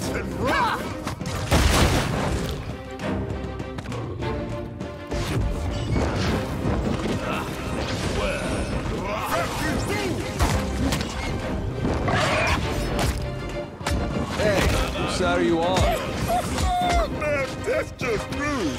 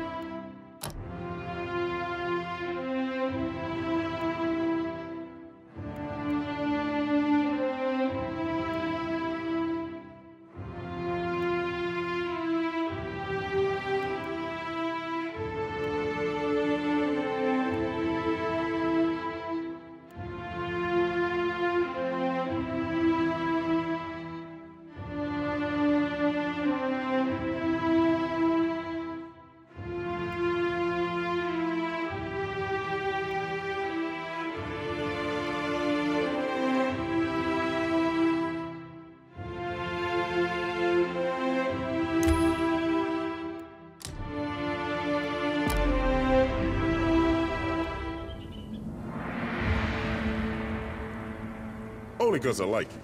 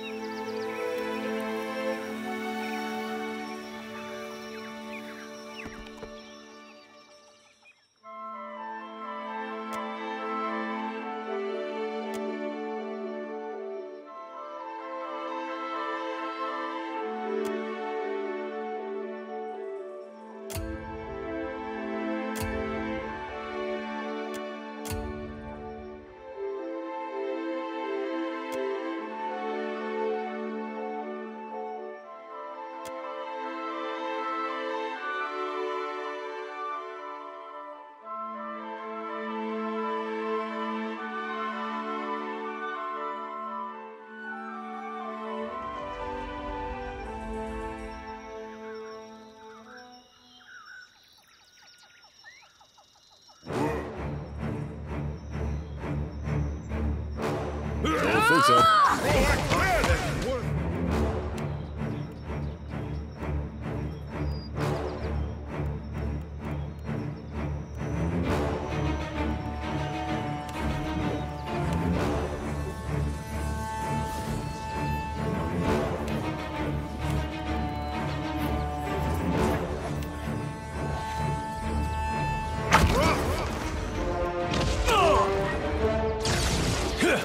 Need something stronger. I don't think so.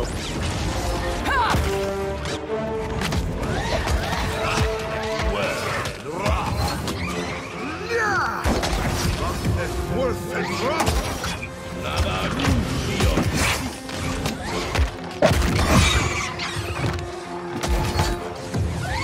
Makes no difference.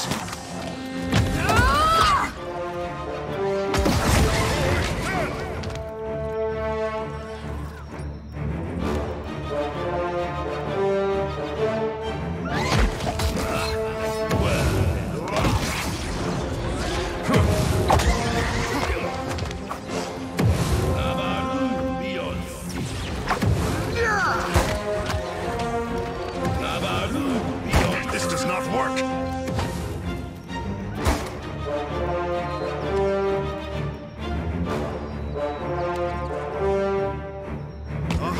Worth it,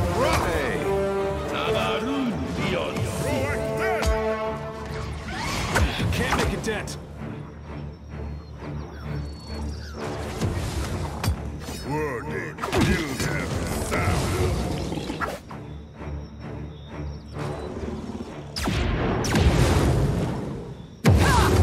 Right between the eyes.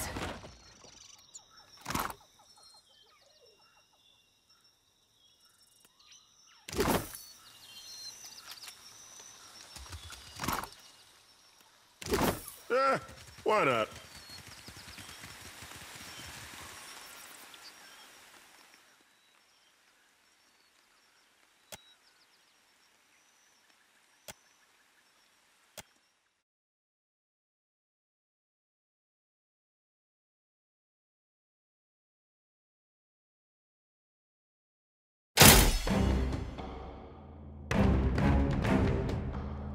Build them sound.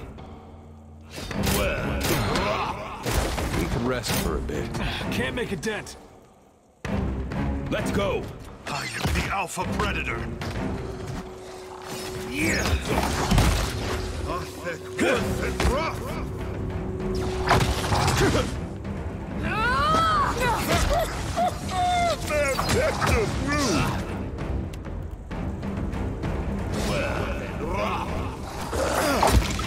Smart, sir.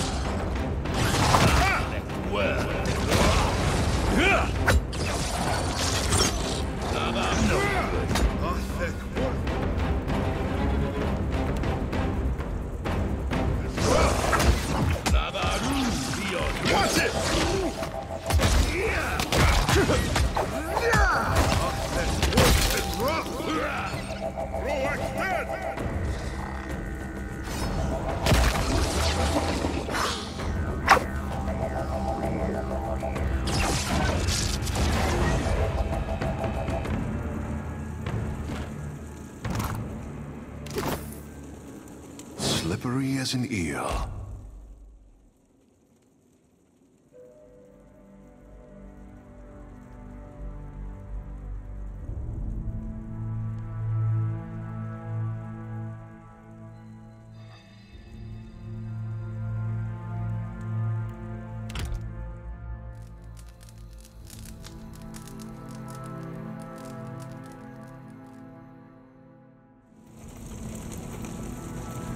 Whatever you need.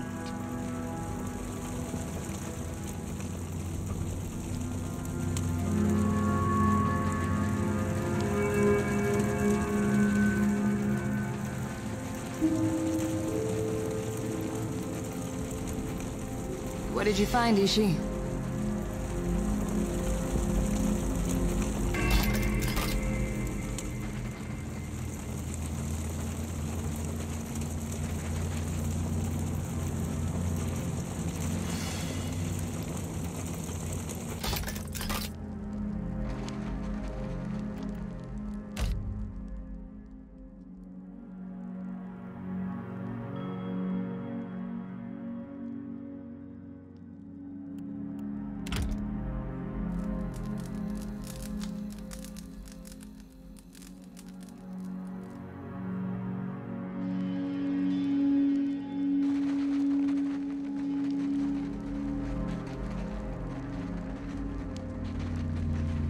Can't hide from me. Take him down! Worse and rough!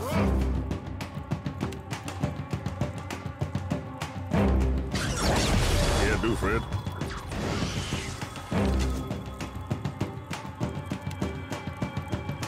Roax dead!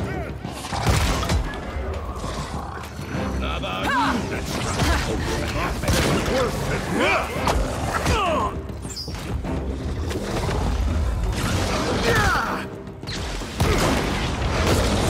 I think I can pull that off. Worse and rough! It makes no difference. Hold me, mother! Worse and rough! Hey!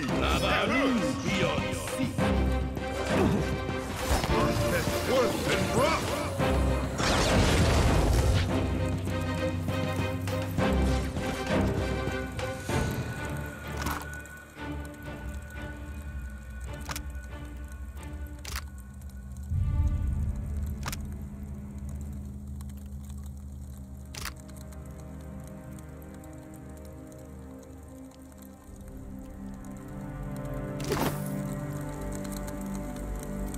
Whatever. What did you find, Ishi?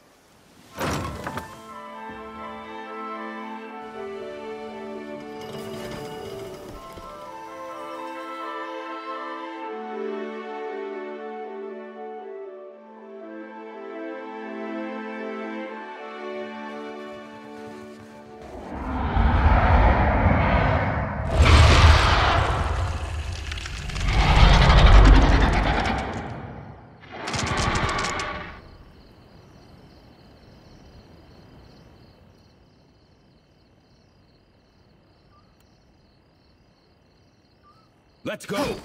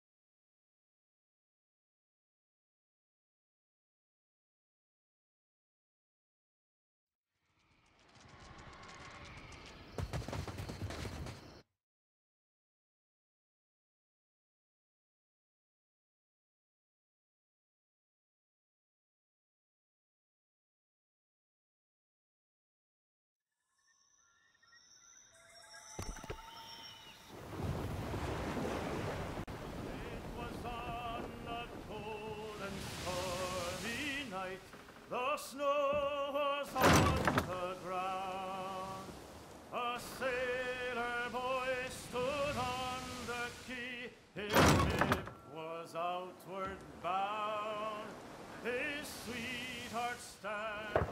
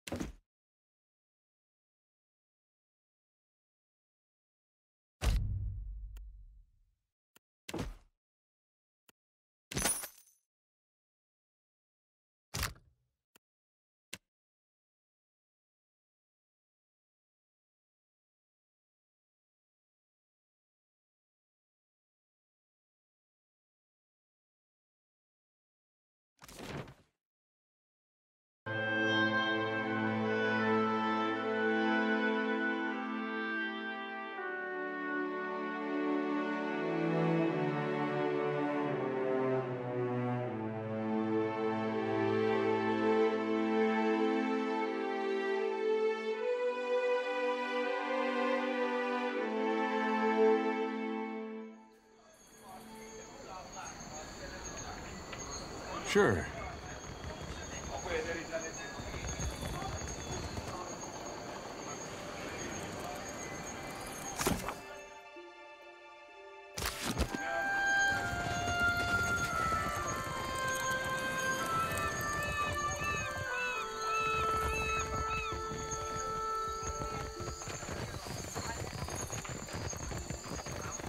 Step back, all of you.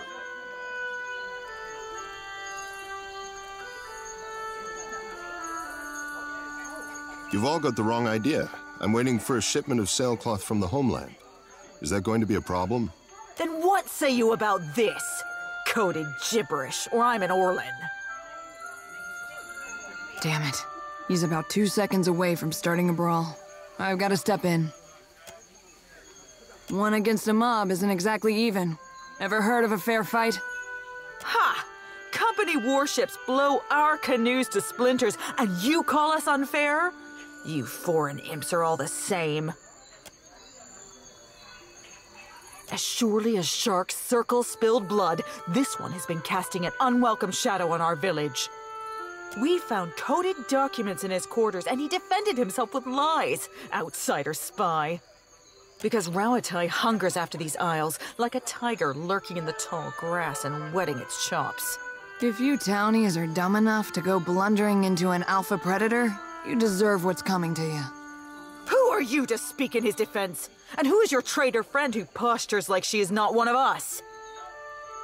Kira! Is that the Watcher who sailed to Nekataka with an army of spirits? Harama, we will have eyes on you. Cause no trouble.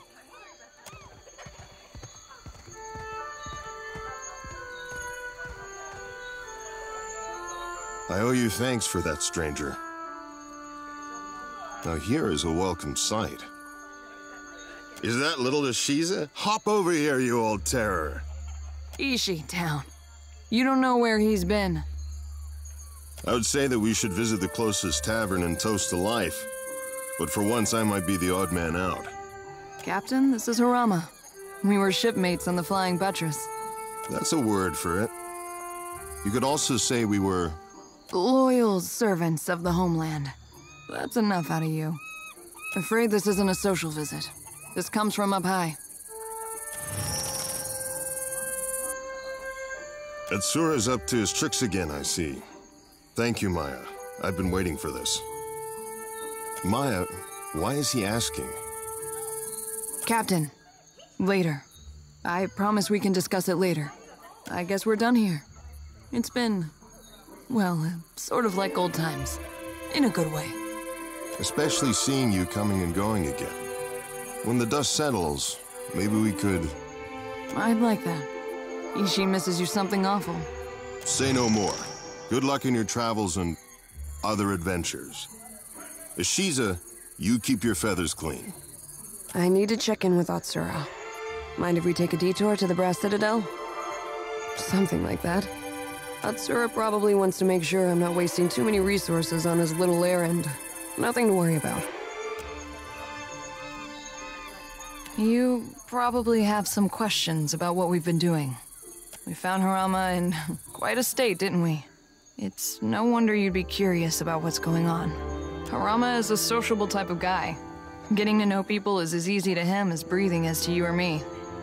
Atsura set him loose so he can get to know as many people as possible. That's one way you could put it. He's keeping an eye on Tikawara. Who comes and goes, what sorts of things they discuss. Atsura is committed to a more peaceful Deadfire. But he's just one man. He needs good people to shoulder the burden with him. Only Atsura knows for sure. Harama might not even have all the facts. I certainly don't. Don't be dense. They're smart enough to assume that Rawatai has spies. And if they're really smart, they're spying on us too. Though I doubt it. Maybe. Probably. Let's just say we're not the first people to deliver Harama a missive that looked like one thing and read like another. Truthfully, I don't know. They looked like ordinary documents to me, but I'm sure that's how Atsura wanted it. Atsura has a new code for every hour of the day. He probably has cipher keys tattooed all over his body. For what it's worth, you're doing a great thing for the Deadfire. You'll see that someday. I've got some answers. I want to as a reward. Stink feathers here kicked. Well, my parents, after even as we broke the same bread and tossed back the same wine. No. Growing up, I spent my days learning to shoot while my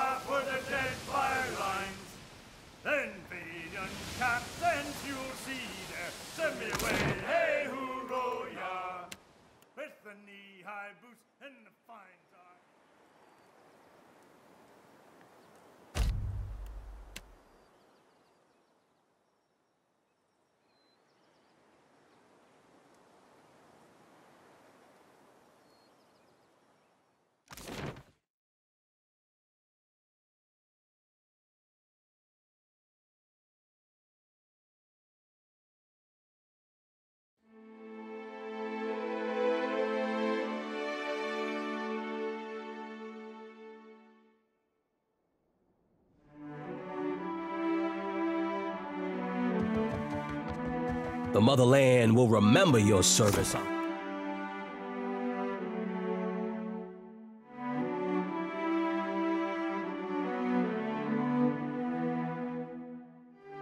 Day of reckoning.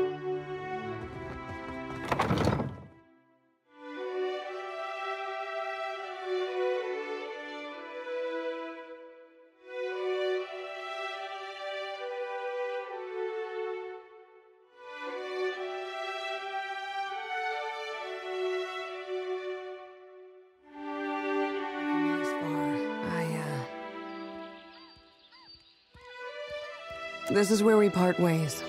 For the moment. I won't be away too long. Take some leisure time if you have to. Atsura will want me to report in alone. Sorry, it's company business. I might not be back for a few days on account of this. I'm supposed to handle this one alone. I won't ask you to come along or get involved. When I said I won't ask, what I mean is you aren't invited. This is a one-woman, one-bird kind of job. If you miss me, chat with the fishman. I'm sure he's got some stories. May you return with a good one. Go have fun. Chase a god, save an island. Do what you do best, Captain. You as well. Just don't have too much fun without us.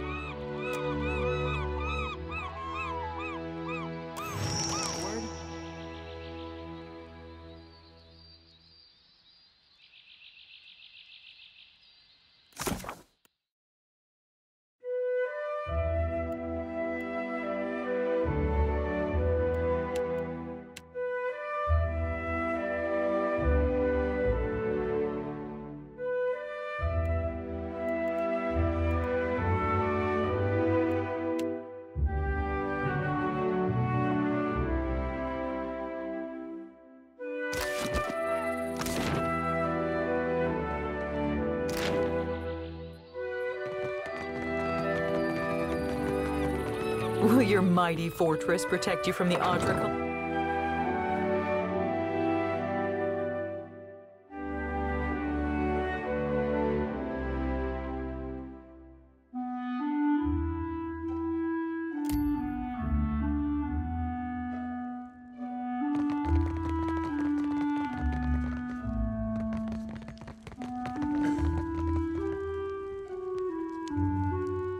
You'll be pleased to know our work at Sayuka is proceeding as planned.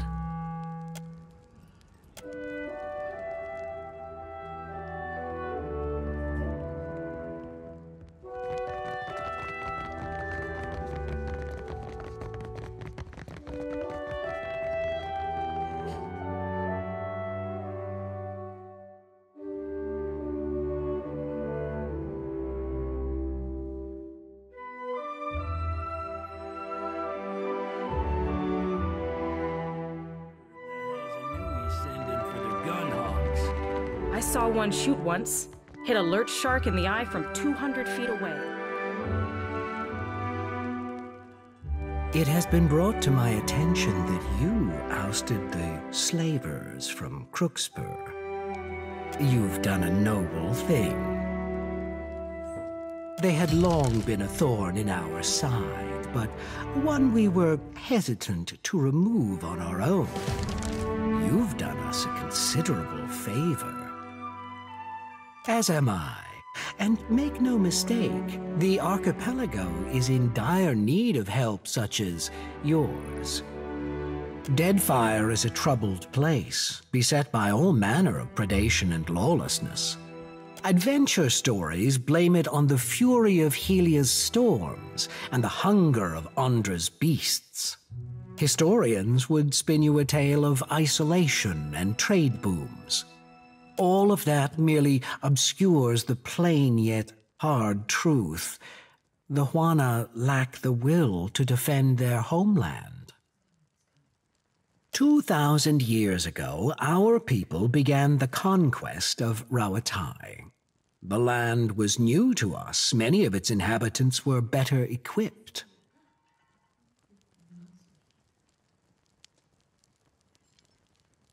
But we overcame them. We were unified where they were scattered. And we were not content to huddle in cliff caves and subsist. We were determined to make a better life for ourselves. The Valians and the Principe will tear Deadfire asunder, and the Juana will stand by and let it happen. So, we must do everything we can to defend the archipelago and its people. We shall ensure that the slavers do not return by stationing one of our most elite fleets at Crookspur.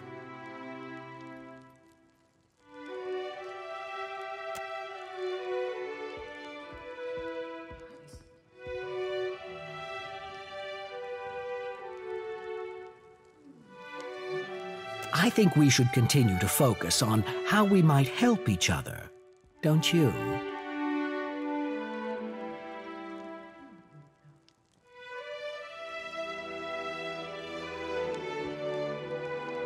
And by continuing to work together, we can achieve both our objectives: a more stable Deadfire and a meeting with Aothas. In any case, our attentions are now focused on Sayuka for now. I'm sure the Hazanui will summon you when the time is right.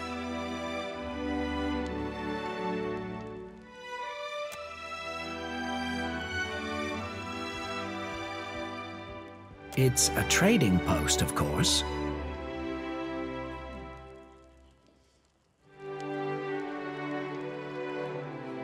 Rawatai is rich in saltpeter, copper, and a few other profitable minerals. We generally trade for food and timber, which grow poorly in the rough country.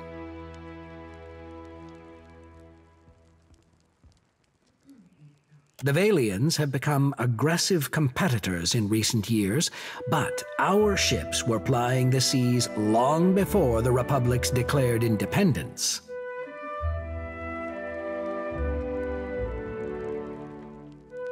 We learned the value of defending our goods and ships long ago.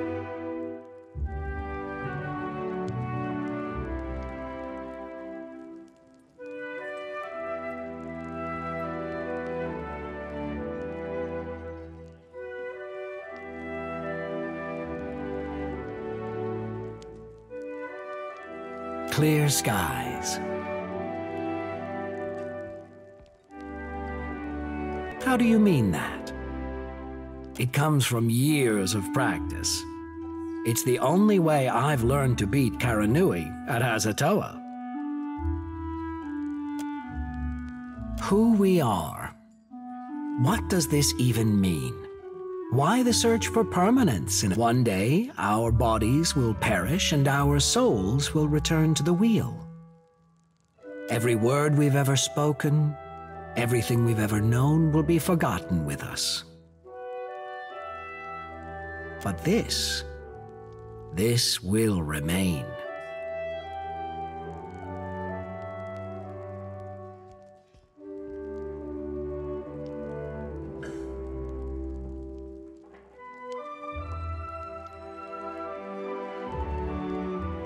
Prolonging the soul is a fool's errand. Clinging to a grand past is vanity.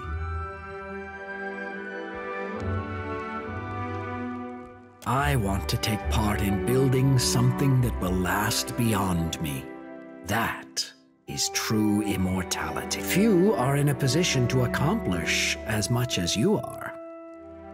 But you and I have much to do and little time to discuss philosophy.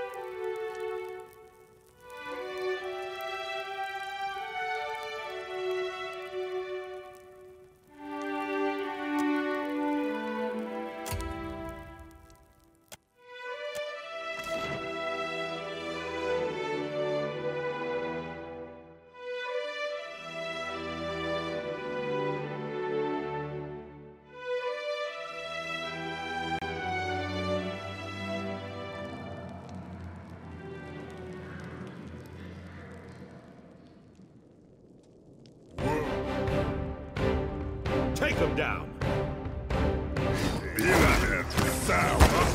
Worse than rough.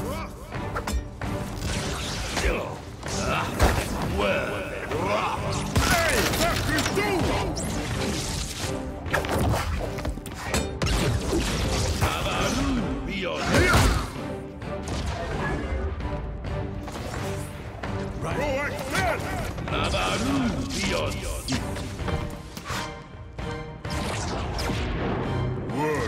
Build and sound.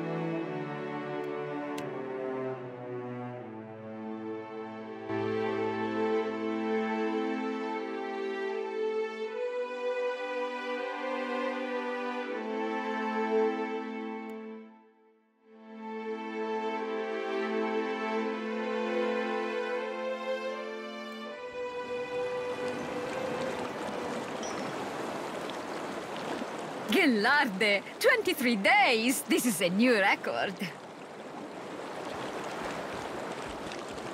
It is more than great. It is the successful test of my newest spell, Renove Miseris. Ark, just so. Kith have explored every mountain in the eastern reach, yet the realm of fish and leviathans remains close to us. It has been my dream to open these steps to discovery, to let Kith breathe as the fishes do. Or at least to let us use the air of a single breath again and again. Back home, they care only for profit, and there is little profit to be had in sticking your head in the glass bucket to watch the fish. But the Rawatayans, they have vision. They chase greater things than gold. So I go to work with them. So you do understand. But I can say no more. The Rawatayans, they have sworn me to secrecy. Sientere, but I had promised not to say. Neither do I.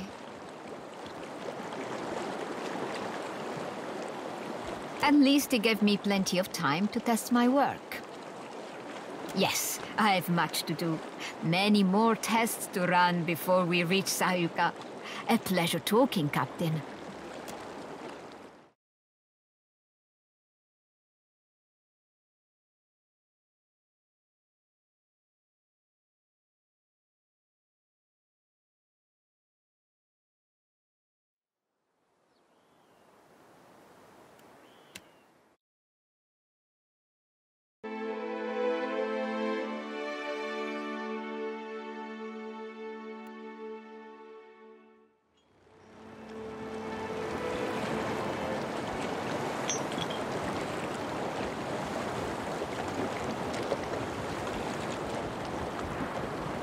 So, we're back.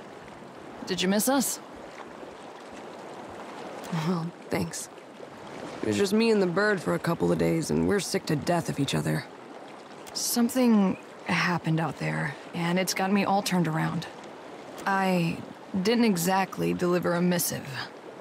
That parchment was meant for me, and I delayed opening it as long as I could.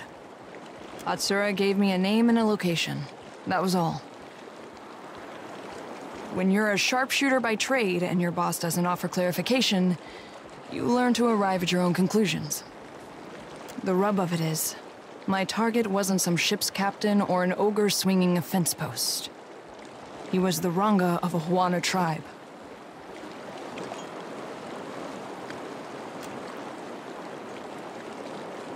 The village was beachside. No sign of foreign occupation. I might have been the first outsider to make land in quite a while. They were just simple folk going about their lives. Couldn't have been more than 50 of them. Their Ranga, though? He had a voice that carried, that echoed in the hearts of his people. He was my target. You can guess what happened next. I picked a spot and a time of day. Morning, west-facing, plenty of tree cover. The light was in my favor. The winds were low. He left his hut, mussed his kid's hair, and set off for the beach on the other side of the island, checking lobster traps. Ishi followed him overhead, and I followed him with my sights, holding my breath, waiting for the right moment. And then I stopped. I pictured all those captains I'd riddled with holes and wondered, is this how we treat civilians? Is this how wars are won? I shot him in the back of the head. He was a corpse before he hit the ground. It took a while for his kin to find him, but only seconds to figure out that he didn't die of a weak heart. This tribe surprised me. They acted like I kicked over their anthill. They got mad. They got to work. The old Ranga went onto a pyre, and the new one snapped into place. She took up the call for unity while the embers were still warm. Acted like I hadn't just killed her boss for doing the same thing.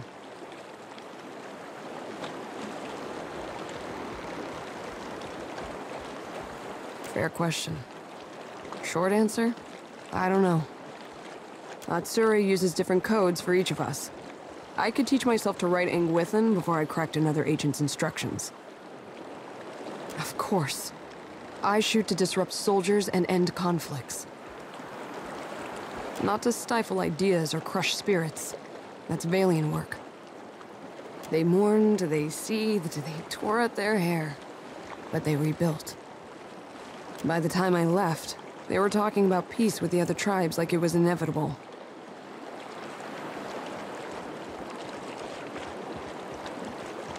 I guess that depends on how much faith you have in Atsura's plan. If you don't mind, I need to let this brew in my head for a while and see what bubbles up. Thanks for letting me unload in the meantime. We should talk to Atsura. You'll want to know that I've done as he asked.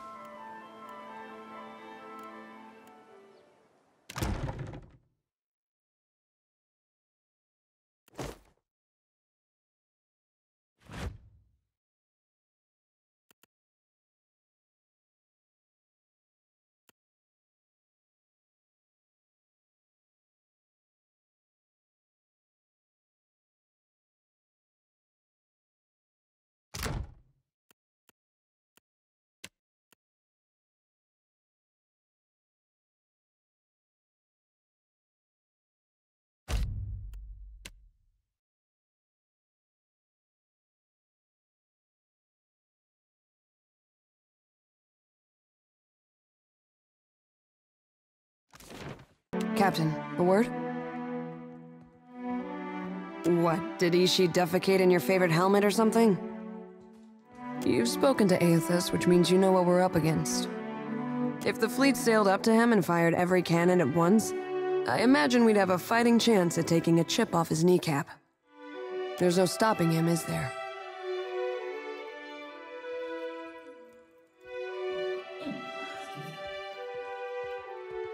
Get used to it. That's how things get done in this part of the world.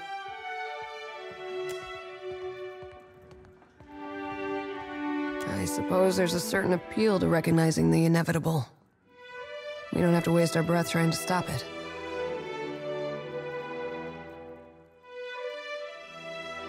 It reminds me of the first time I shot to kill.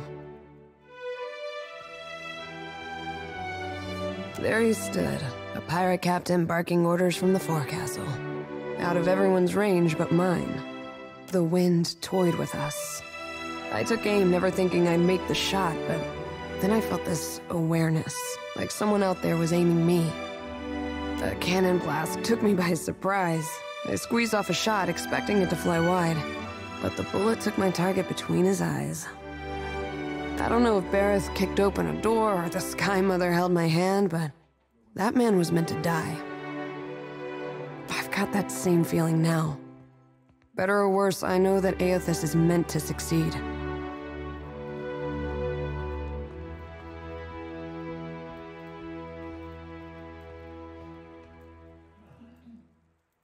Choice is a funny word. I never planned to live by the gun. One day I put a bullet through a Bronzoa while the Ranganui happened to be watching, and the rest was history. I can still take pride in my work, if that's what you're asking. Hope I didn't take the wind out of your sail. Whether or not we can change anything, at least we can say we were there. That's more than most people get. I've got some answers. Sure am. And I heard that you two spent some time together. Funny how the gods toss things together. Kana came back from the Deerwood with a head full of ideas about Rauatai's expansion. Getting out from under the academics suited him. I never knew he could be so political. More than his sister ever could be. You clearly had some sway on his opinions, more than I ever did. Wish you had told Kana to give up on the poetry. He's got no ear for it. You kept him alive in any case, while he wandered the lands in search of stories. I do with bullets what Kana did with words. Just in case you were wondering, the comparison ends there. I won a shooting competition at the rung. As a reward, Stinkfeathers here kicked a rather... I get along fine with him. He's straightforward to me. Are we talking about the same Atsura?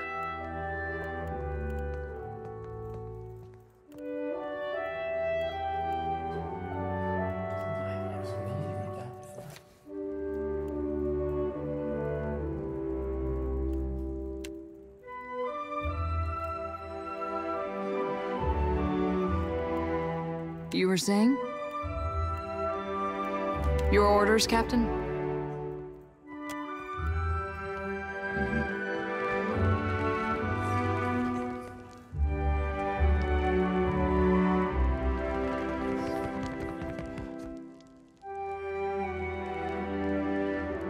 I must thank you most humbly for your help. You've rendered Okaya and all of us a great service. A rare speciality, and an extremely valuable one. But I called you here to discuss another matter. A great injustice plagues the archipelago, and we have an opportunity to end it. A thriving slave trade disrupts the Deadfire. I've determined that it's being run from the island known as Crookspur.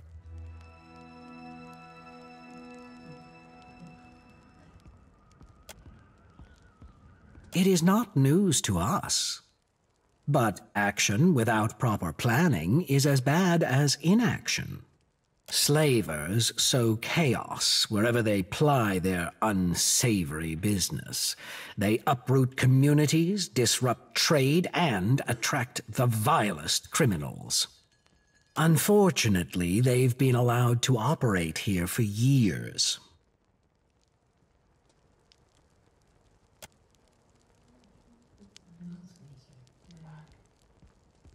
Why, if the Huana had marshaled their forces, the slaver problem never would have reached this extent. That it has is a failure we must lay at the feet of the Kahanga royals. Allow me to illustrate.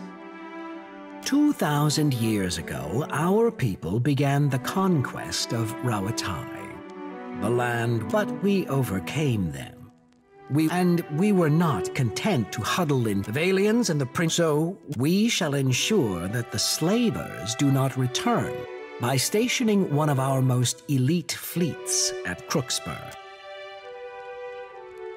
I think we should continue to focus on how we might help each other, don't you? And by continuing to work together, we can achieve both our objectives. A more stable Deadfire, and a meeting with Aothas. In any case, our attentions are now focused on Sayuka for now. I'm sure the Hazanui will summon you when the time is right. Indeed. I hope we return victorious. It's done in any case. I'll leave you to decide what victory means. Maya has been assisting with plans to work toward peace in some of the more tumultuous parts of Deadfire. Oh, peace to some. Peace to all, one day. I'm certain Harama would agree. He's well, after all, thanks to your decisive action. Twaha reports success and sends her thanks for your swift intervention. You have aided your countrymen with distinction. There is no higher honor to which a trencher may ascribe. But what of your own assignment?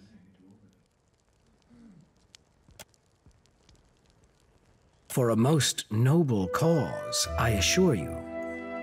You've always been self-sufficient and resolute in purpose, Maya. It surprises me that you should discuss your orders so freely. Cargo shifts on long journeys no matter how tightly you tie it down. sir. At ease. When it comes down to it, I know you will always do what must be done. Rauatai values your service, as do I. And I can think of no better reward for the rough country's finest sharpshooter than a peace such as this.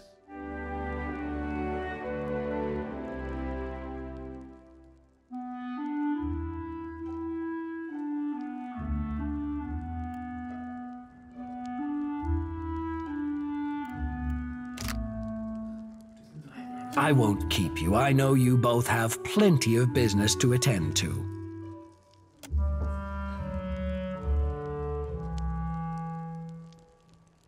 Oh, you wanted something, Captain?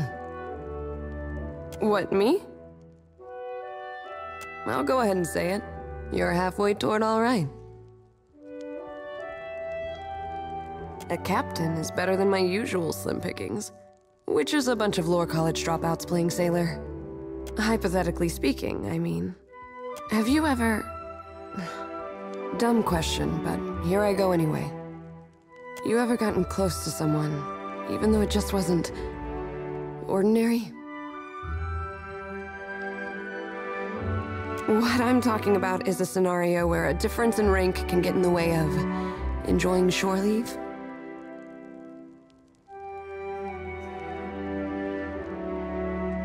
Well, that's why we have these little chats. I'm just testing the direction of the wind here.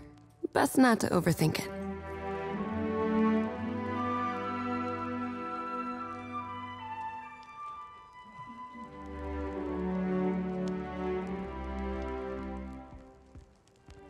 Interesting answer. I like the sound of that authority. I've enjoyed that sort of arrangement before. Nothing to suggest I won't enjoy it again someday.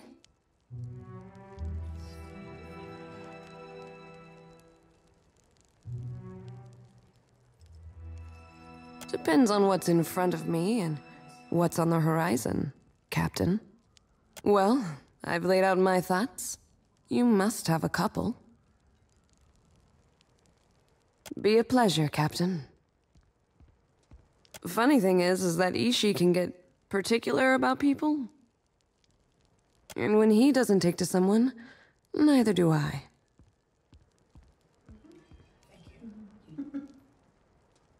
I'm sure he'd tell you if you asked nicely. Not everyone's a bird lover, that's fine. Some days I can't stand another second of Captain Stinkfeathers. But Ishii and I are never parted for longer than a few breaths. Take that however you will.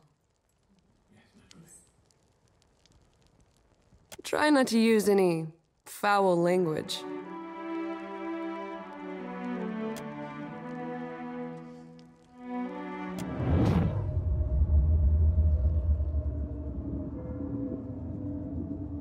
Well, this is unexpected.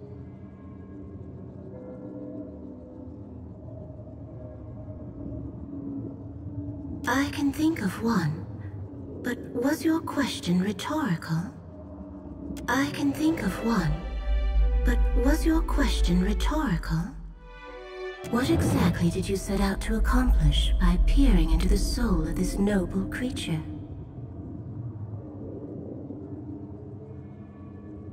I am asking the questions.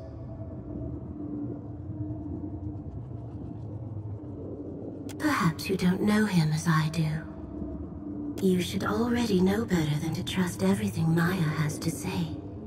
The prospect of sharing her company. I can tell from here that it intrigues. Far be it from me to judge affection. Better that it bloom or wilt uninterrupted. While the Deadfire is being cut, cauterized, and trampled, it is charming to find someone who makes time for such elaborate foreplay. Observing, the one you call Ishiza makes for a convenient lens into your travels. Try not to take it too personally.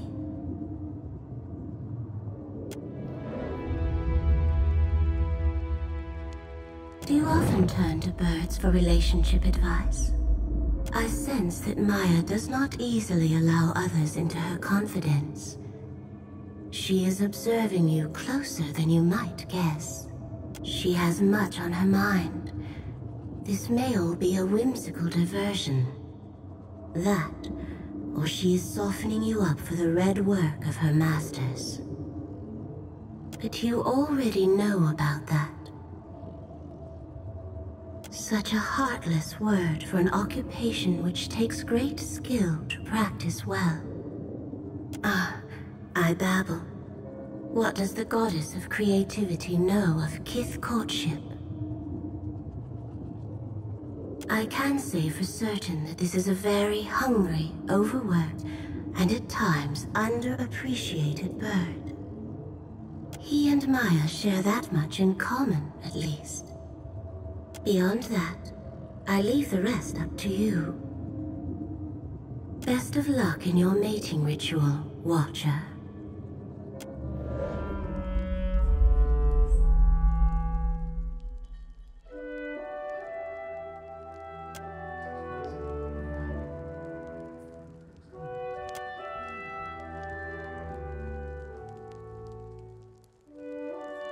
I hope that was as amusing for you as it was for me. I've got some answers.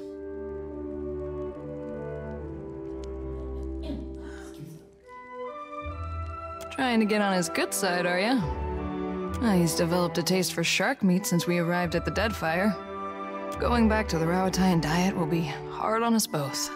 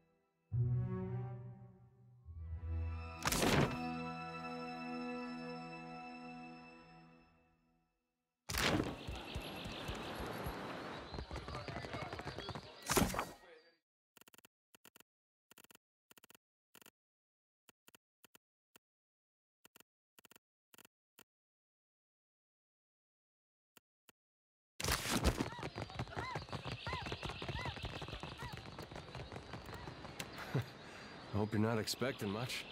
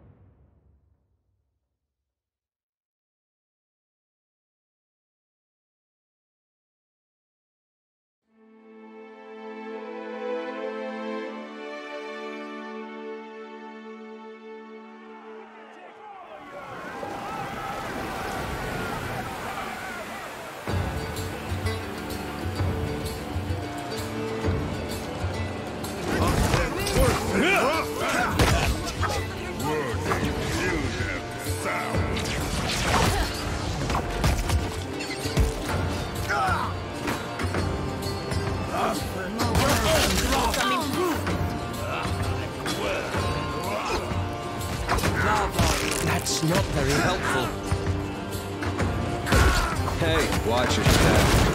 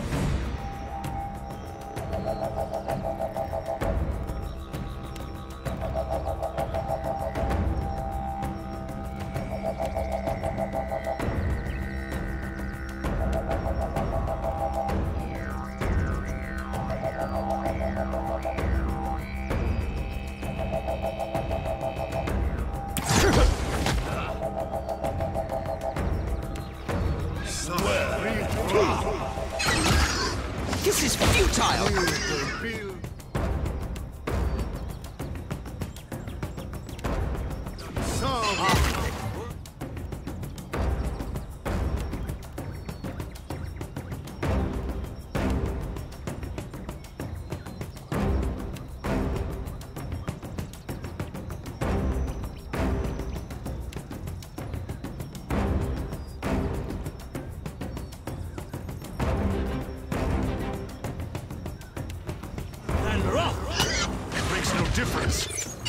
Oh, that's it!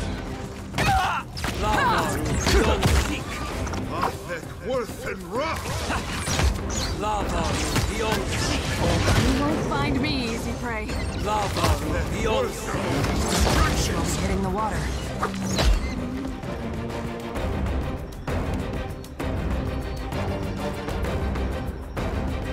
Lava beyond seeking!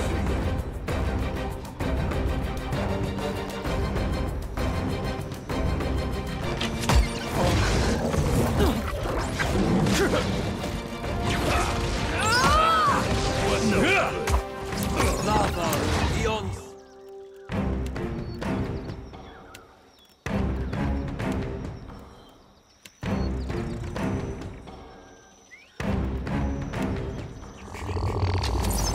Can't take much more. It makes no difference.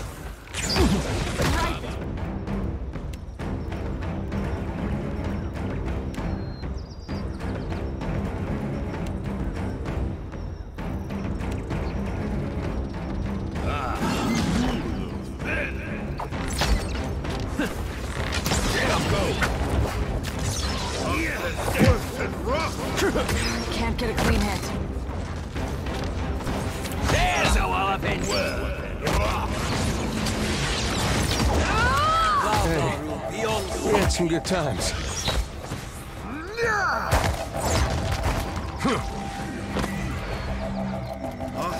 Worth and rough! Beyond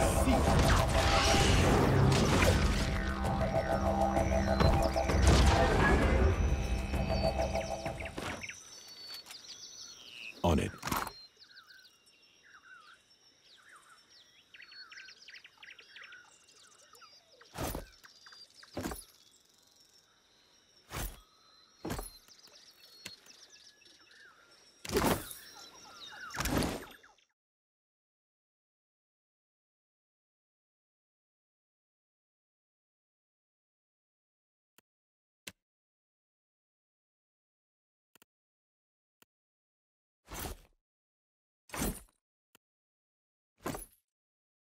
What do you think, Ishi?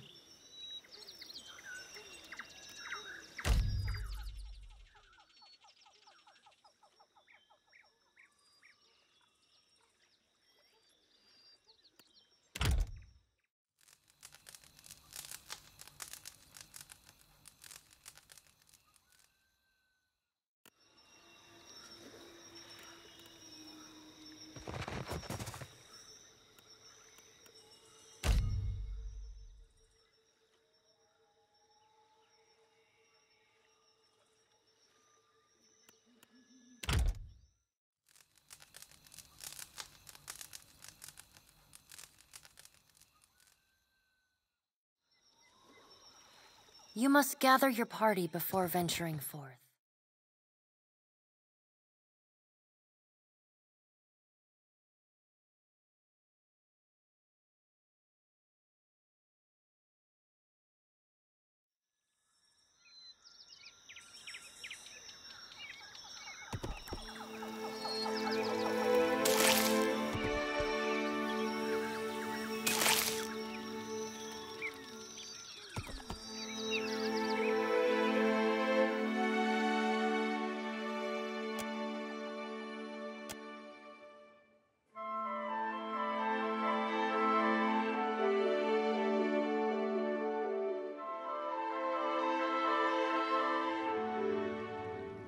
Still as a pond. Mm-hmm. Whoa, whoa, look. Sure. Worth and rough! Yeah!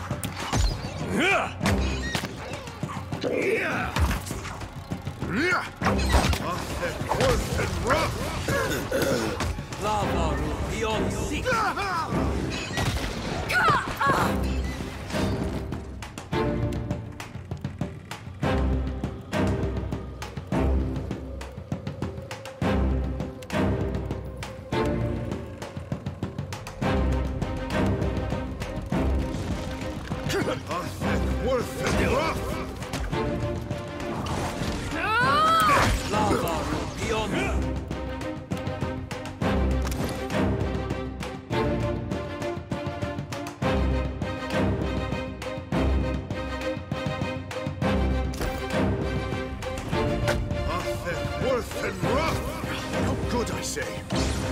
This does not agree with me.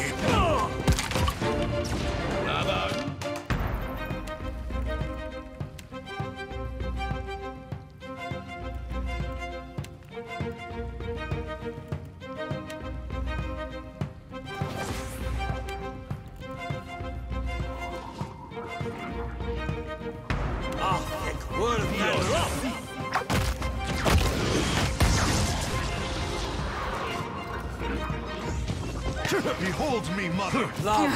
beyond seek.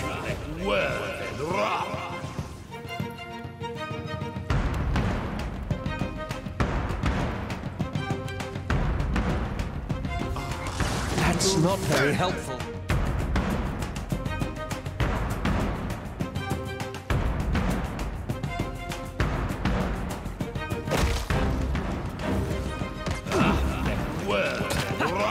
There's a walloping!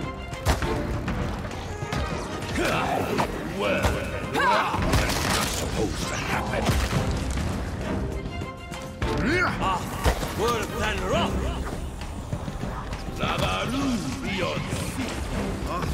Worse than rough!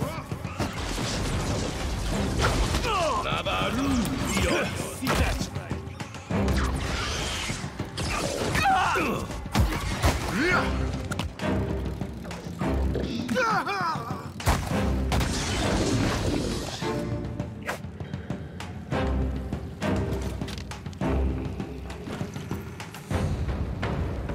Let's take a look.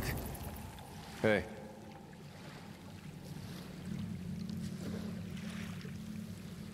I've got it.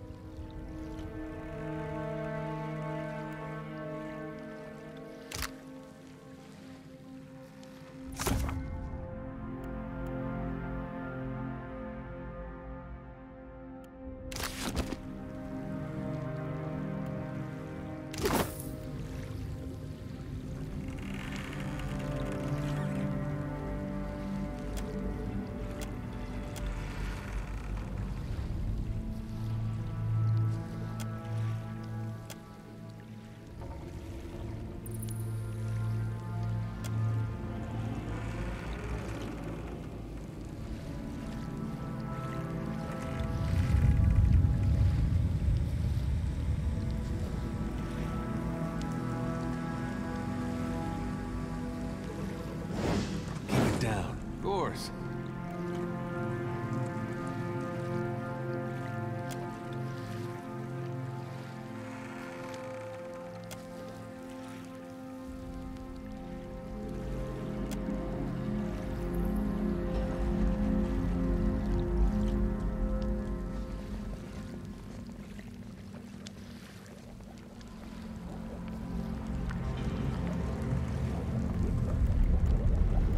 Yeah.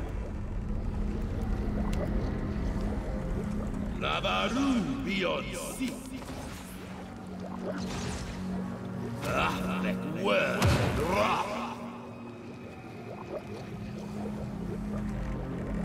Will do.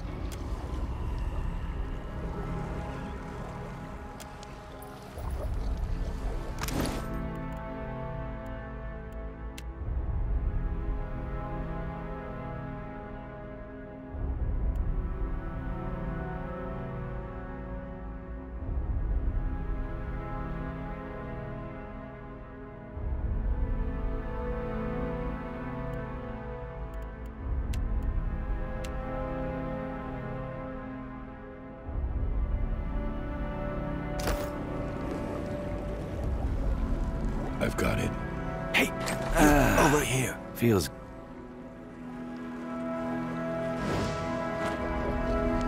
Free once again.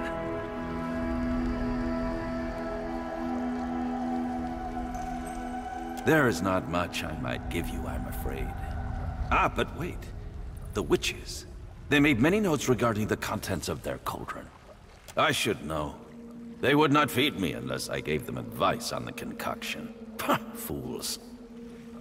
Bring me their notes, friend, and I will decipher them for you, yes? Then you may make use of their potion without danger. Did you? I must say, friend, I am most impressed. Yes. I should like to take you as my apprentice, but, I haven't the time. You understand, I'm sure. Please, take this coin. I know it is not much, but I have naught else to offer you. And Ikira, who do you think collected those ingredients for the witches? Me, Tamawatua. They are mine as much as anyone's, I say. I will take some time to study this island, I think. Strange things grow among its weeds, and they will need names. And if you need supplies before you go, you take a look, eh?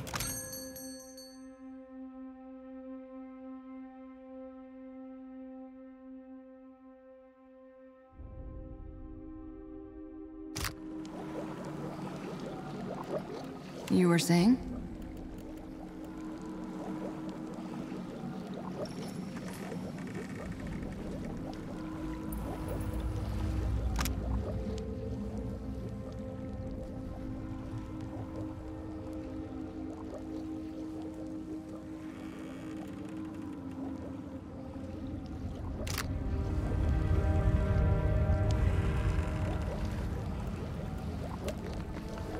I feel like I should set the record straight.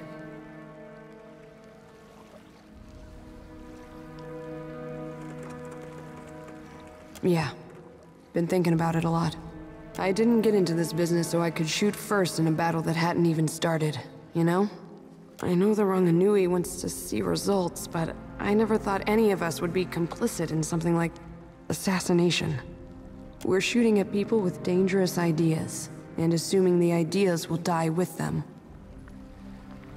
It's a little different when the enemy's ship is turning about, their cannons glinting like a spider's eyes.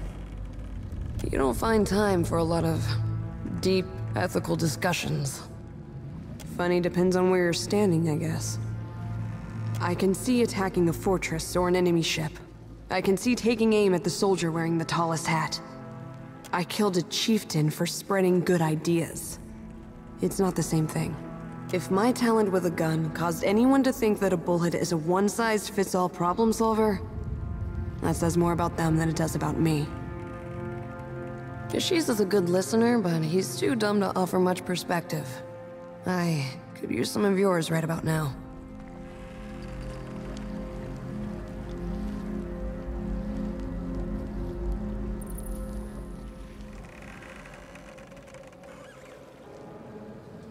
And a bullet to the head accomplishes that?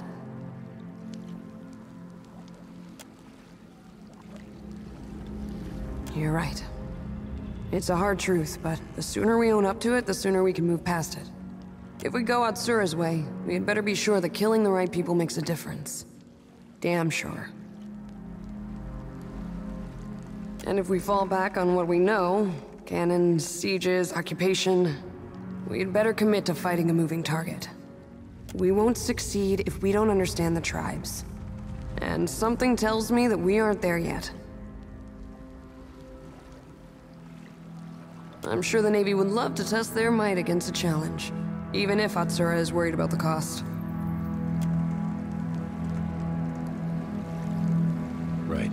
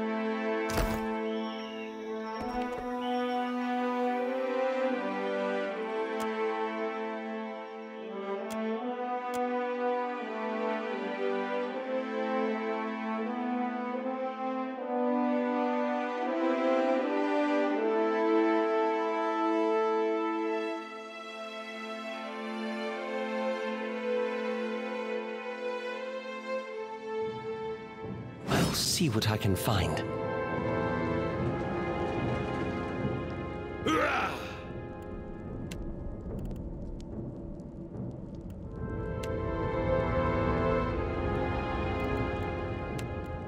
Whoa, whoa.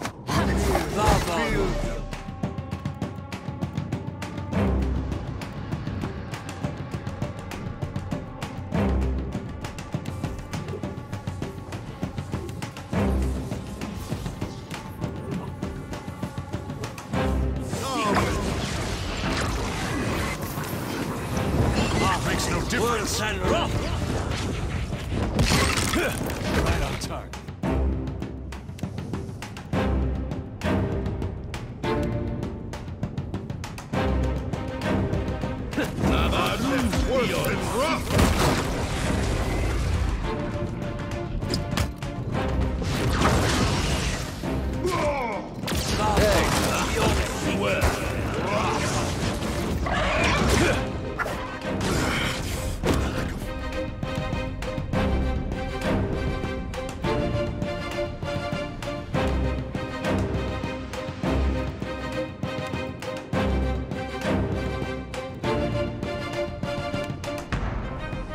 Fish on the hook.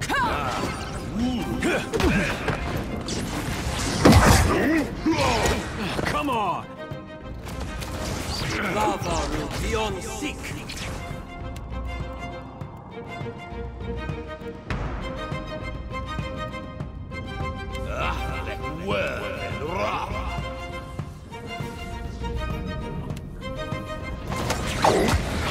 Good, I say. Gotta be more careful. This does not work. Worth and rough.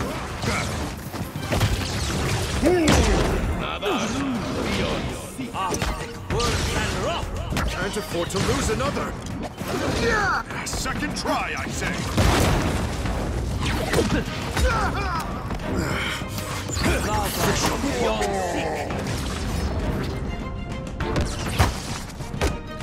I am the alpha predator.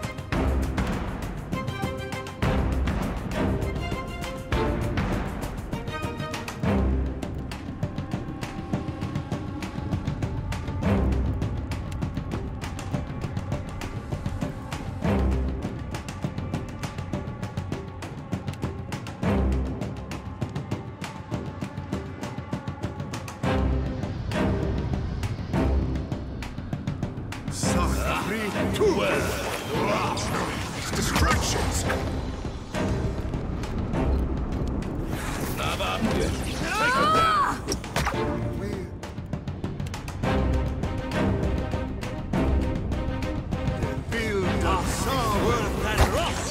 Mother Ingati. Lava will be on sick.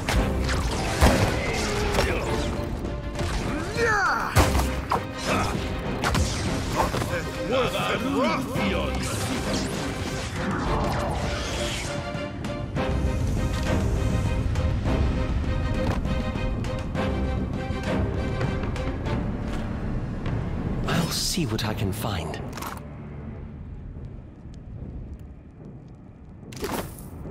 Sure.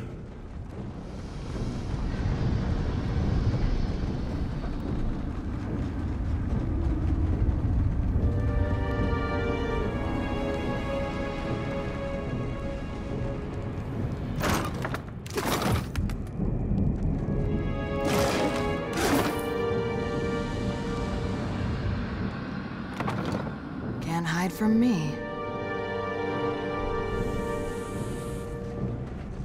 Let's go! There's lava beyond Distractions! Supposed to happen.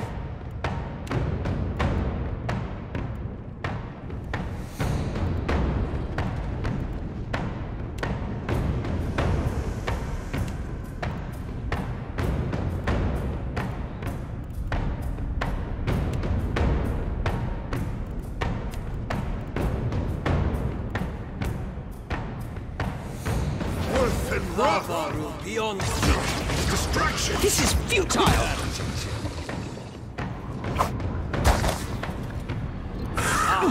Worse than rock.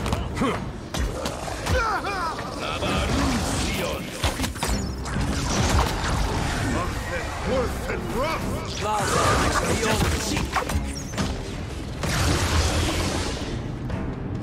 Hey, sorry you want?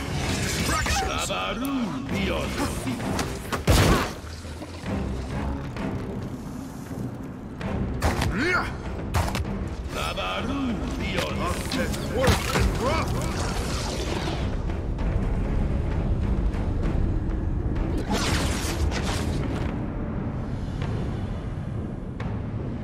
On it.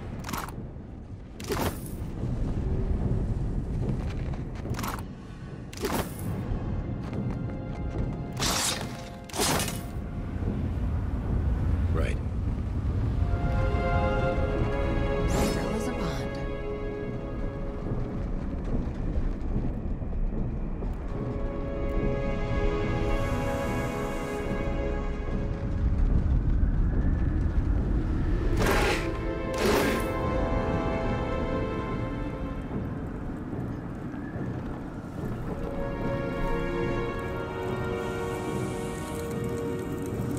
What did you find, Ishi?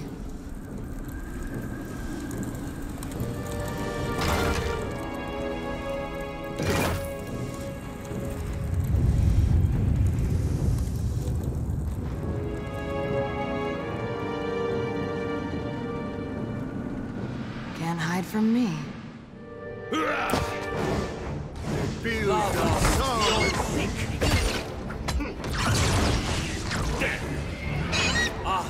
Worth and rough! No good. I thought we were friends.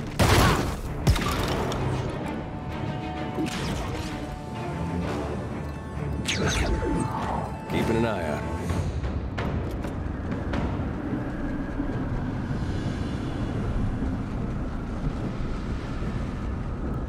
Trouble up ahead.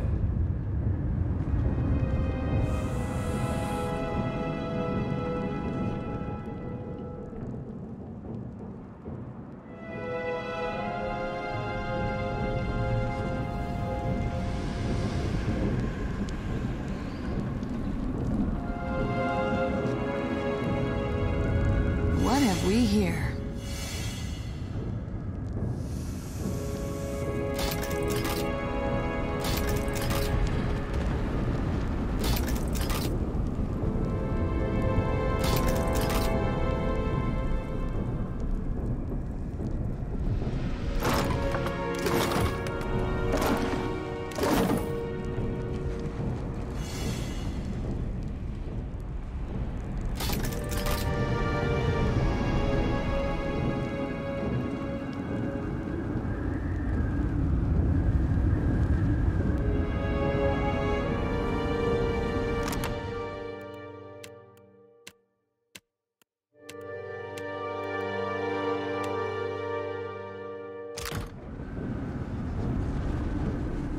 Let's go! Feel the solid. Worth and rough!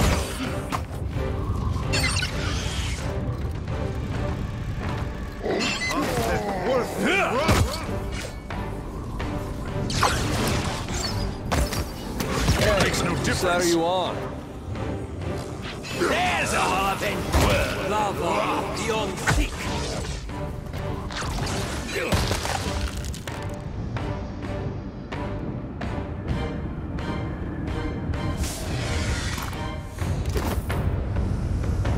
I'll see what I can find.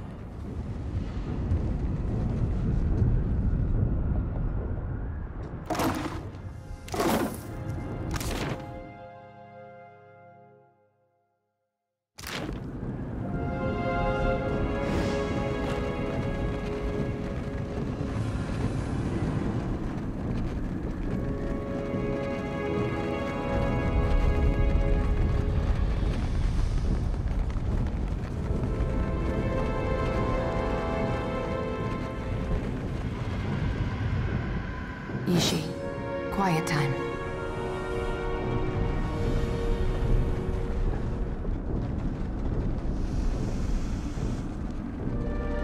Foes ahead. Take them down. Too deep.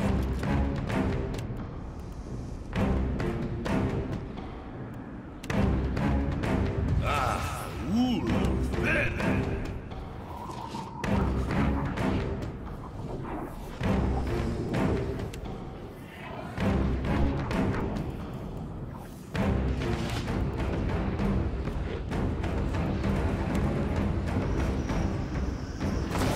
say.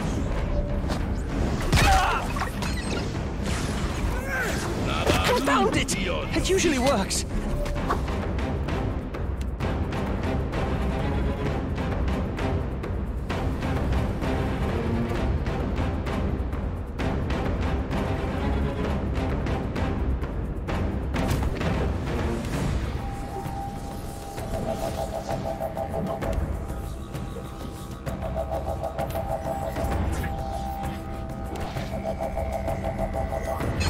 Come on! Looks like I'm here to stay. Worth and rough!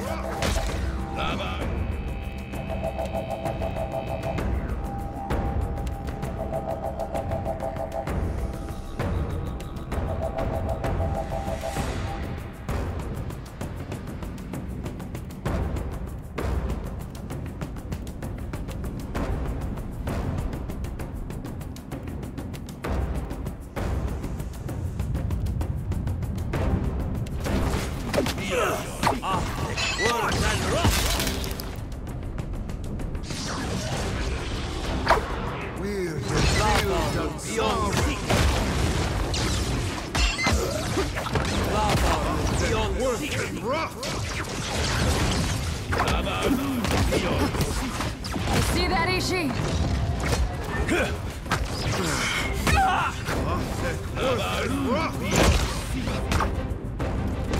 Makes no difference. Got to keep the lad on his feet.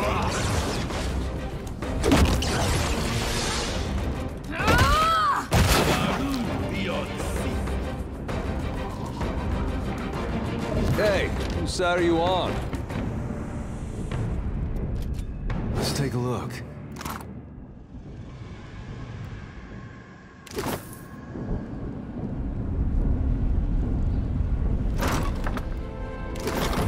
Sure.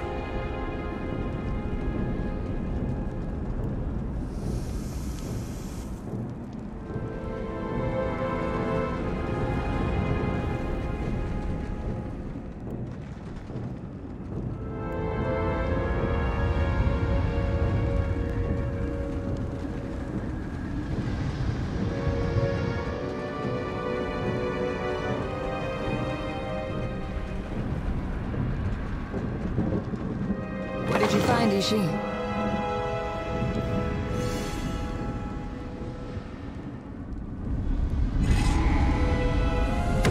You there! Tend to my wounds. Worth and This does not work!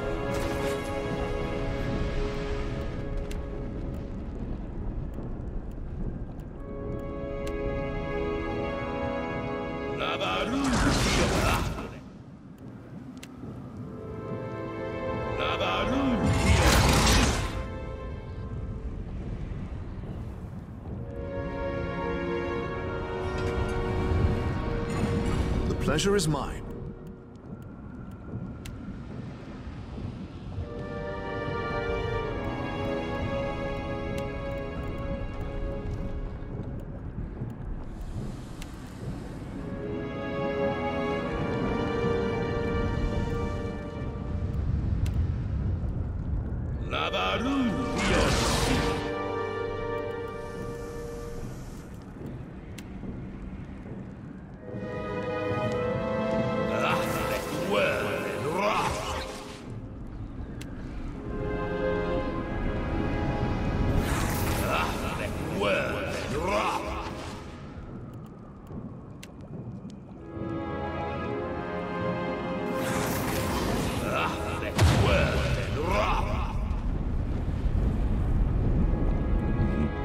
I can be quiet if you can.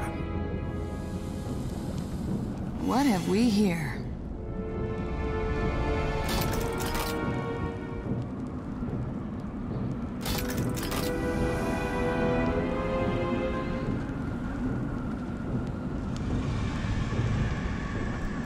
You were saying? Not a problem, Captain. Yeah? It's nothing. You were saying? What have we hear?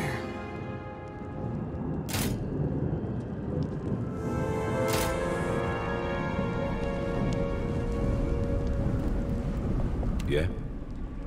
Will do.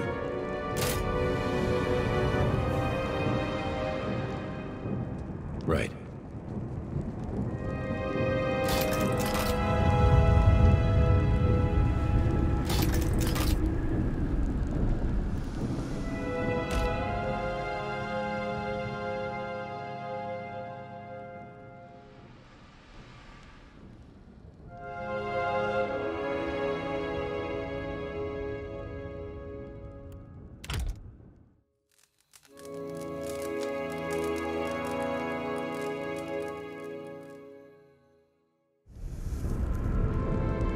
And slow. I will wear this scar with pride.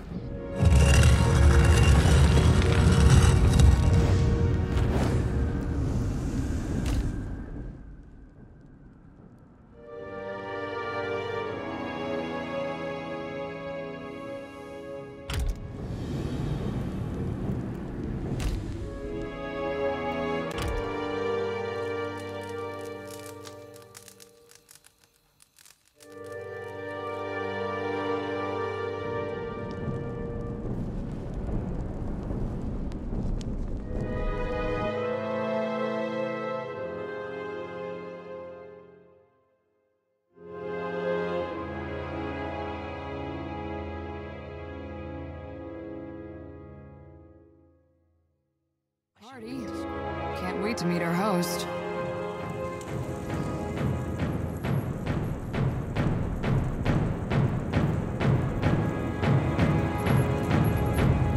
Mighty Nemnok, we lay down our lives before your magnificence. You are the keyhole. This...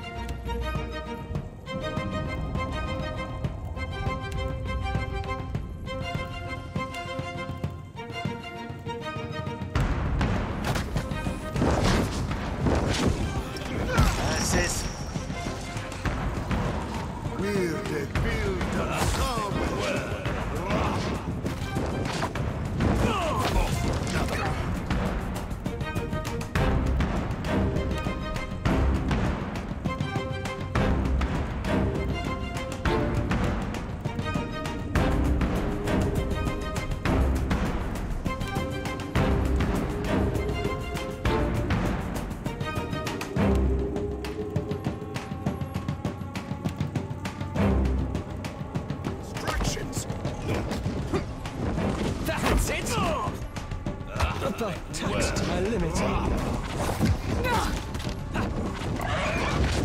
Second try, I say.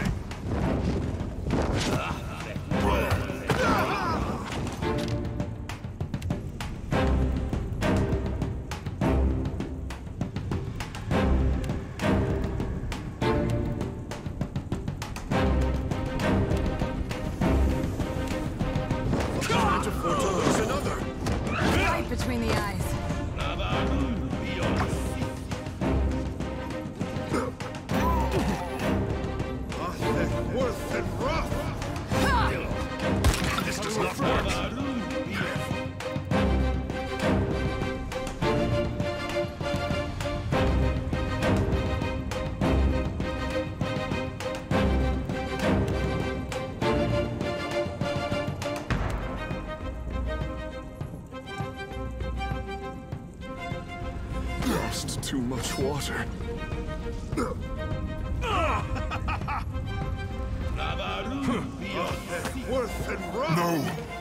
My amulet!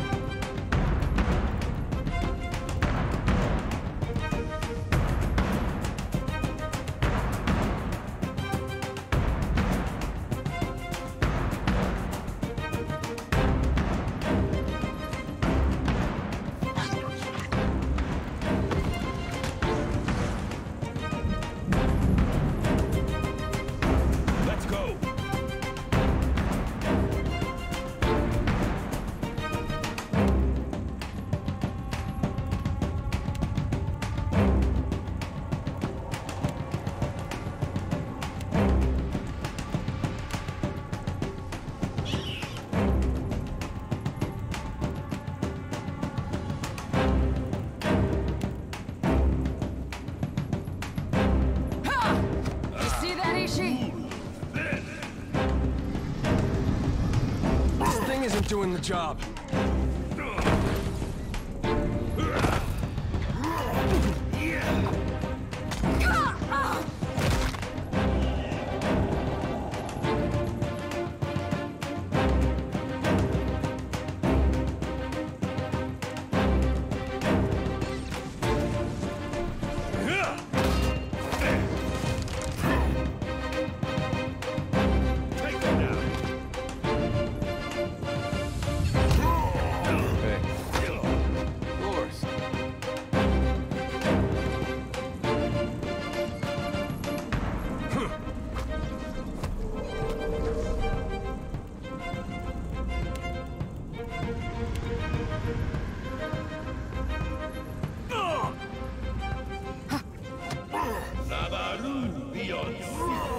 That's not supposed to happen.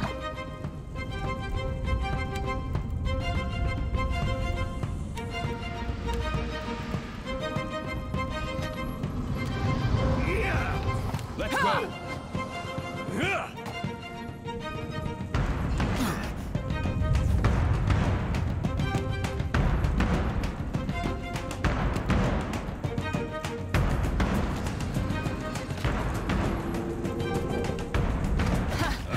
Still got it.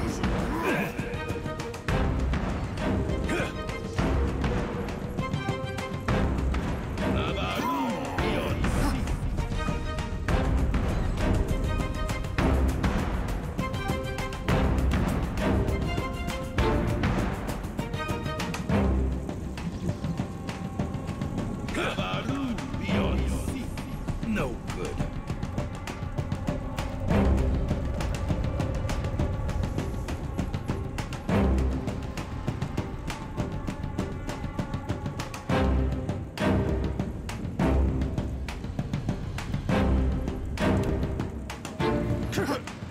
Stay back! Not any closer!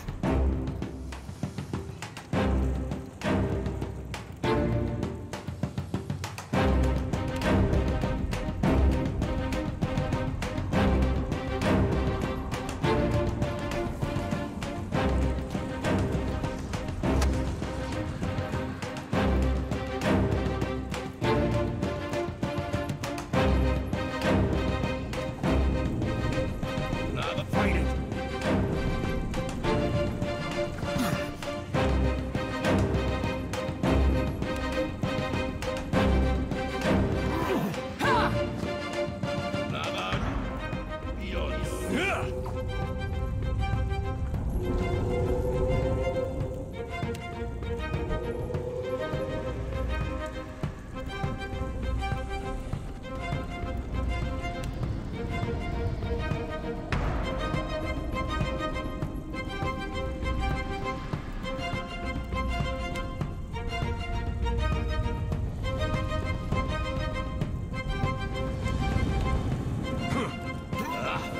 Well.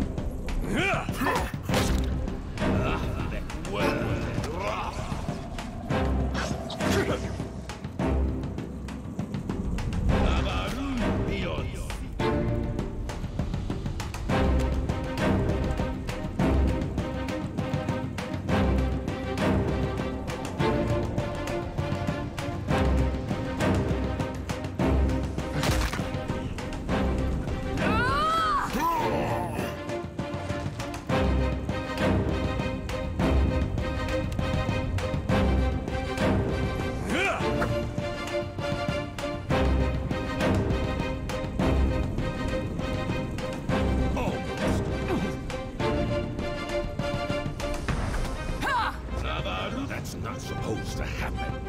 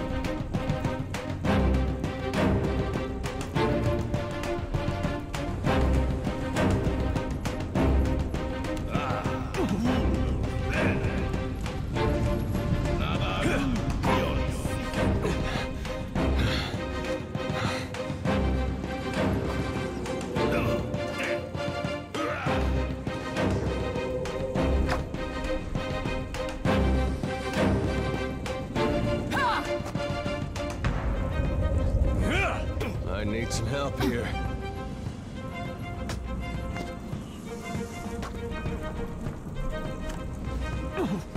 Yeah! Take him down!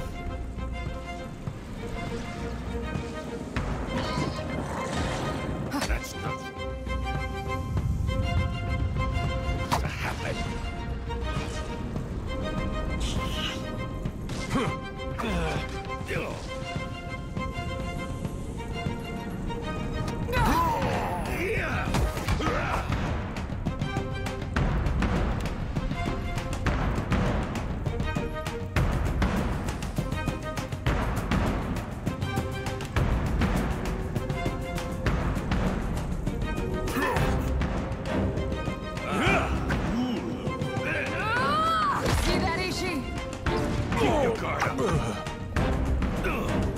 Take him down.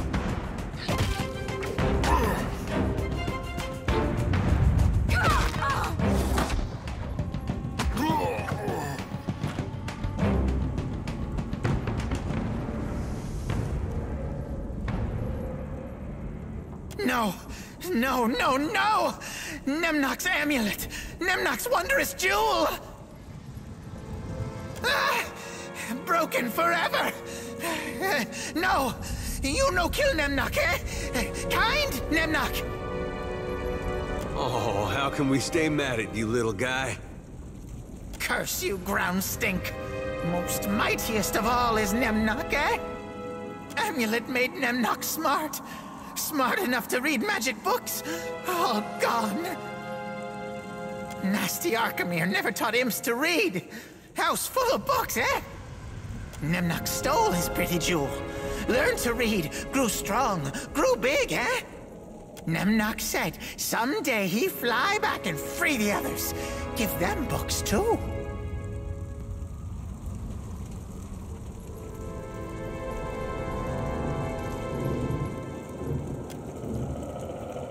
Nemnok was God. Nemnok had riches, acolytes, power. Now must be pet.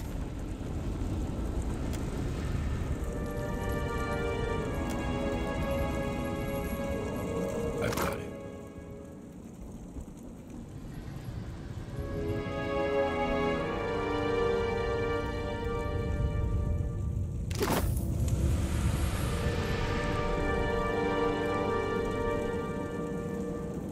quiet if you can.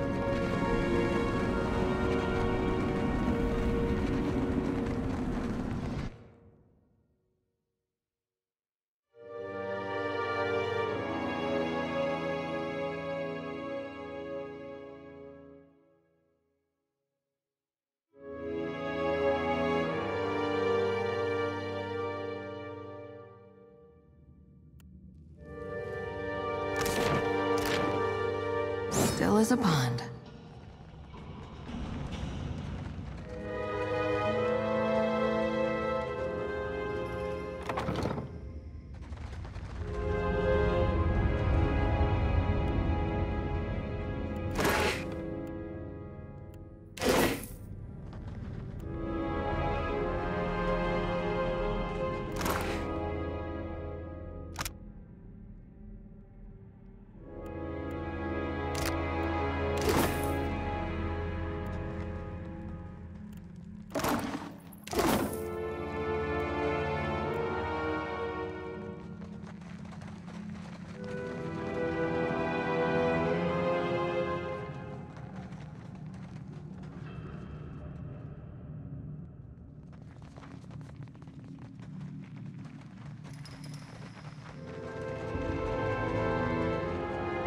What have we here?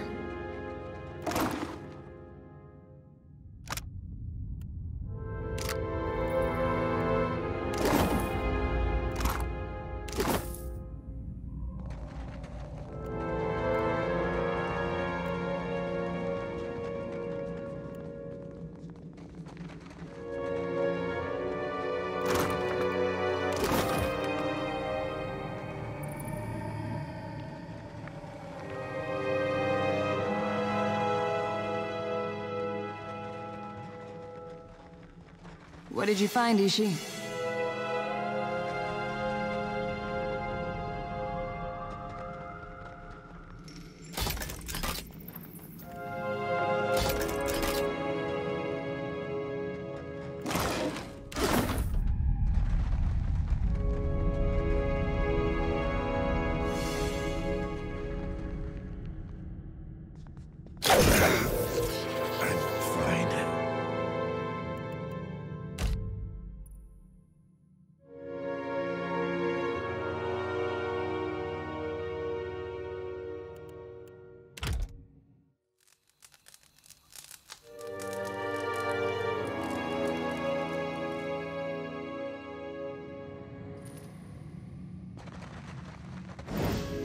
be discreet. What did you find, Ishi?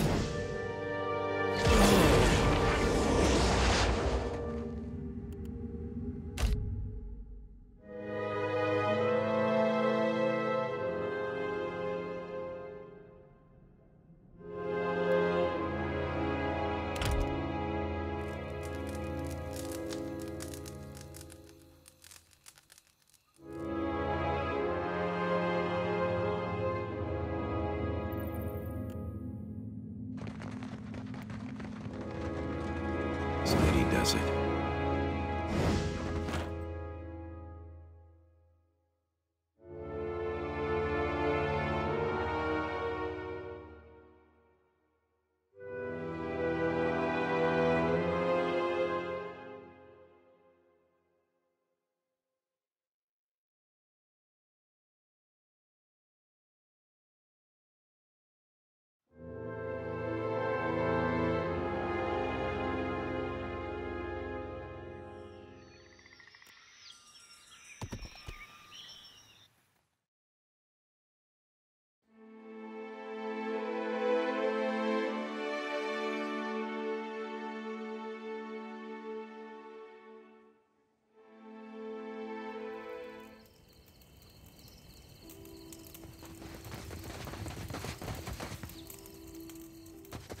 No god of mine steals a child.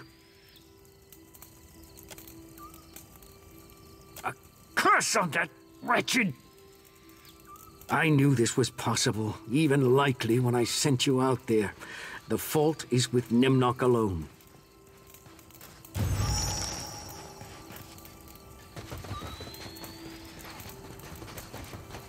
Outlander. Something...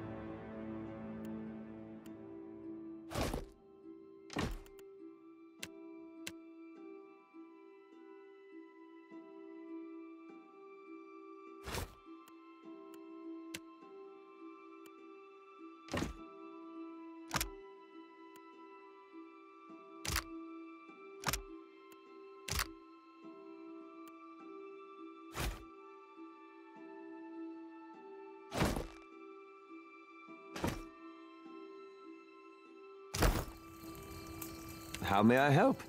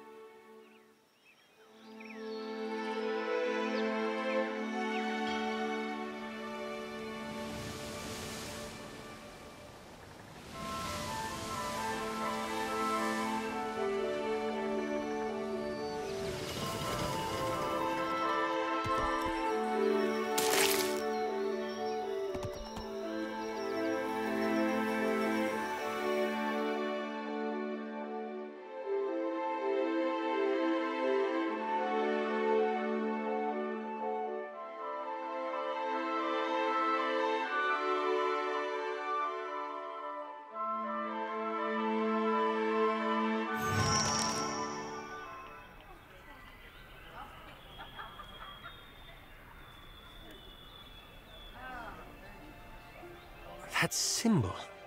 It looks like the one we saw on the abandoned ship. Indeed.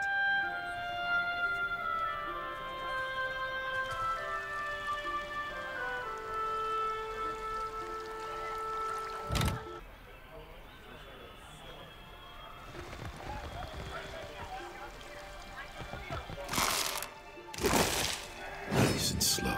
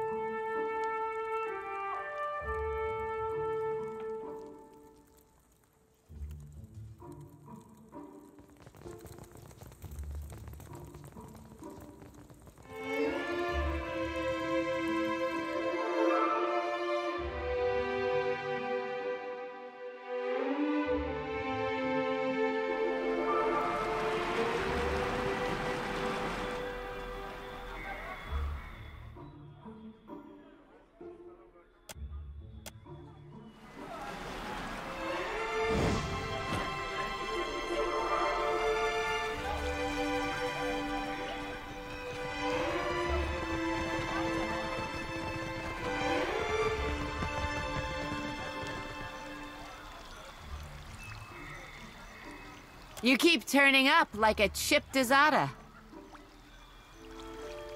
Something keeps drawing me back to Oreo Koiki, I say. Don't let Awata hear you say that. You went into the jungle for animal hides, I say, and found yourself in an empty clearing. Akira, silence is wise. You turned around and retraced your steps back to your ship, where it was safe.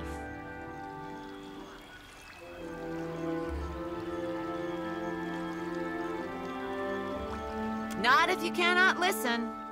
If you came to blunt my teeth with chatter, try to keep it short.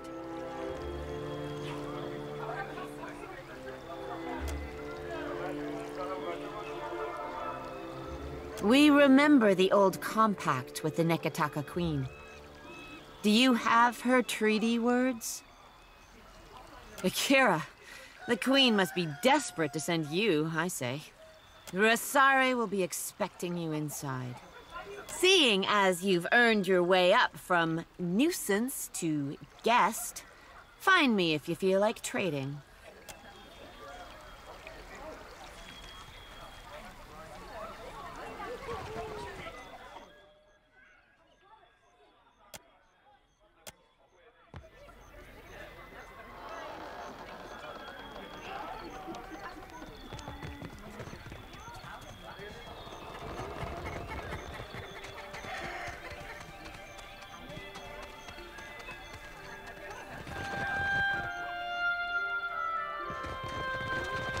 Akira, what now?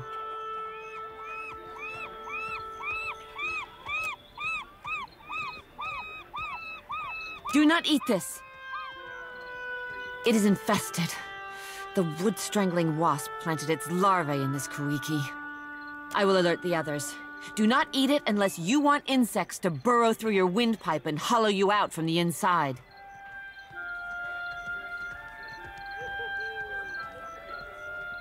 Buparo is our mystic, convinced that the whole fortress will come crumbling down if he doesn't keep to his daily devotions. As for the rest, ask around.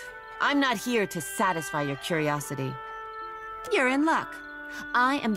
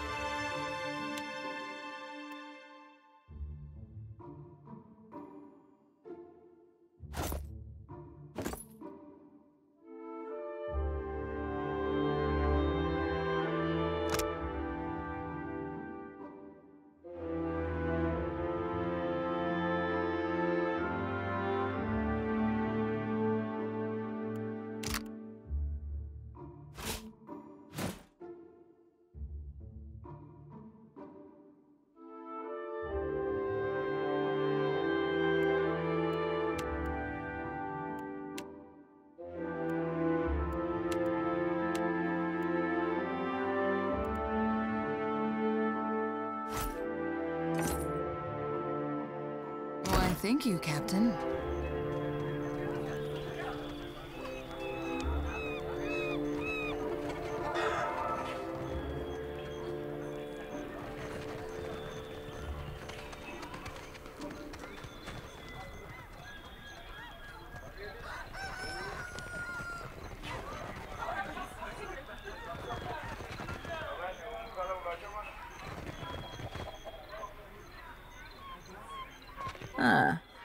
The handsome fish leaps into my net once again, I say. Wata, how is my little Koiki? Rotten. Pugnant. All the reasons you didn't fight when I gave you back to the sea. I did not think you'd swim back, fish. I am here on business. Not pleasure? Tell me what they have done with the true Tekehu. You are a delight as ever, I say. And keep the tribe safe, Wata. It is what I do. You keep swimming, Tekehu. It is what you do.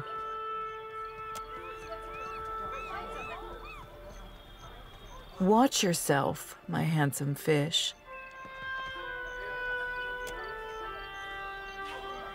Maybe the spear's a gift for us? Silence! The outsider must leave.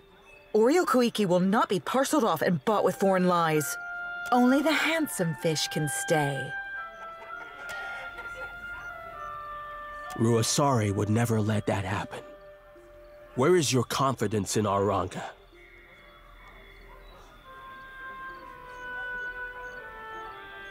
You are the problem. We do not track dirt in our home. We are no better than the outsiders if our Mataru act like inhospitable savages. Where is the courtesy and welcome of the Wahaki? If you have such love for outsiders, let this one speak for himself.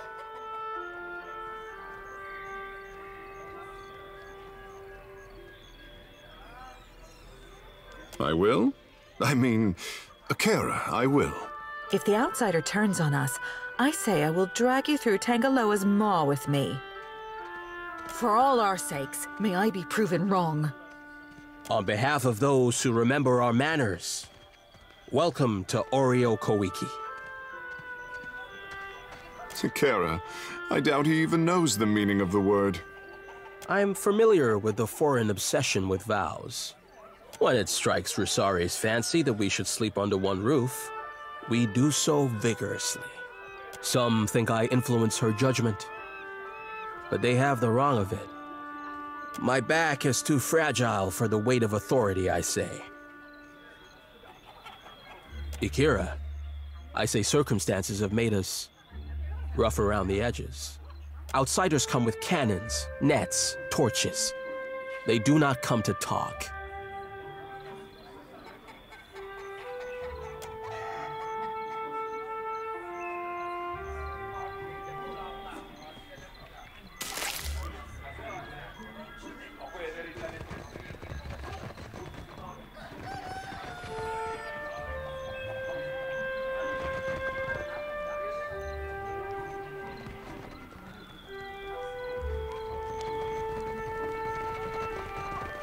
Did you notice their face paint?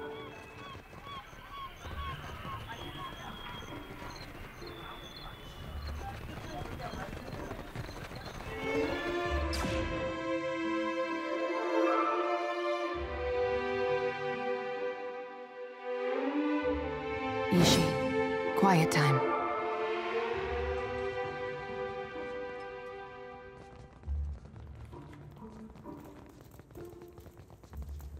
That mural. That's the same headdress Theos wore.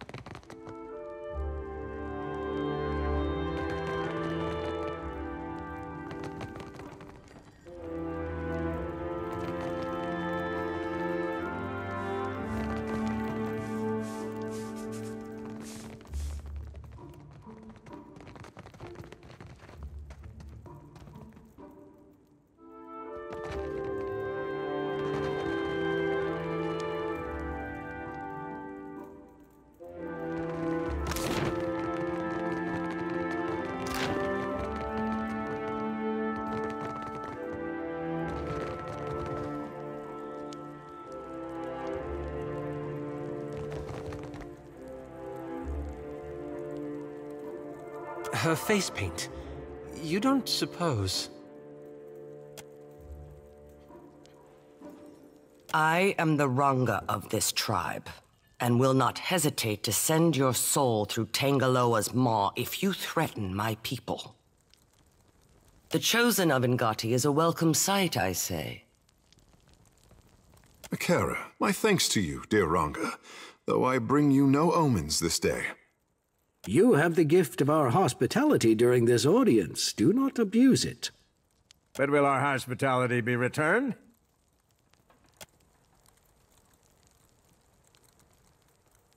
Tekehu, I say we have troubles enough without my people fighting over you. Akara, just so. I will keep my hands to myself this time. The Queen sent you to remind us we are vassals. Is that all?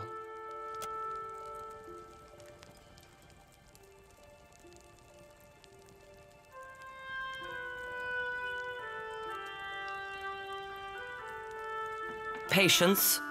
More pressing matters command our attention. You have the peace of this court, but we are not here for idle chatter. You will speak of your intentions. Now. Queen, I am thinking you are very free with this meaningless outsider word. Foreigners hold the islands upside down, shaking them to loosen their riches. Onekaza gives them comfort. Akira, these are not the actions of a queen.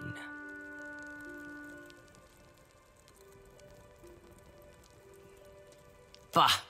Then she never should have let the foreigners take a step onto Deadfire soil. You think the Queen is cunning, but she is on the brink of losing her power.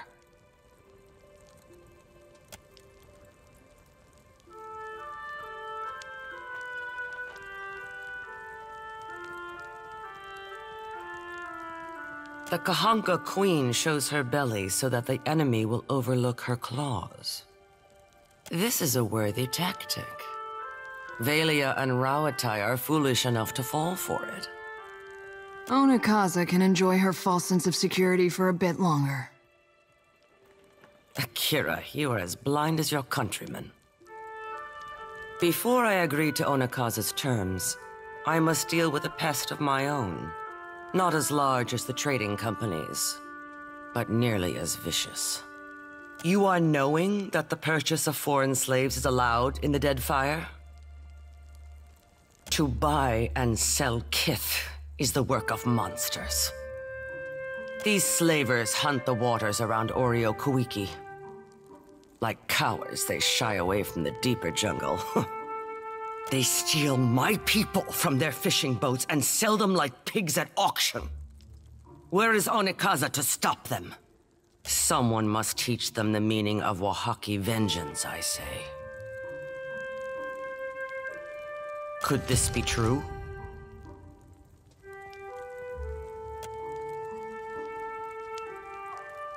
What say? If those parasites drew their final breaths, I would hear of it. While Onekaza plays at diplomacy, we are the spear in the guts of our enemies. I have come to expect troubling news from outsiders. Today is no different, but at least you bring me a tale for my grandchildren.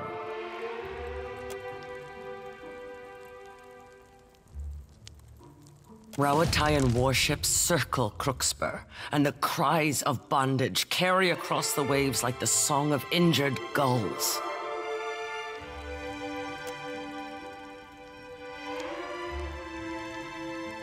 Tell Onekaza that the Wahaki accept her authority. If the time comes when she needs to show foreigners the breadth of her power, we will be there. The hospitality of the Wahaki is yours. Respect our ways, and cause no trouble.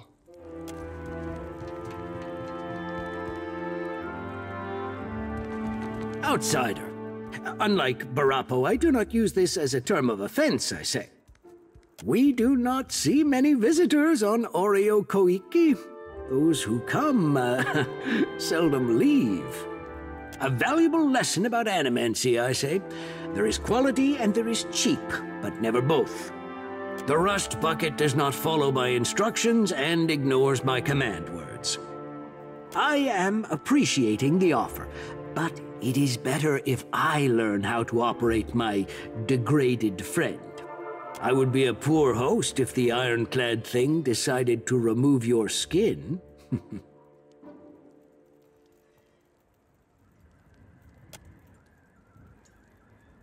Akira, then consider yourself free to tinker away at my rusted doll.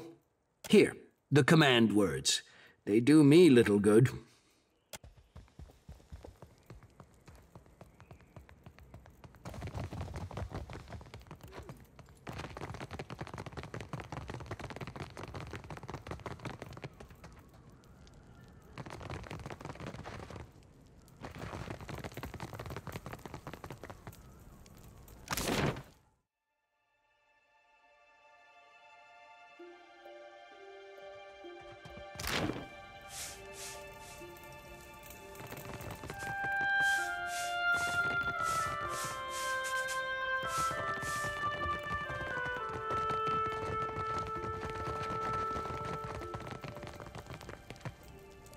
Visitor, I hope your time on Ori Okoiki has been...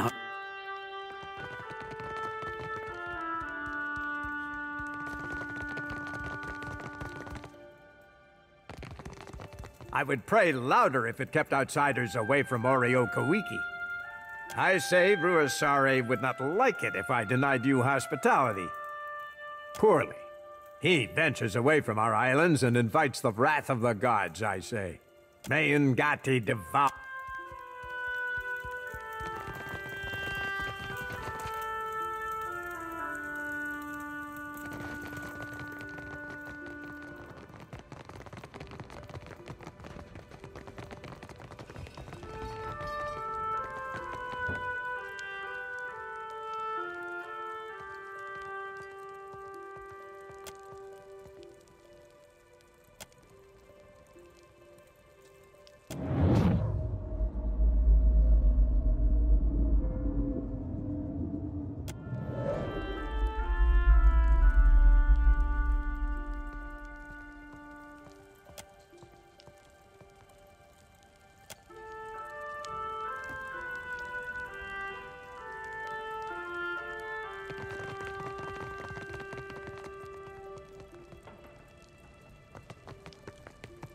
Come no closer, outsider.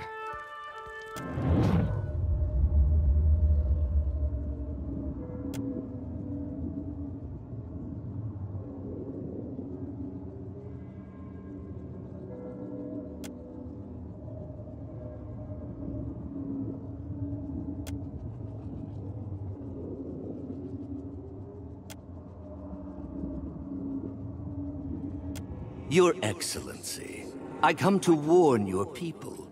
Your presence among these ruins is an affront to the gods. You must remove yourself, lest you face the gods' wrath.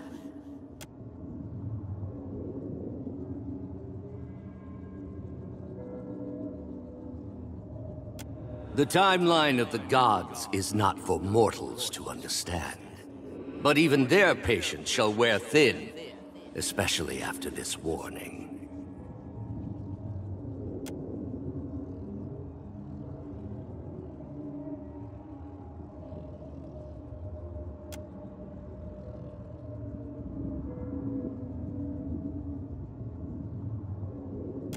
Your people cling tightly to their history. But where are these designs among your arts? Where is the carved Adra in your wooden huts? These places were not built by the Huana, but by an ancient people from a distant land.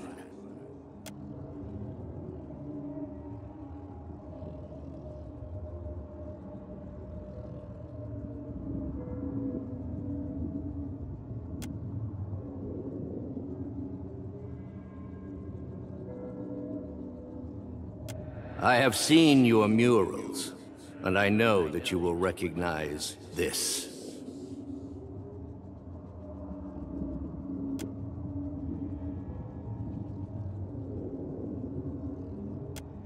It was my people who built these places, and now I come before you bearing their warning.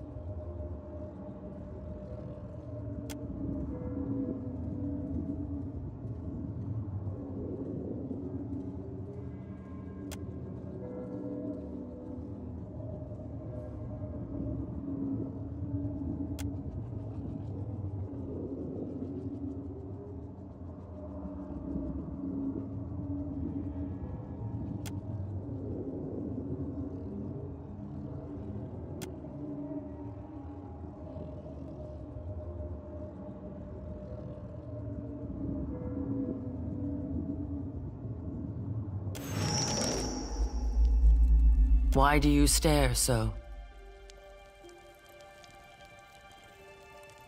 I know only that they clang and clash like foreign names. Do not speak the name of those who felled mighty Ukaizo. Their spirits are unwelcome. We do not hide.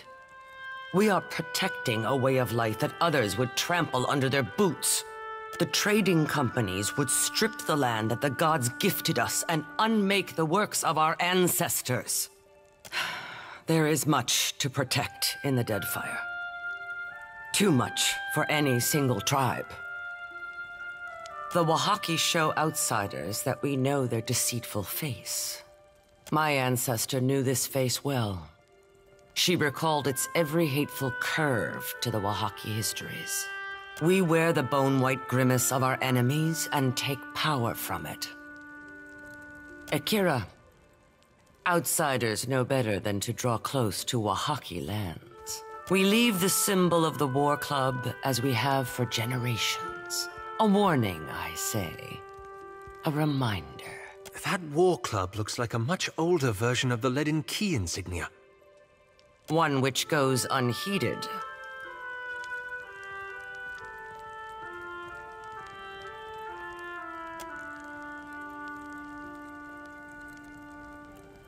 Aye?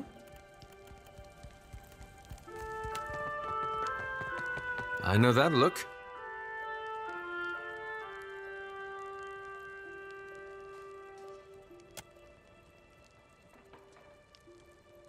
That's like what he told the Glanfathans. I'll bet he didn't expect they'd kill him for it. Would have loved to see the look on his face. Then the Wahaki are the painted masks. They've been serving the Leaden Key's interests for 2,000 years without even knowing it. Though not, it seems, in the way Theos intended. People doing the wrong thing for the wrong reasons for thousands of years without even realizing it. Doesn't get more Leaden Key than that. From what you described, it certainly didn't seem that way. But I'll concede that Theos was wilier than most. Belief is a curious thing. Once, the Wahaki believed they were guarding themselves against the Ingwithans, Theos' people. Yet over time, they became hostile toward all outsiders. Yes, but it didn't stop there. It's not just that the Wahaki misread Theos' original message. It fundamentally changed them. They went from being a large and well-connected tribe to a much smaller one defined by isolationism. You see all the ninnying I suffer from this lad? Right sure 'tis rattling around in his noggin. You know me too well. I've been hunting the Leaden Key, trying to shape them into a force for good. But what if I only make them worse? Might I be to blame? Have I made a grievous mistake in getting involved?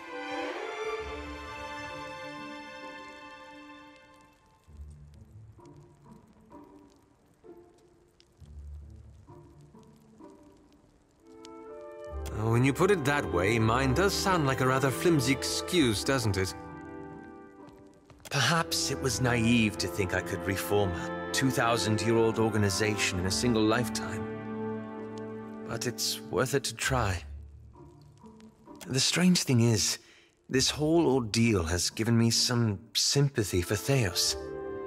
Not that I condone his actions, of course, but I can't imagine he thought he'd destroy an entire generation either. Well, not in the beginning, anyway. What I mean to say is, he thought he was doing the right thing. Even at the end. A prudent suggestion. At any rate, it will be a relief to move forward. It was always too comfortable to leave the hard decisions to others. To simply follow along. I only wonder now what sort of decision you'll have to make when we finally confront Aethys. A reasonable point.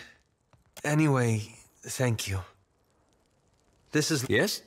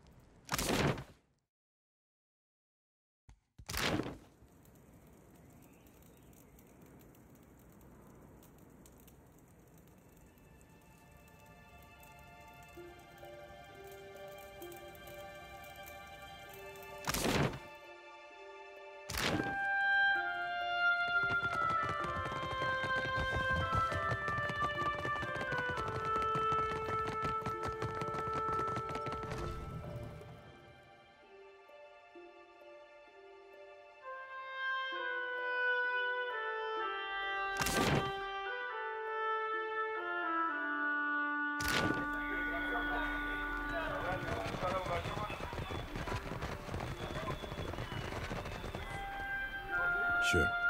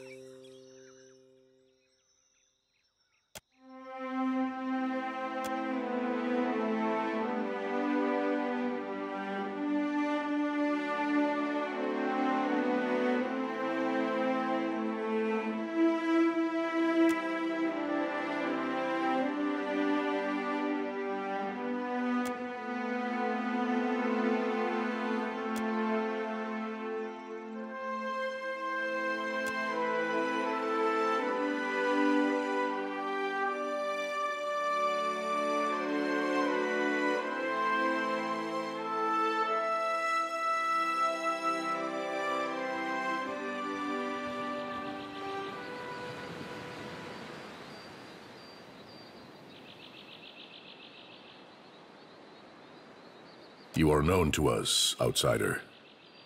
But your presence disturbs me all the same. This is no place for gods. No place for mortals, either. You step on the grounds of Mutare Okozi. I can tell from your expression that you have no idea what this means to our tribe. There is a reason why this island has remained untouched for generations. Outsiders go no further than the beach. Those who try meet an unfortunate end. You have the favor of the Wahaki, which is why I tell you this in words and not in bloodshed. Do not set foot in the jungles of Motare Okozi. It would be a breach of our traditions, and a trip through Rakuhu's bowels for the likes of you. I thought my message to the Huana Prince was clear. He needs reminding that to trespass on the jungle ruin is a death sentence.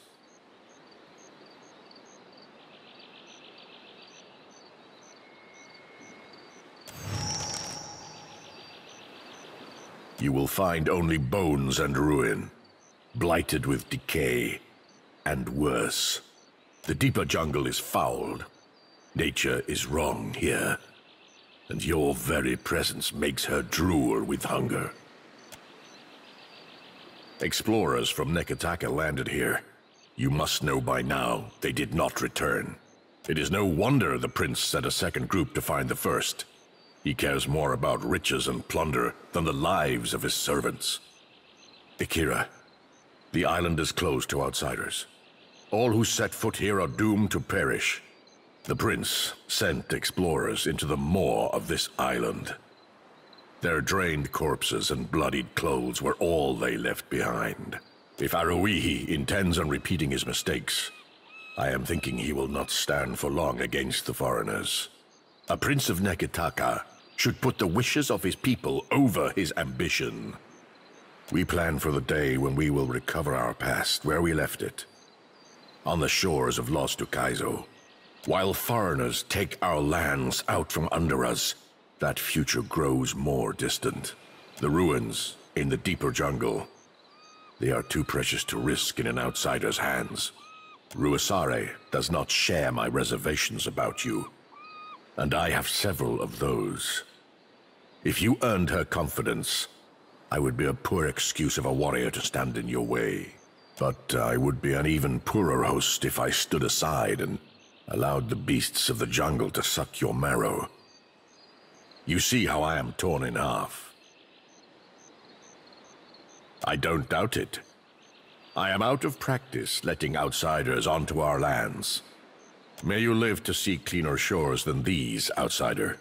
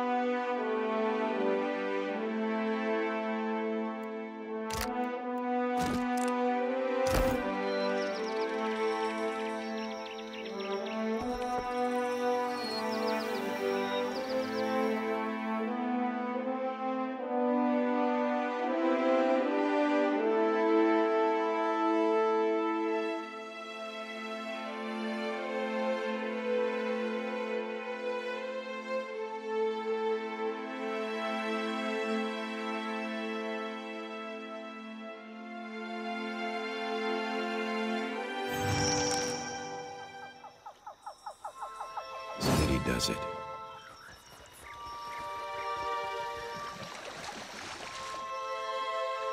Help! Please! Come, Blanca! Help me! Pazzo! Stinking weed! Nature has turned her hand against this woman. We must not leave her in the state, Captain. I don't know what you are, stranger, but your kindness goes down smooth. Director Castle sent us.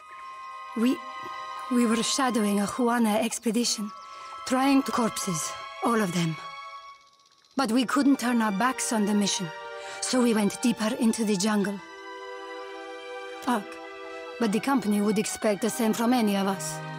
North of here, there is a golden disc, big, heavy thing. One of my mates took a piece of it. Everything went wrong after that. Something took us while we rested. Oh gods. I woke up and there was a flower growing out of my Casita's mouth. I started pulling weeds out from between his teeth. Then I got hit from behind and woke up here. There is something guiding the creatures here. A woman, I think. She gets under your skin. I only caught a glimpse of her in passing. Huge. And her daughters are none too fond of outsiders. Thank you. Only I don't know how we're going to manage it. You done this before?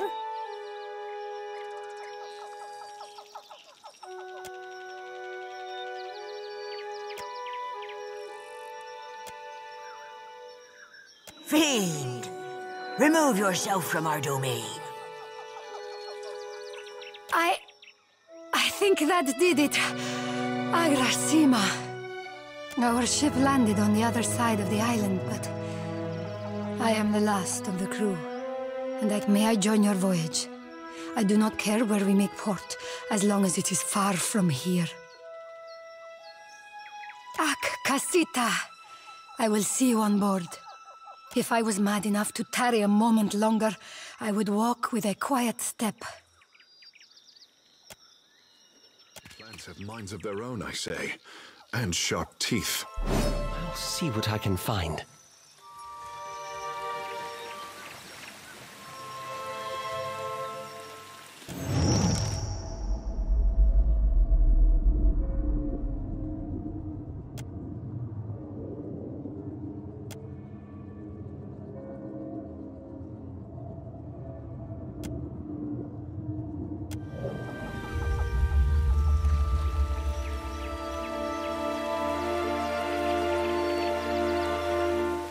Can't hide from me.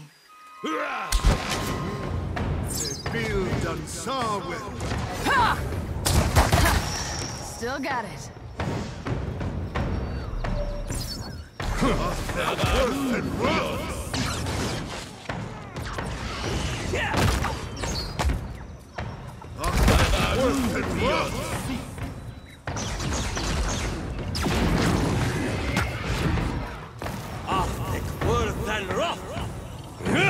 That must have hurt.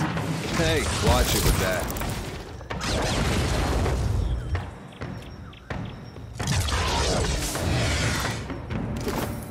Slippery as an eel. On it.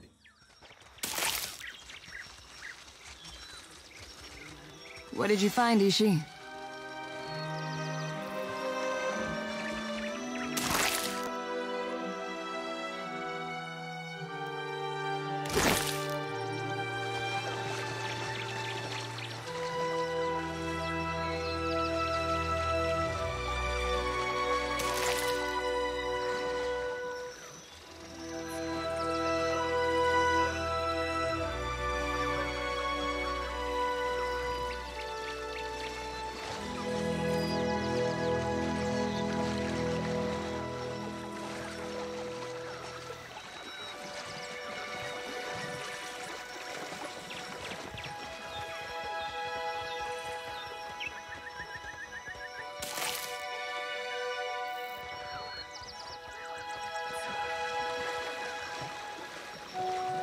Can't hide from me.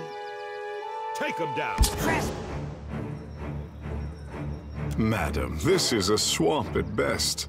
What could we be trespassing on?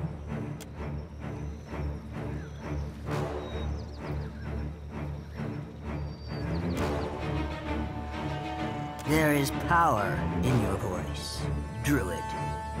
Our trees will delight in sucking the last fleck of marrow from your bones.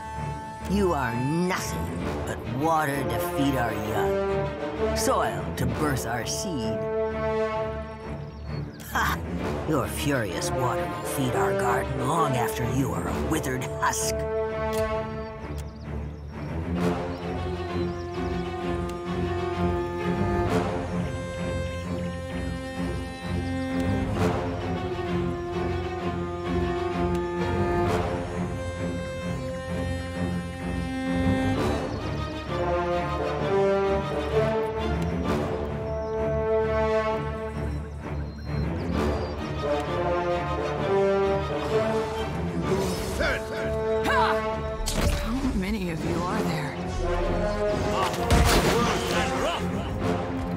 What's on your mind, cutie?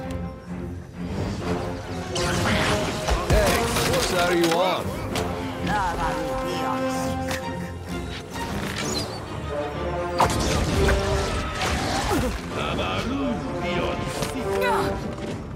Take that!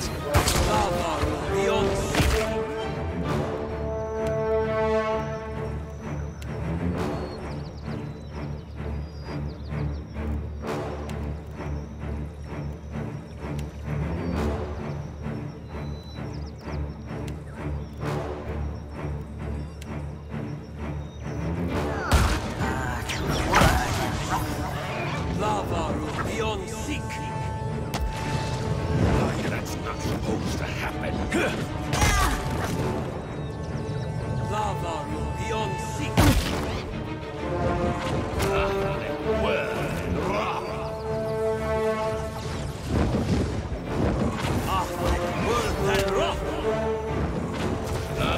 Hey, watch it with that. Hey, that wasn't that bad.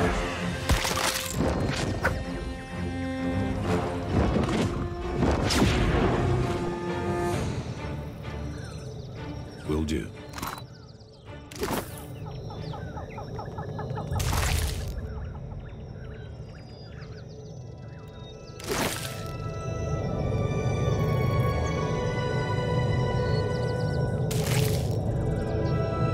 Worry not. I am good with my hands. That will do nicely.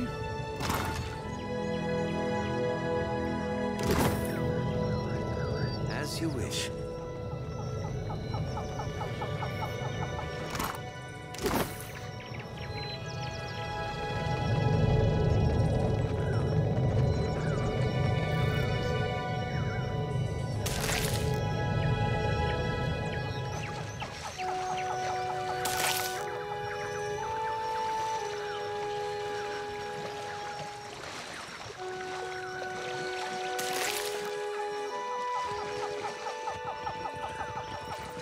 Looks like trouble.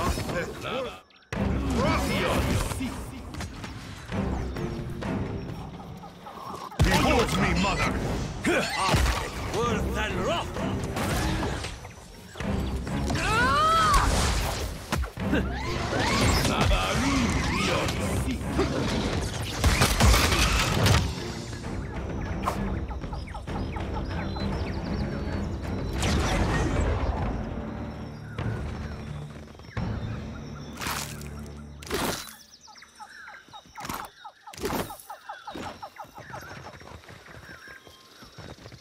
Got someone in my sights. No mercy! There's a walloping!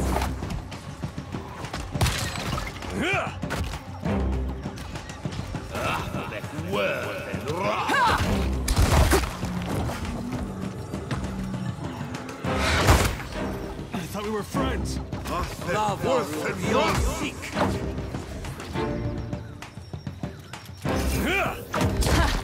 Still got it. Worth and rough!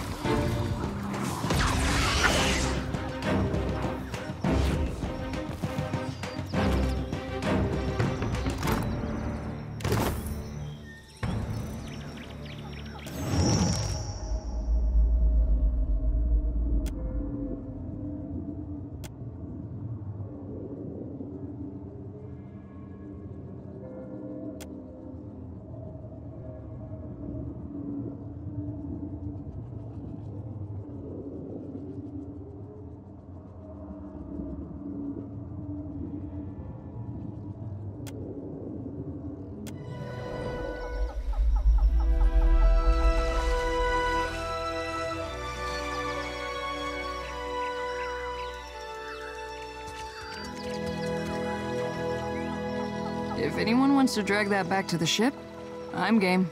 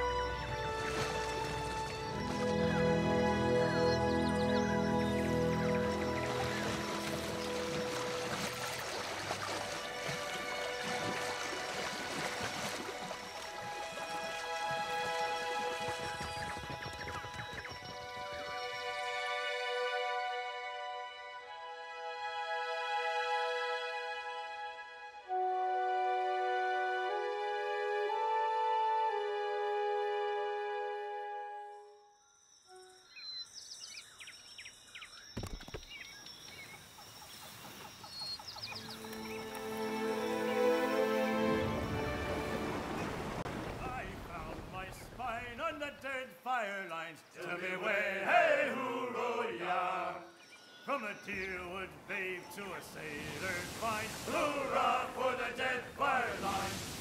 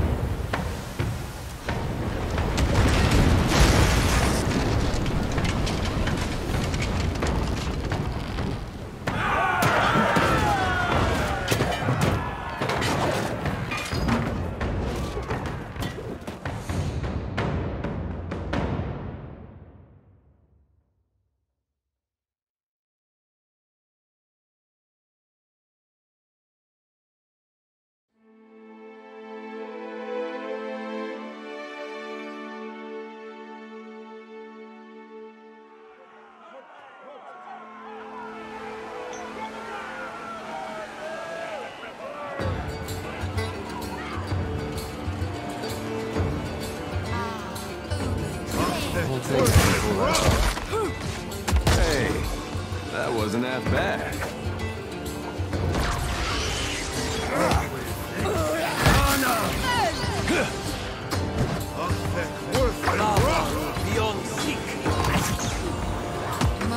I cannot whack him any harder. Hey, watch it with that.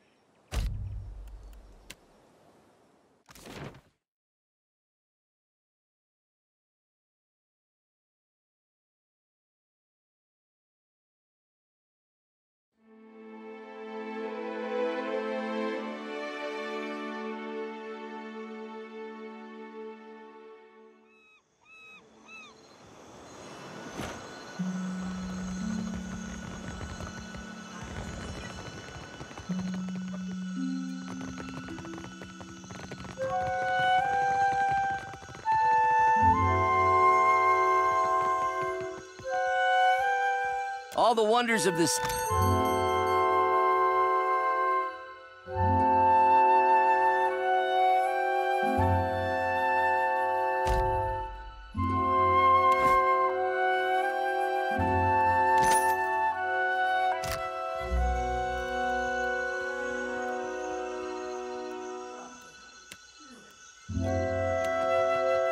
Your orders, Captain?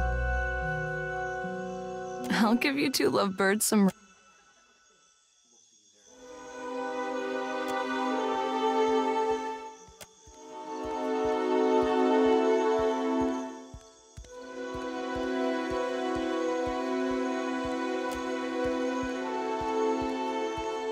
This shark will decide who eats him and when, I say.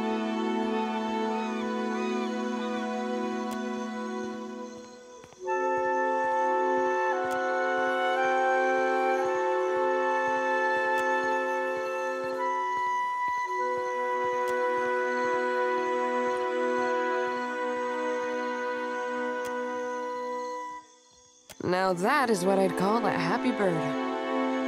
Not to mention a fat bird. Pretty soon I'll have to roll him around like a cask of ale. Mark of a good captain, I'd say. Consider your performance noted. It didn't take you long to open up to the idea at first. I like that eagerness. Let's say you've graduated to achieving the bare minimum of my favor, which is farther than most anyone gets. Well?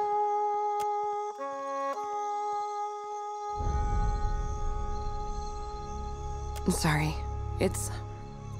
I'm not new to this. I'm just not used to sharing company longer than a single voyage. I can't say where this goes next, but I'm keen on where it is now.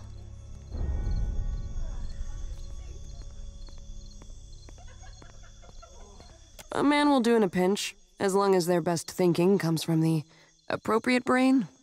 Women usually make for better conversation. Not that this isn't its own kind of charming. I just get a feeling about certain people, no matter their equipment. And before you ask, the answer is no. Kara, I said nothing. I usually go for the clever ones, though they're not always clever enough to tell that I'm available. What about you? What do you fancy?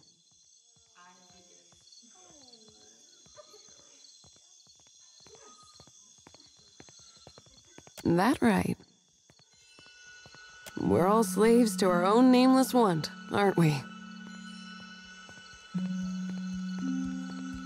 Sounds nice when you say it like that.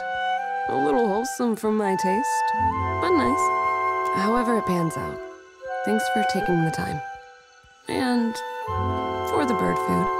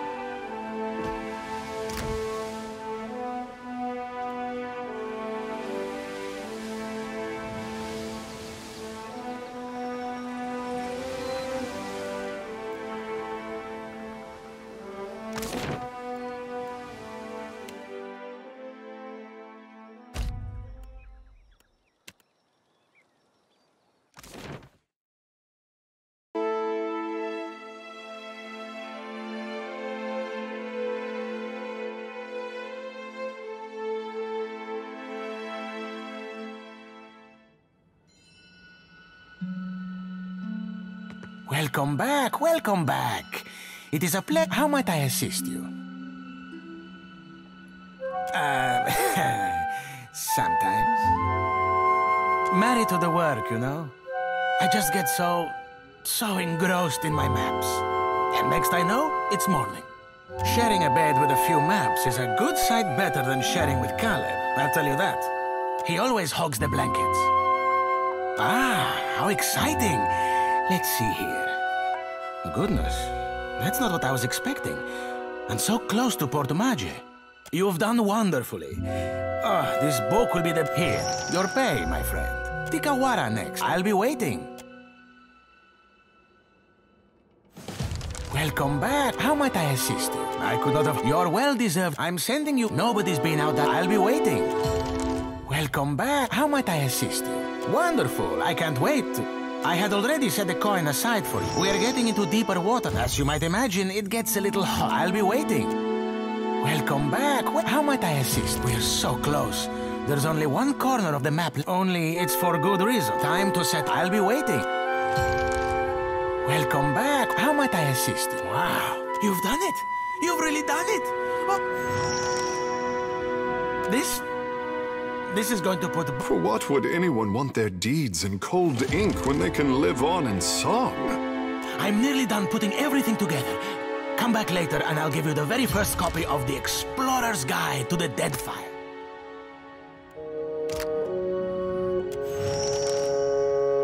The Great Explorer returns. You here. Your very own copy of the book, as promised.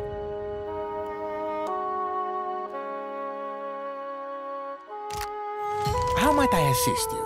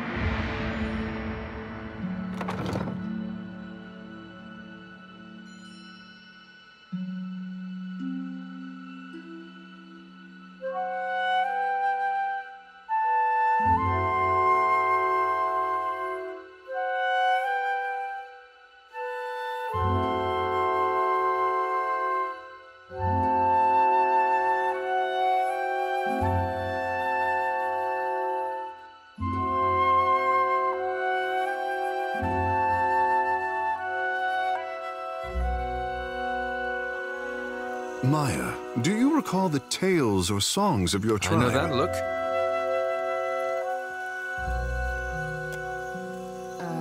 No. I was a hatchling when I left the Deadfire.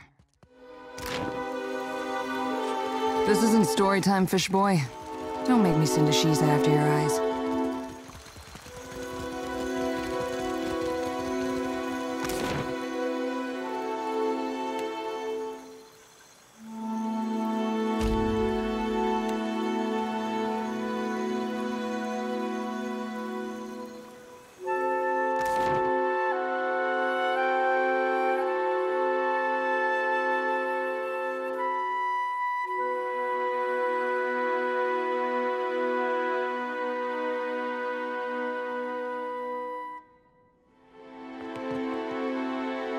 Got anything shiny for me? Won't know until we've had a closer look. Strange bit of metal. What else have we got? If you bring me some more of that odd metal, maybe I...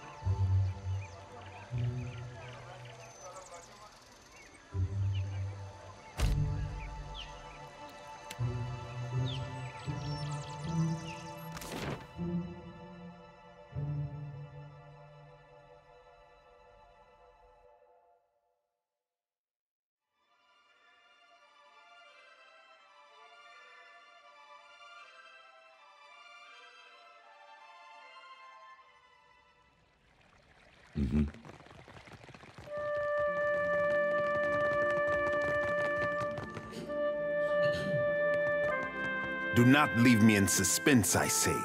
Have you found Matario Cozy? I sent good women and men to die in the name of the tribes and in the vague hope. May Ngati thank them for their courage and Wodaka for their loyalty. May they return to us as Rangas. What of their findings, Watcher? Did they recover anything? Anything about Ukaizo? An unusual accounting of the Isles, I say. Each one measured in relation to If I did, my sister would hold a parade in your honor. Ngati is one to throw obstacles in our path, but I say that an outdated chart is better than none at all. Ikera, here, for your expenses. When we know enough, my sister will finance a fleet-wide search. Not for breadcrumbs, but lost Ukaizo. For what do they protect Matario Kozi, when its knowledge could help all Huana? One day I will have words with their Ranga to settle our differences. Ikera, they will not let you escape with what they could so easily steal. But will they not find the original chart as unprotected as a Reparo food pile?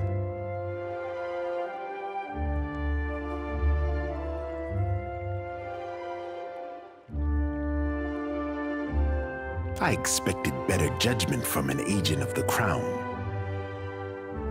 Even with the help of the gods, our task was unlikely before these complications, I say. This is much to learn in a day, even for this warrior. I sent the expedition to their fate, and those who followed. Death is on my conscience this day. Ikera, just so.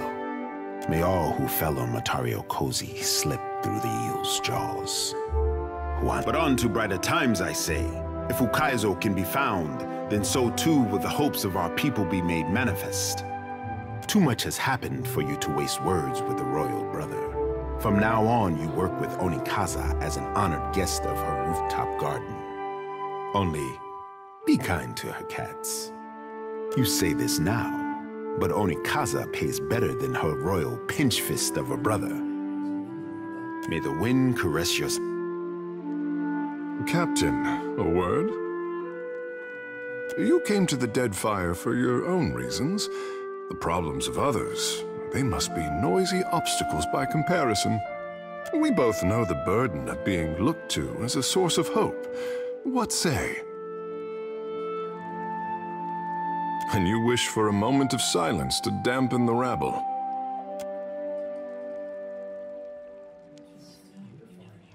Ikera, just so. All the powers of the Deadfire have their eyes on the Watcher of Cadnua. Tell me, is the Watcher watching anyone? Say no more. I will not add a fish to the love triangle of Captain, Sharpshooter, and Bird. Smart boy. A pity you did not glance in my direction sooner, Captain. The pain of a missed opportunity. It is divine, I say.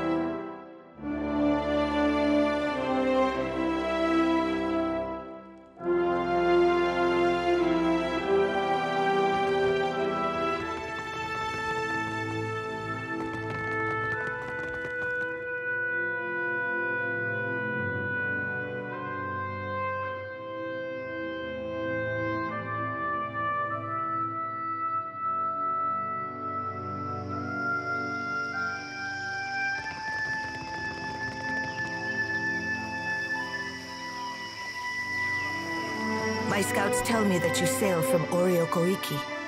Do the Wahaki pay the crown obeisance in whatever eccentric form suits them? You have united the Huana with our missing limb. Prayer and the wisdom of Kohopa will help steer my next course. I will send for you in time.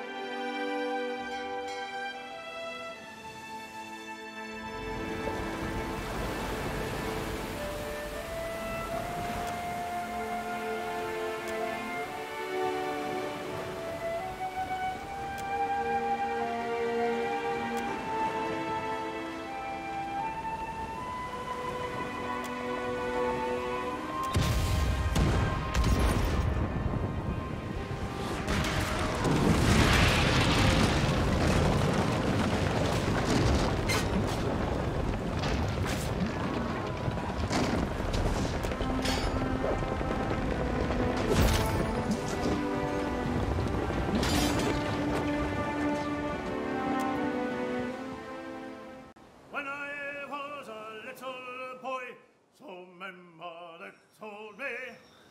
Way, haul away, we'll haul away and go.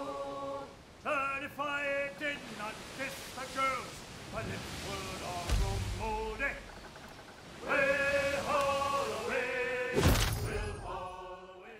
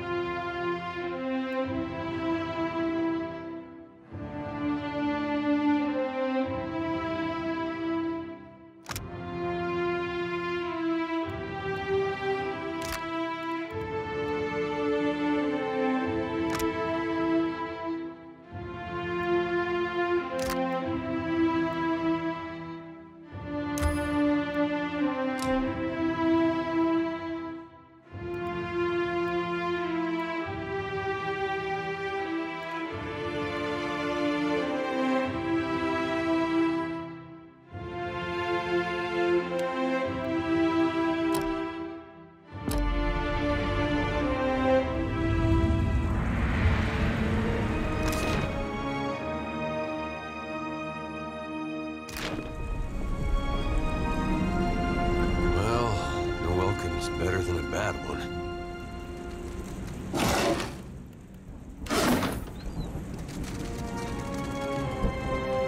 Could we not sail somewhere cooler?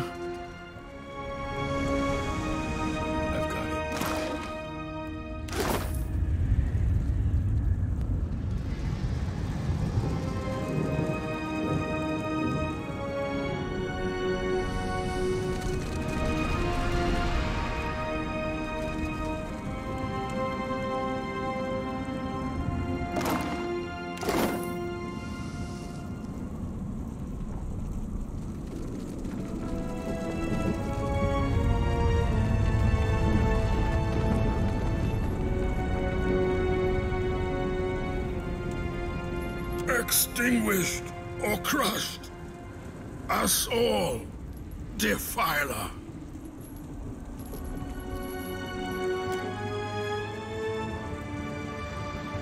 Well, that was worth doing, even if we got nothing in return.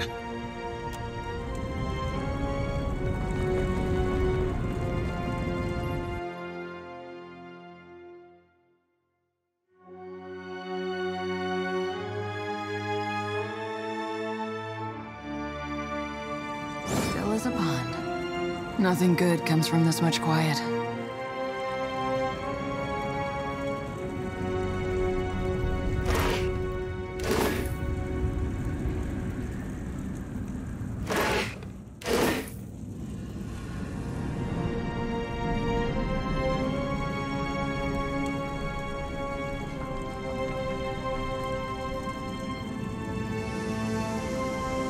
What a glorious hole.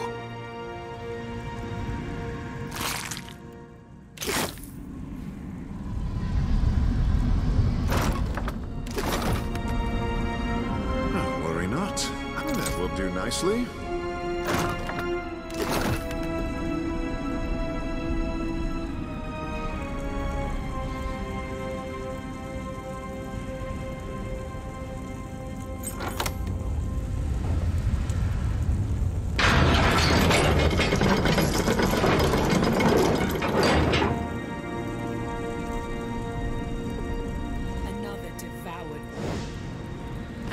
Kith trespasses in the goddess's maw?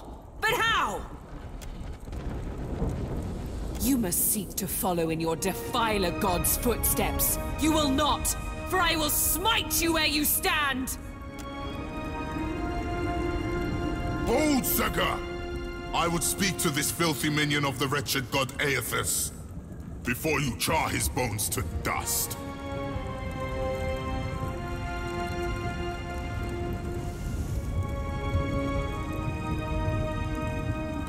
Ha! You think to confront an embodied god? Then you are either powerful beyond comprehension or as much a fool. Yet you imply you do not serve him. Rakir, move! We cannot allow these intruders to live.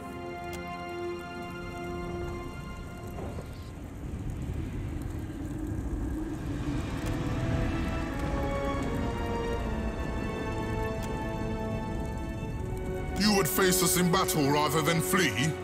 I like your mettle. Kith who does not cower before Margren's greatest warriors.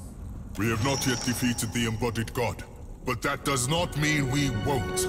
The Drotiger is readying another assault from within the Jagged Keep as we speak. I will permit you to scamper closer to God's face, if you believe you can survive. Scurry deeper into the maw, but know that my brethren may squash you. Our duty is foremost to Margren.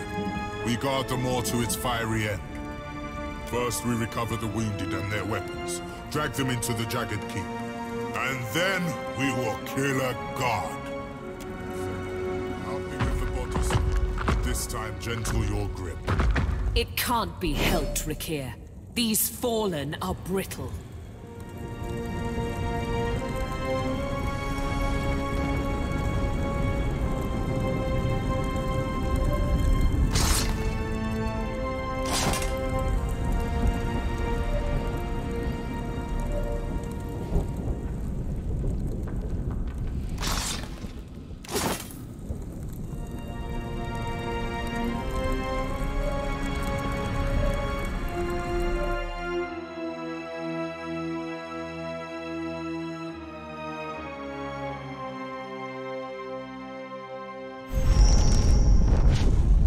The volcano rolls in slumber, I say.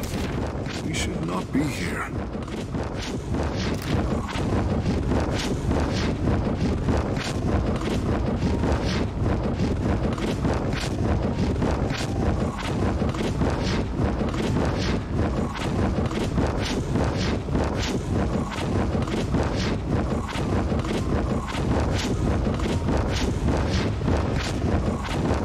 We have to make some kind of stand. This doesn't look like the place.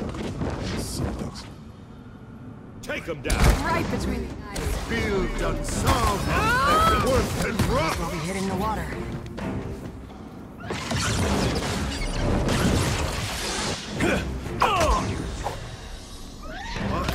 Worth and rough! Beyond. Wording, build them sound. Beyond.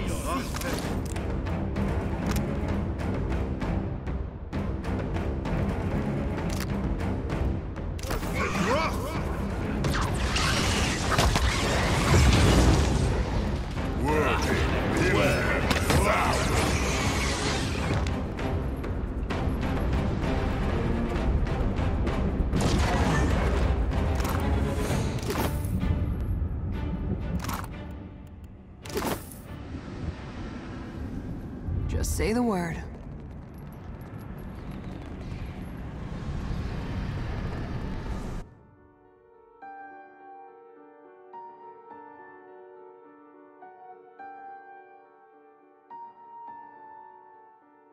Got someone in my side.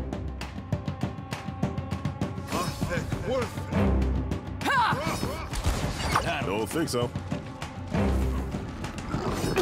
Hey, makes no difference. Beyond. For the homeland.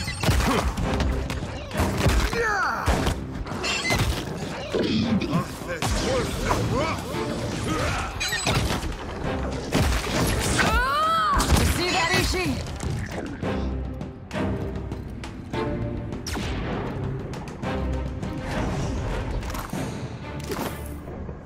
does it.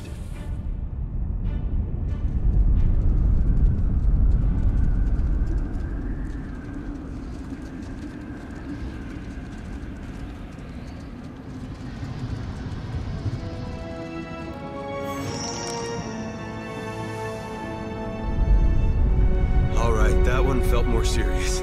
I don't like this, Captain.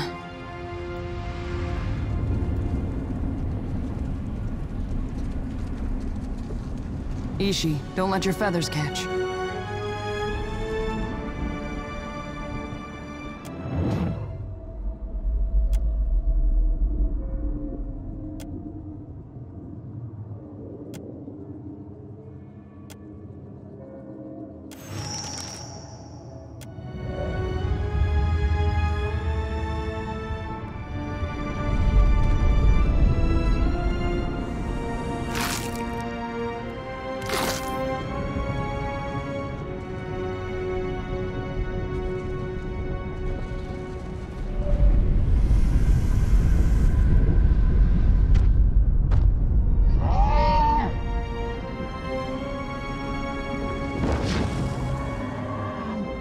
I never saw such creatures before joining your crew.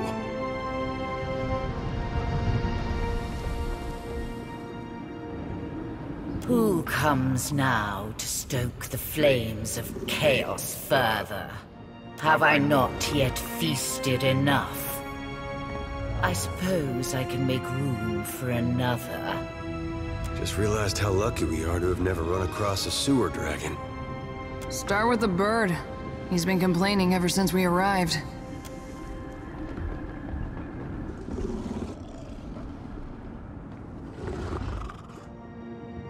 We struck a deal eons ago. I did with a wily Brenthis.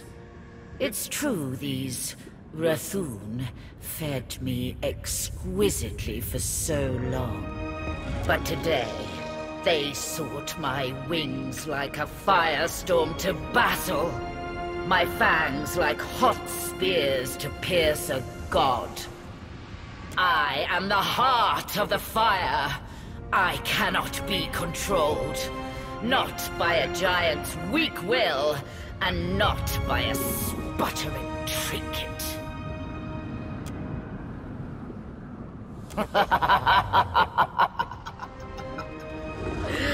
The Rathun would pay their tributes of flesh and blood, fire and gold. And I, when called upon, would fight fiercely at their side. That arrogant priestess thought to ride me, the magma that fires the mountain. She sought to command me. So I consumed her. The Rathun forged their deal when I was but a hatchling. Now no one controls me. And I would never fight a god for fools. You know, Rautai might be interested in a similar arrangement. I could put you in touch with the right people. You are a creature most amusing. Perhaps I shall yet allow you to live. Should I believe the wretched words of a trespasser in my den? Even were it so, the fire feeds me. It can cause me no harm. Perhaps you speak the truth, and such may come to pass. Only fools die fighting the gods. I have lived for eons, and I will live for eons longer. I fly!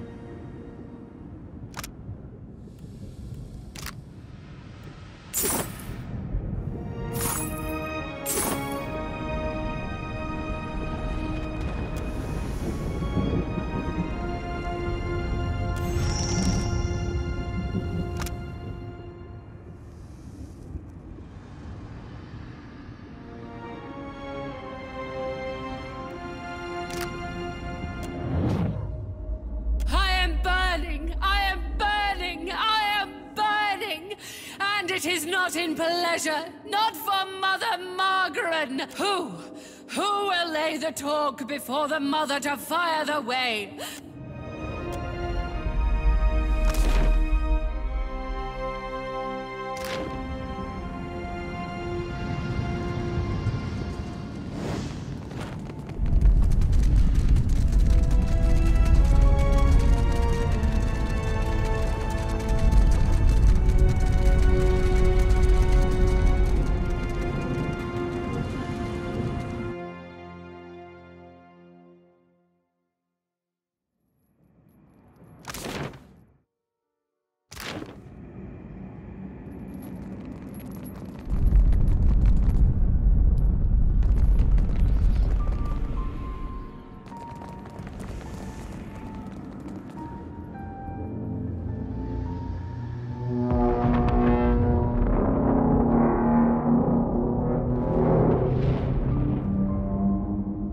You spend your whole life thinking you're a giant, and one day that fella shows up at your fortress.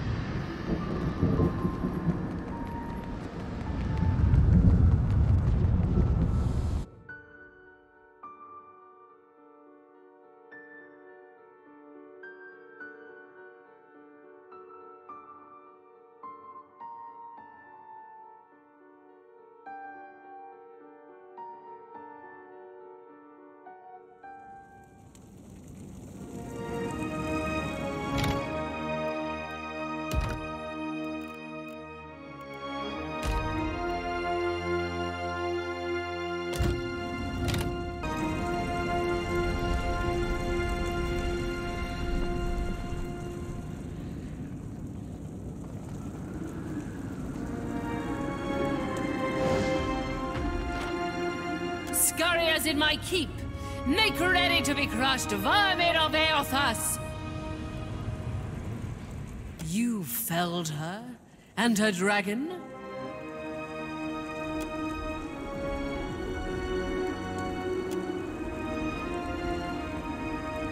Then the Bathor will decide your fate. He awaits at the back of the keep.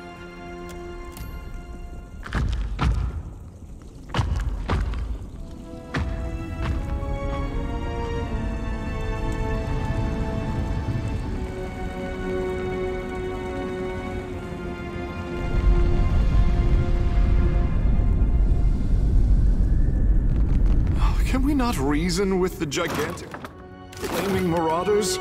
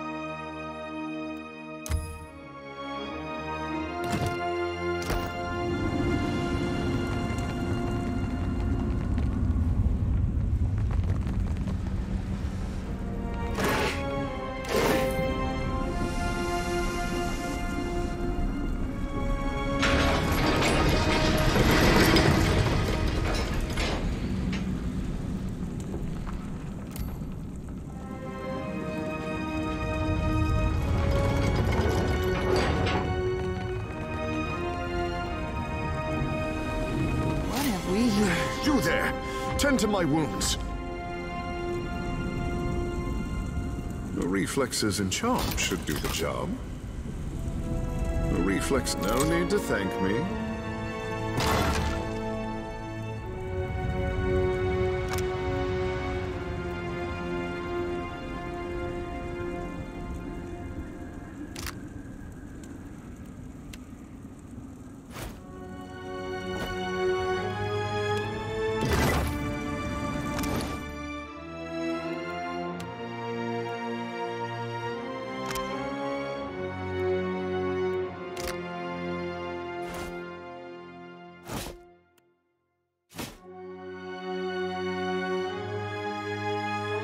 That's something. I can be quiet if you can.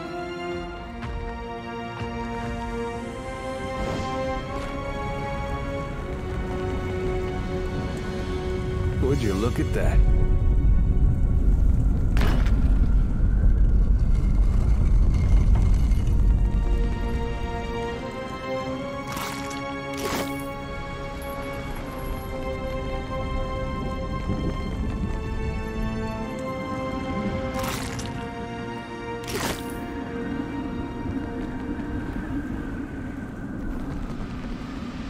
Will do.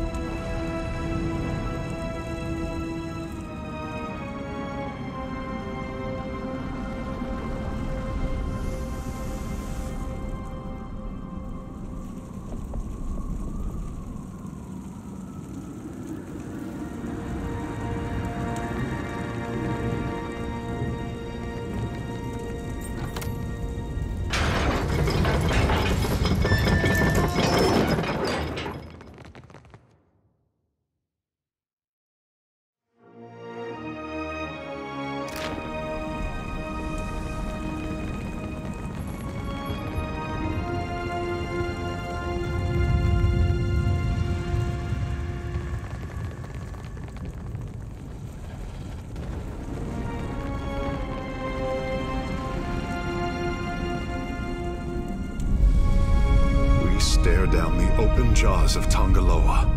Captain, it has been an honor.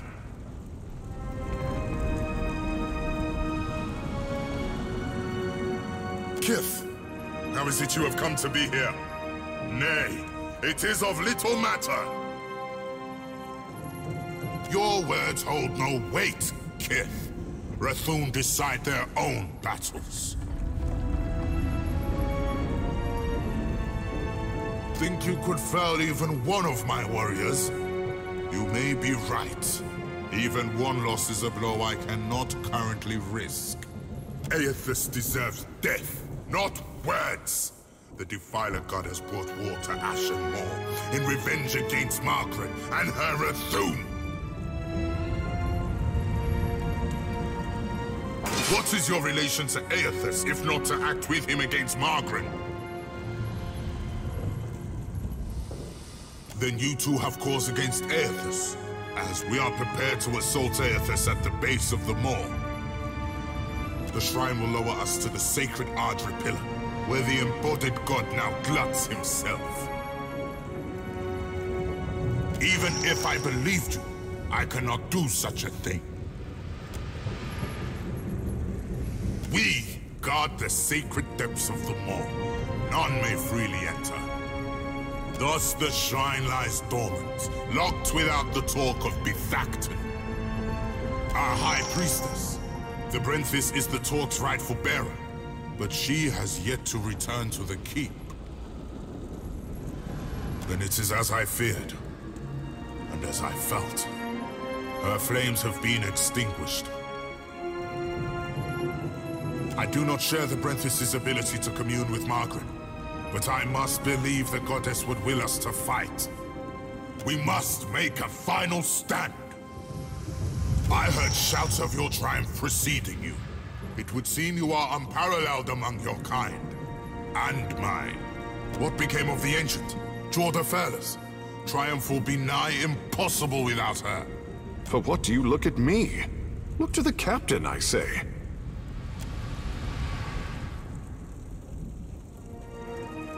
You will answer me, Kith, without trickery or lies.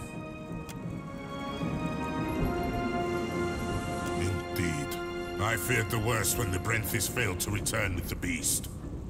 We've no choice. Despite the odds, we'll attack without either's strength. If this is to be our last stand, we must prepare ourselves, either for victory or for sacrifice. Lest Margaret forsake us for our failures. You've earned the right to Fire Shrine with the talk of the Everflame, but we cannot join you as yet in facing the Defiler.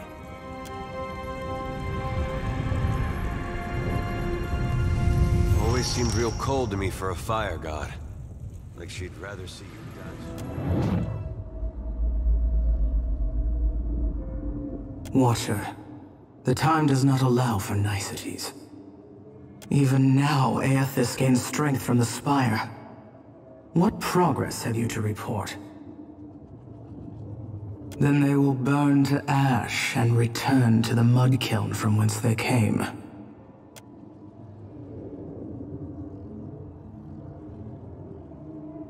Presently, I shall erupt this volcano, and with it, consume Aethys.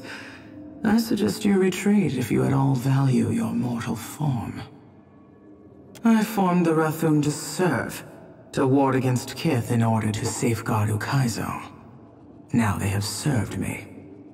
Their sacrifice is not without honor, as yours, too, will be. Fare thee on, Watcher. My condolences, should you die.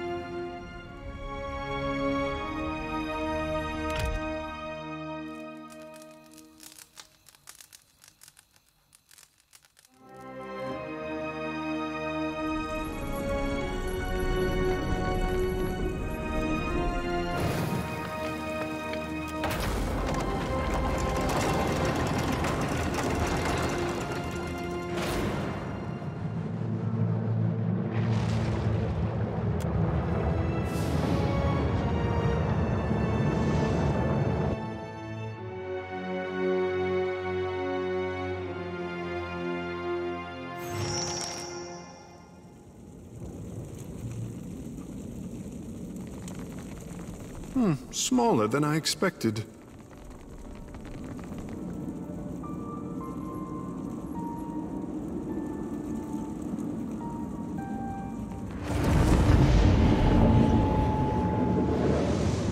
Watcher, I wasn't sure you'd make it.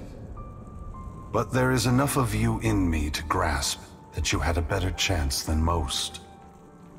Some would say it's because you have a strong soul. Great deeds come easily to one so spiritually blessed. Or have you become great because of what has been thrust upon you?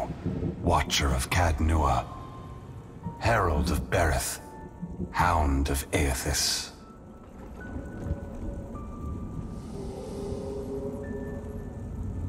Even after all these years, countless generations, we don't know either.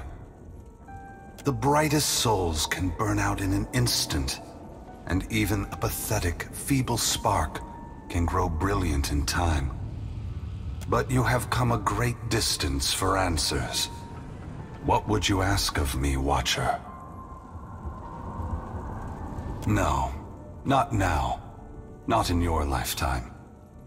Perhaps in 100 generations, the books and tongues of Kith will forget the name Aethys.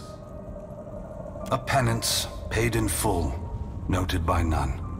That would be my absolution. You're just gonna wait for us to forget what you did? That's your penance? Adair stands in a broad posture, the one he so often takes when placing himself between friend and foe. His neck is sharply craned to meet the unblinking stare of his god. How about you start by giving back the souls you took? Or maybe by apologizing to every one of your followers, especially the ones that died for you. The molten rock of Magren's teeth gleams bright orange in his eyes, and he looks like a man overtaken by a furious spirit.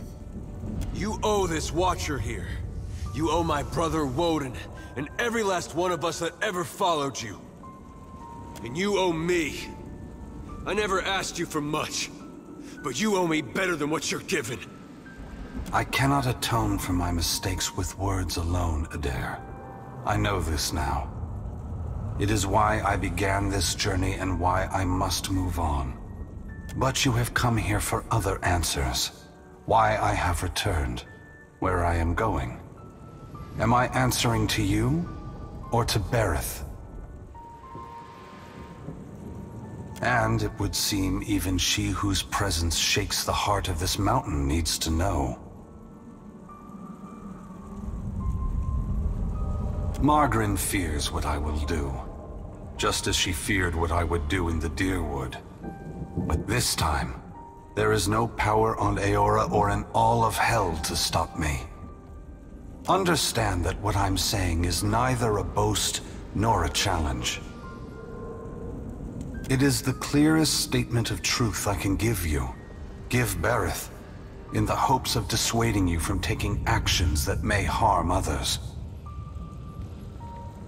Yes, I am sacrificing lives from this generation for the benefit of those who have not yet been born. The other gods may be willing to make similar sacrifices, but they will be in vain.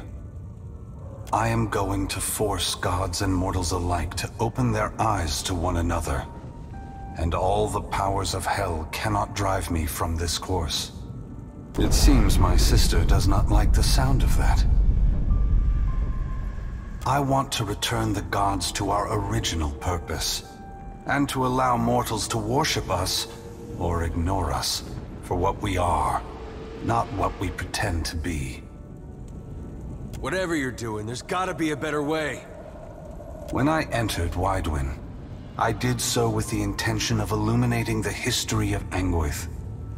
I wanted to show all the nations of the Eastern Reach the machines we had used to create ourselves, how we had hidden our true nature from mortals for millennia.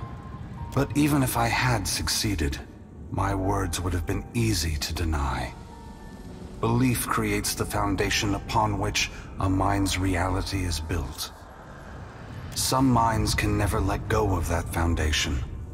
They would rather hold tight to the world in their mind than accept what they're being told. I have not come to speak, to convince, to plead, but to break the foundations of belief itself, to extinguish the lights that maintain the illusions we have created. We took on the mantles of gods from legends, and in so doing, made real what was false, crafted truth from fiction. The time has come for a new covenant between gods and mortals. One forged in the light of truth and understanding between our kind. I will leave this place and go to the lost city the Huana call Ukaizo. It is there that all souls pass through the machines of the gods, where all souls pass into the beyond before beginning their next life.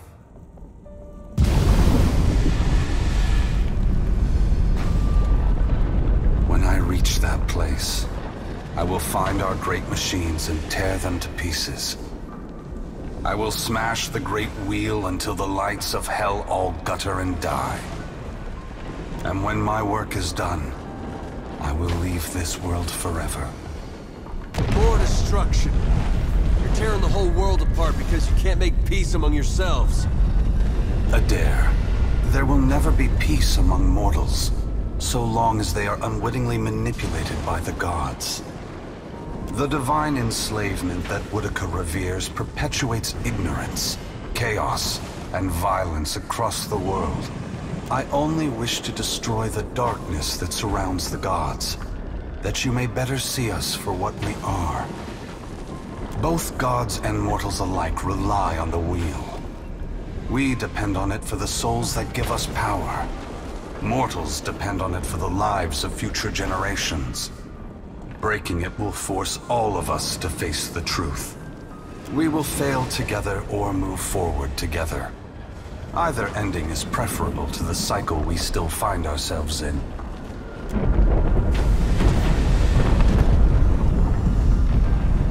Once again, the gods have put you in a precarious position, Watcher. Considering all the troubles I have put you through, the least I can do is protect you from the wrath Magrin has intended for me.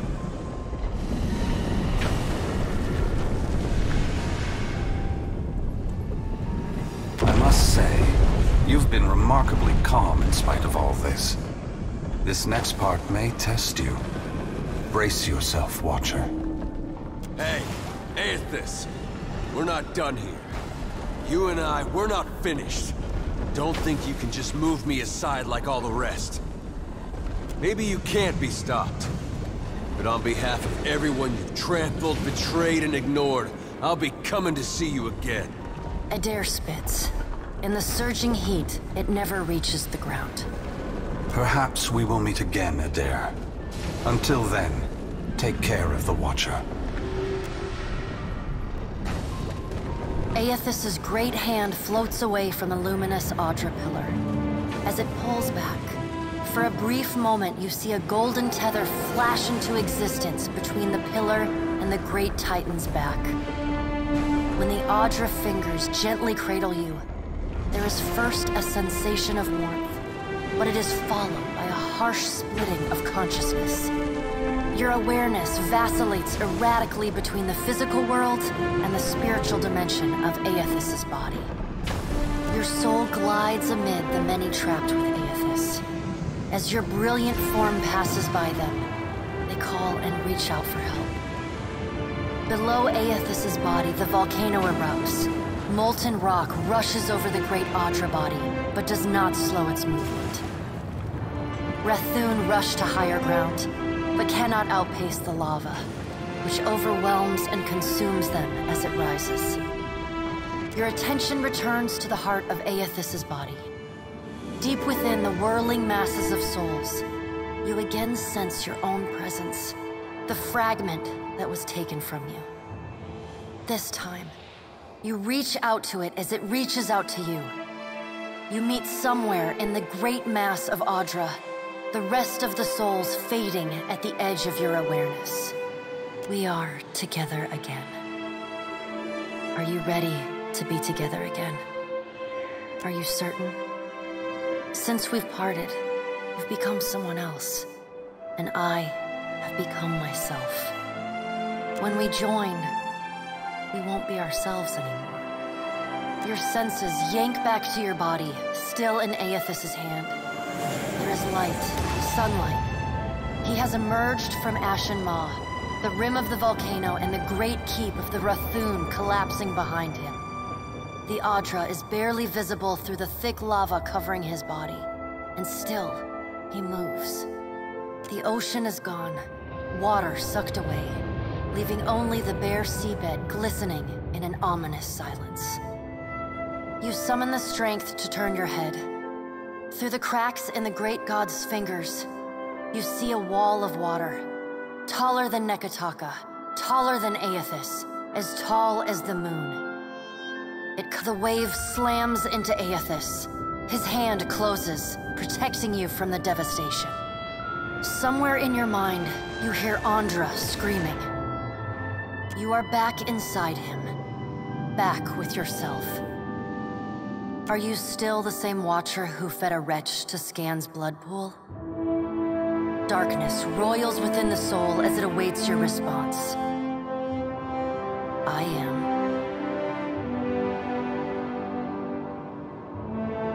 This may be painful then, but I suppose it will be so for both of us. You feel cool air, seawater. The back of your mind pulls your attention back to your body. Aethys stands amid the now calm waves. Kraken futilely clinging to his limbs as he gingerly sets down your ship with one hand. He carefully opens his other, setting your body on the deck. As your head comes to rest, your vision rocks forward, pulled back into the Audra, back to your soul.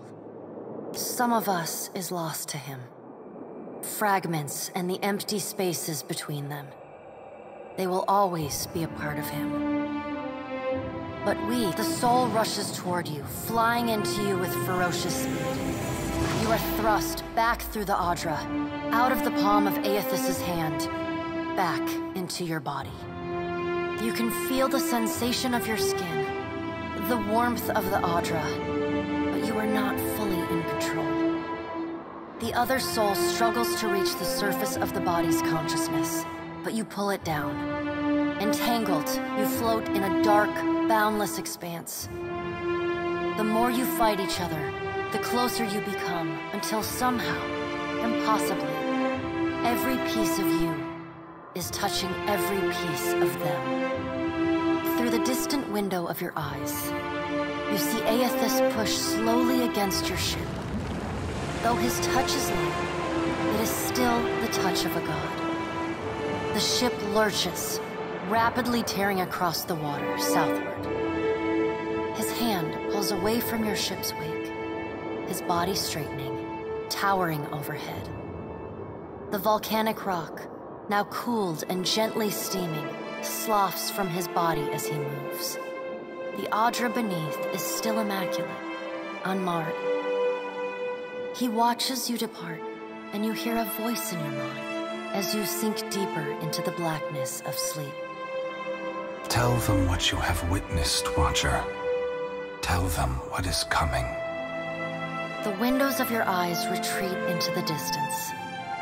The fragment of your soul is so close to you in the darkness that you can't tell if its thoughts are separate from your own. Aethys is going to Ukaizo? He's going to stop the wheel? Aethys is going to Ukaizo. Aethys is going to Ukaizo. The words repeat in your mind until they become an incessant, meaningless mantra. Involuntary meditation in the emptiness of your unconscious. When the words finally dissolve and become part of the darkness, you see a pinpoint of light. You know, as you come closer, the light becomes two blurry spots of radiance. You settle in behind your eyes and feel your lips already moving, mumbling. Around your body you sense familiar scents and sounds, voices raised in shock and alarm. You take control of your mouth, opening it wide and drawing a great breath.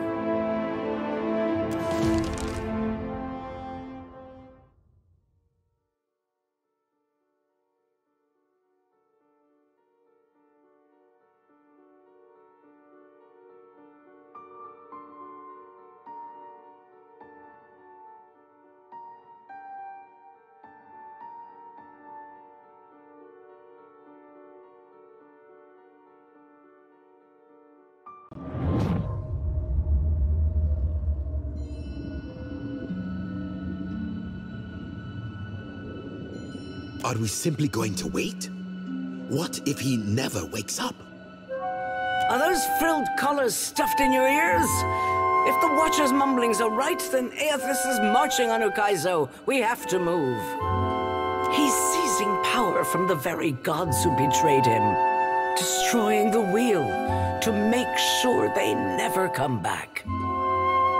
It's a coup, and we have to muster the strength to stop it. The unraveling of Kohopa from Tangaloa is our greatest test from the gods, I say. We must live to deserve the world they make for us.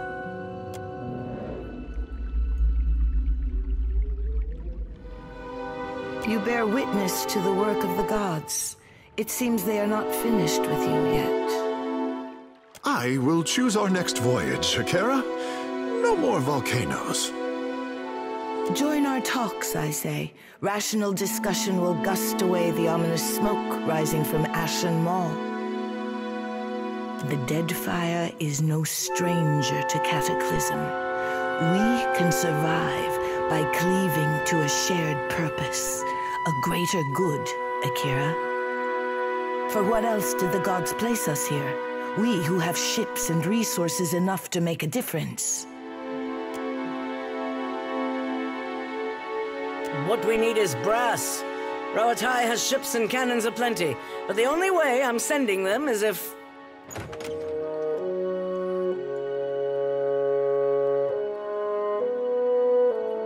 Ships have formed a blockade around Queen's Berth. Their commander demands parley with Serpent's Crown. What? But what about our ships? I must get a message through to the captains. For what do our enemies paint a target on their hull? This is a stirring bid for my attention. Send word to my water shapers to drain the sea around the flagship. I would parley on better terms than this. My queen! They fly the colors of pirates! The Principe are... Well, what have we here?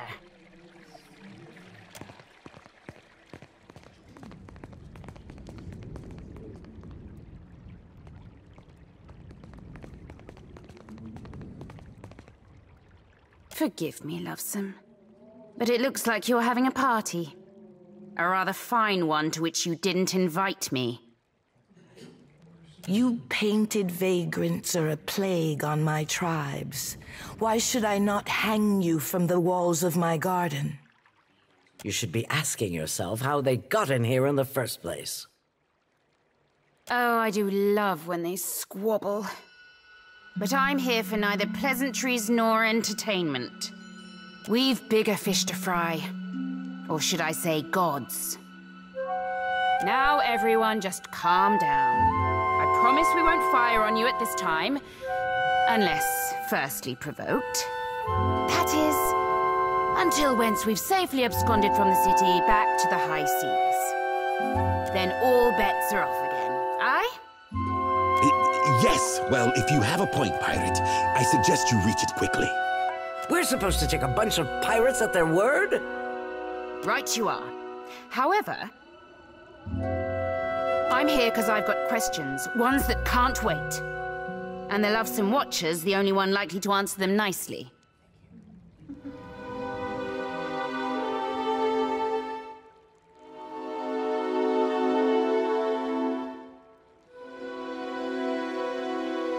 Perkamplanka, this is nonsense. I have no intention of letting Ukaizo fall into the hands of plunderers and thieves. Ukaizo? What's the lost city of gold got to do with a god on a rampage? Well, fuck if that doesn't put things into perspective. But what's that even mean in the long run? Folks who die won't be coming back again.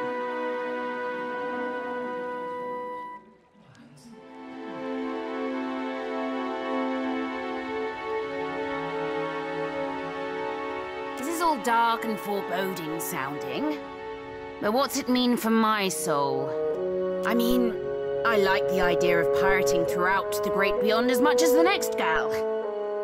But if, say, I got no awareness after I die, does it even matter what happens? Ak, of course you have no interest past that of your eyes and your stomach.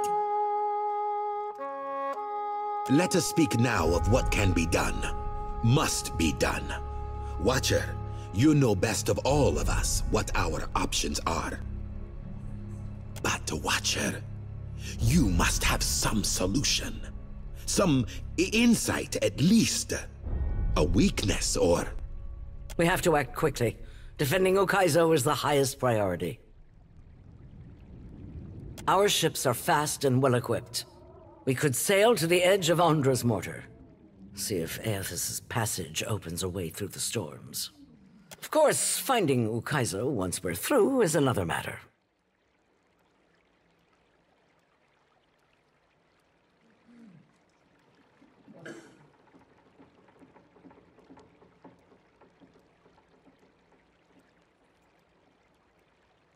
That's so. You just might be able to save us.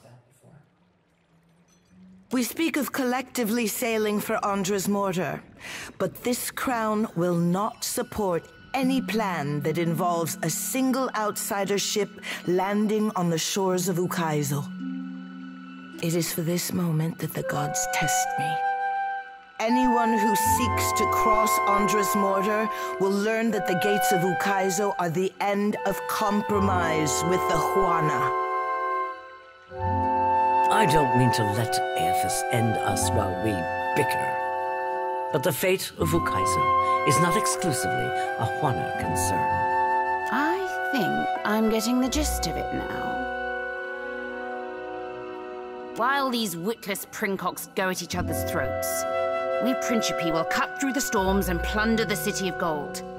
Whatever Aethys is seeking in those ruins, we'll find it. And then we'll sell it to the highest bidder. That, or me and mine will have front row seats to the end of the world. If the Huana cannot take back our beginning, then our end fast approaches. The gods will judge us by our devotion to Ukaizo. Are you going to guard it as closely as you've guarded your palace today? Ukaizo was yours once, and you lost it. Meanwhile, the storms that cover Ondra's mortar plague Rauatai too. We will help the Watchers stop Aethys, but we will not leave our country's future in soft hands. We hope the Watcher agrees. Watcher, there are two kinds of people in the Deadfire. Those who have called it home since time immemorial, and opportunists. With Ukaizo under our control, the Huana would restore order as it has not been seen since the days of our ancestors. Order. And the only question is whether it will be the order of ignorance and tradition, or else of conquest. The secrets to be found in Ukaizo could elevate us all beyond the telling. I will not relinquish that dream so easily.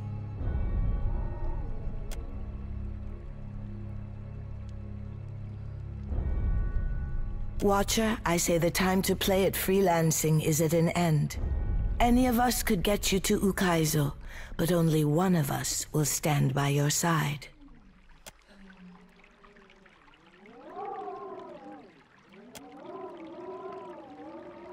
Let's speak, Watcher, while we have the chance.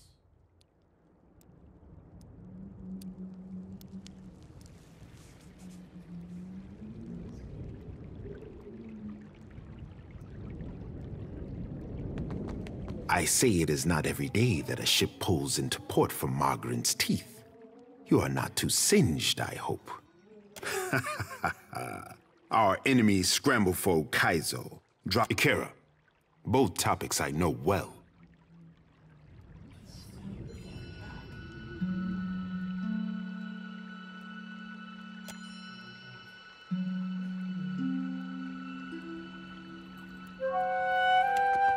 So, it's to be Ukaizo. The last great arena of this contest. If you believe that sort of thing. Planting a flag in the sands of Ukaizo is a great way to hang a target on your back. I just want to know that we're doing this for the right reason.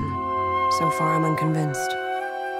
Until I see Ukaizo for myself, it's a bedtime story. Let the poets hang their hopes on a dream. Rauatai's navy should be better than this. If only to prove them all wrong at once. Thanks for letting me squawk in your ear like a Shiza after too much shark meat. I needed that. Ukaizo. We are actually going to Ukaizo. The tribes will look to me to bridge our past and our future. A heavy responsibility, I say. The praise they showered on Ngati's chosen. Until now, it all seemed an empty gesture. Never a promise that I could fulfill. I was the toast of Nekataka. But all of that is behind me. I must turn away from delights and think of the tribes.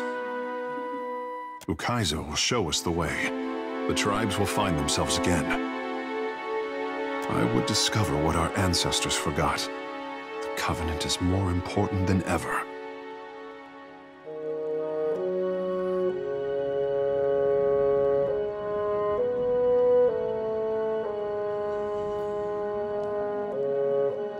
I will give it thought. There is time enough for that, at least. Ukaizo should be the discovery of our lifetime. With the trading companies and the Principe ready to descend on each other, I wish the island had kept its secrets a while longer.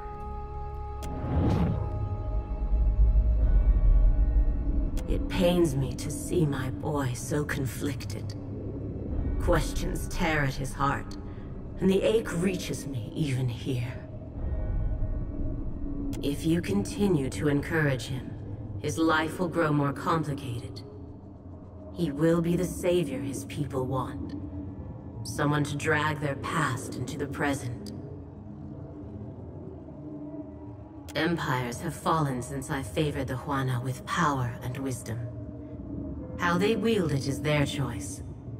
Just see that my boy comes to no harm. There is much to consider, and little time to decide our course. I fear that we will see the path before us before we are ready to walk it.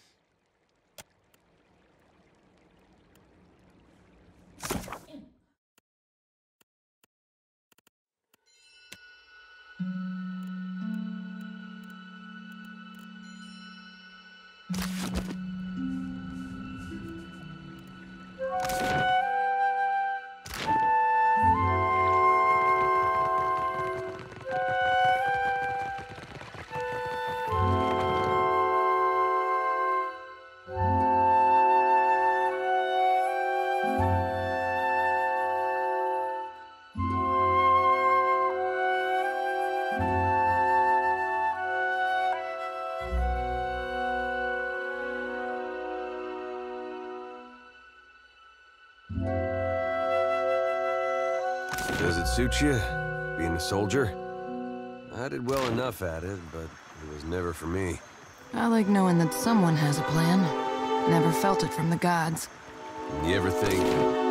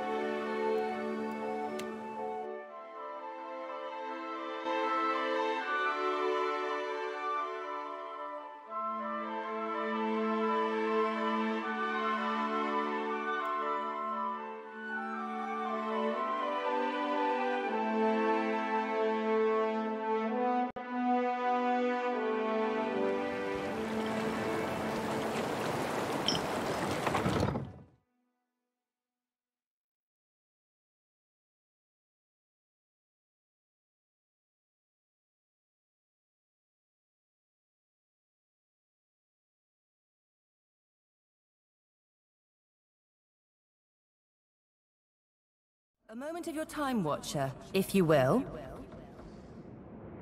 Some of the hands discovered an unusual crate in the ship's hold.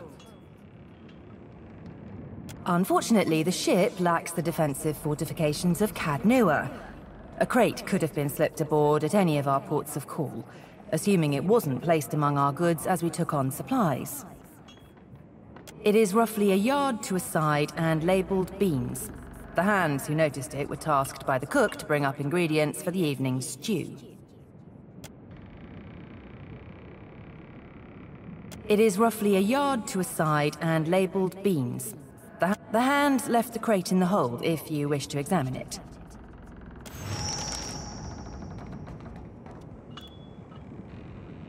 On it.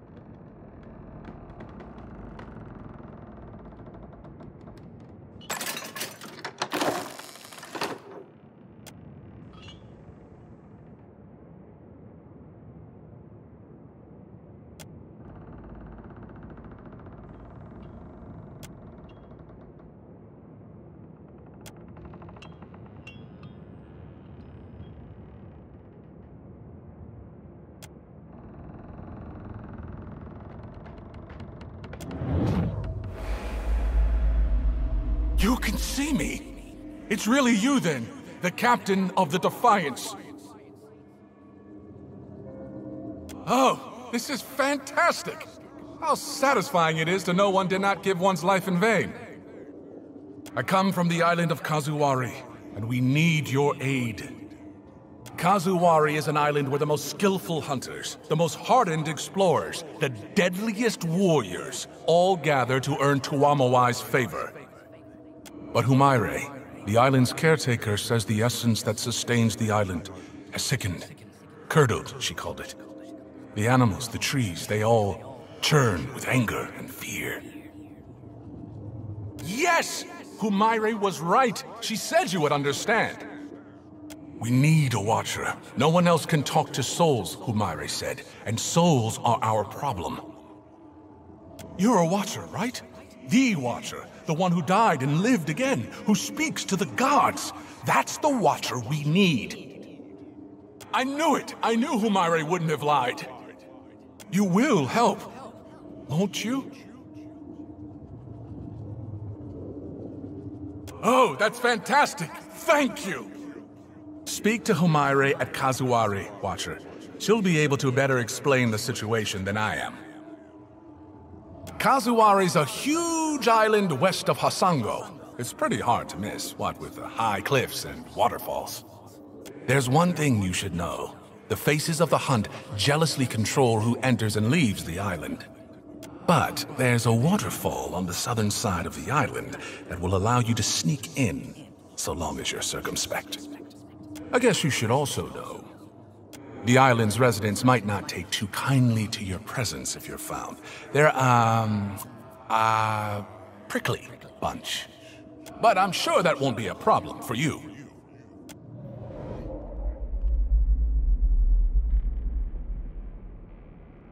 No, you know, I just... Thing is, I might know something about that box there. A little more than something. All I'm saying is, maybe you don't want to touch it. Maybe we tie a big rock to it and throw it overboard. Right now. It's a box with a dead man's head in it. Great. That's great. Maybe we should talk about it later. You seem to have your hands full. Hey, hello? I'm still here. Are you going to help us? We could really use the help. Once we've arrived, I can help you find your way into the heart of the island. You know, if you want me to. I wouldn't want to presume. In the meantime, I'll be here. Well, behind you, really, with the rest of the spirits following you around.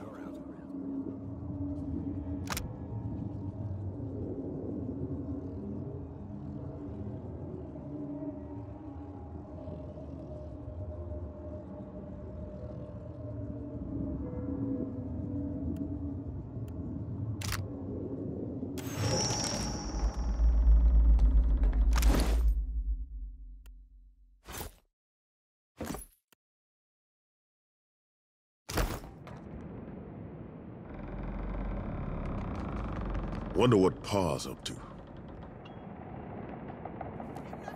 You're both six.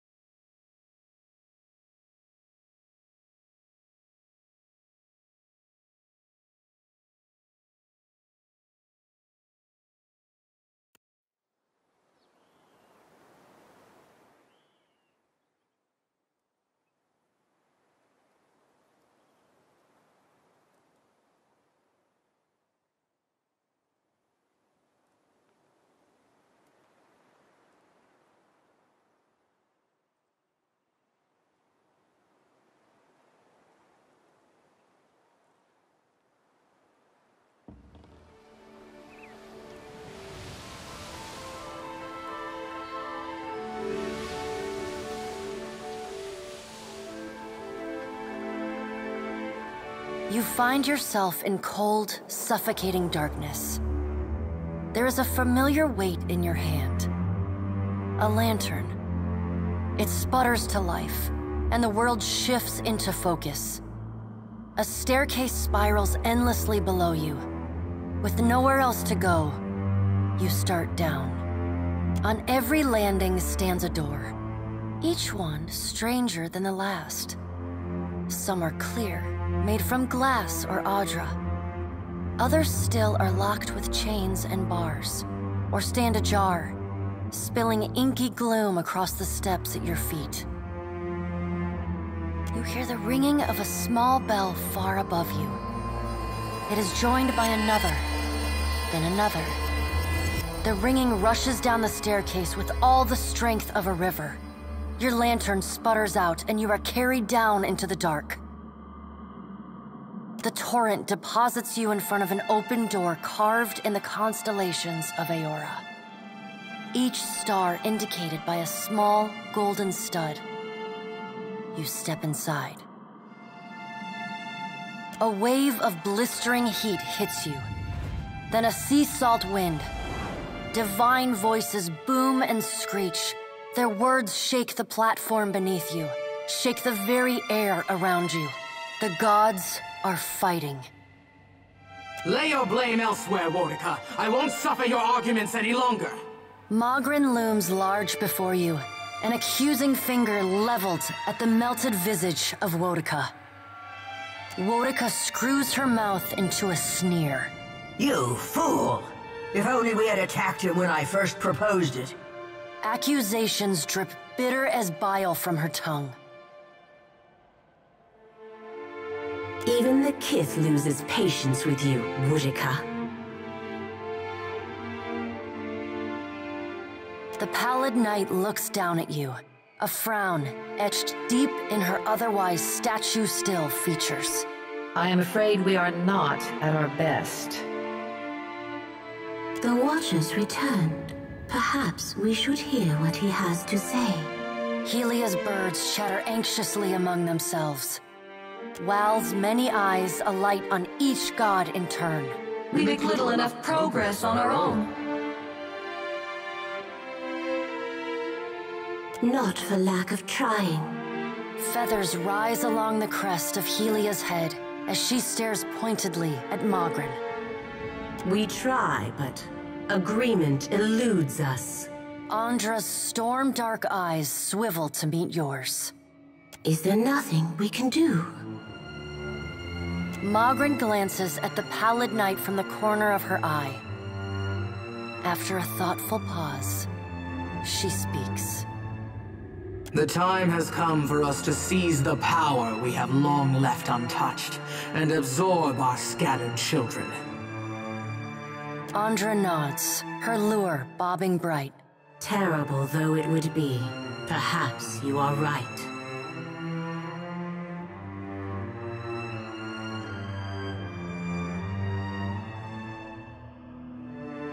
I did, and I was scolded like a child for my terrible audacity. A curl of steam rises from her nose. The Pallid Knight looks on, impassive. Should we be killed in our god forms, we can possess you, our godlike children. Or should we face a force too powerful to stand against, we can absorb your souls, granting us additional strength. Yes, your life and thousands of others would be forfeit to serve the greater good. The Pallid Knight speaks with the chilly temperance possessed only by the god of death. We are your gods, forged of thousands upon thousands of willing souls sacrificed on the altar of progress. Yes, our good is greater. But the time for that plan has long passed us by. Are we to keep nothing for ourselves? Not a single secret retained? Not a solitary mystery? Mogren elbows one of Wal's floating eyes away. Aethys will lay bare our every secret soon enough. What is one or two revealed now? But we get ahead of ourselves. First, the Watcher must get to Ukaizo, and that will be a trial all its own.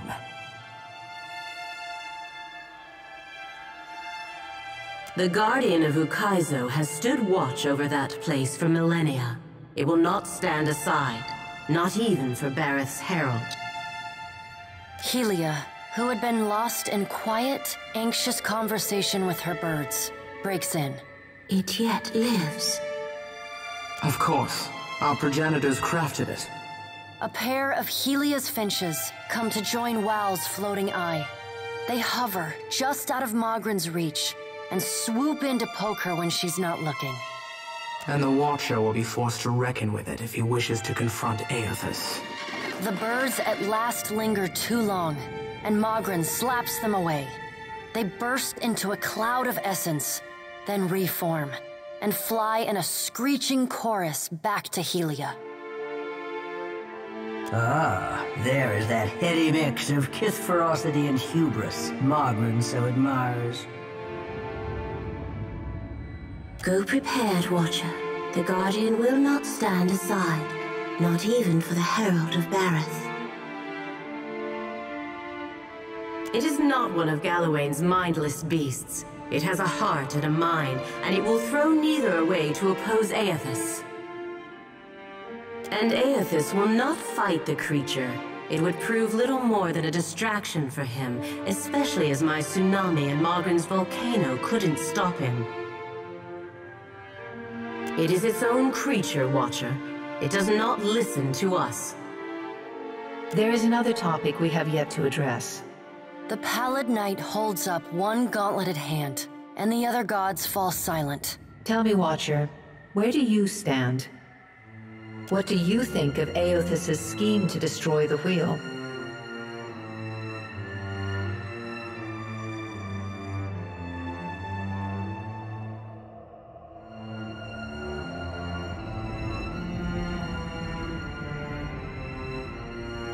Perhaps you misunderstand. This is not a test you will overcome on your own. Aethys intends to change the fundamental structure of life and death. Does that not frighten you? You, Kith, who are most vulnerable?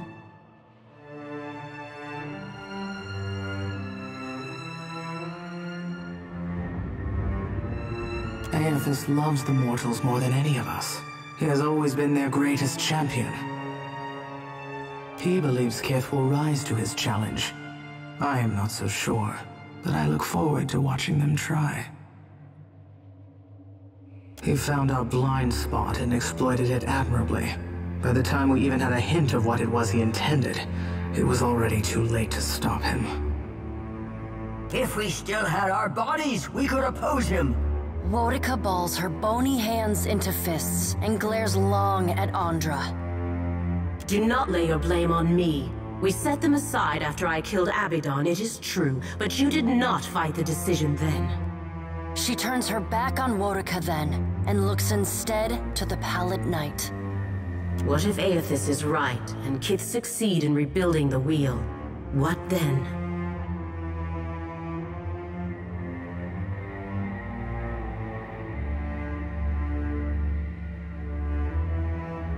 Wal grins.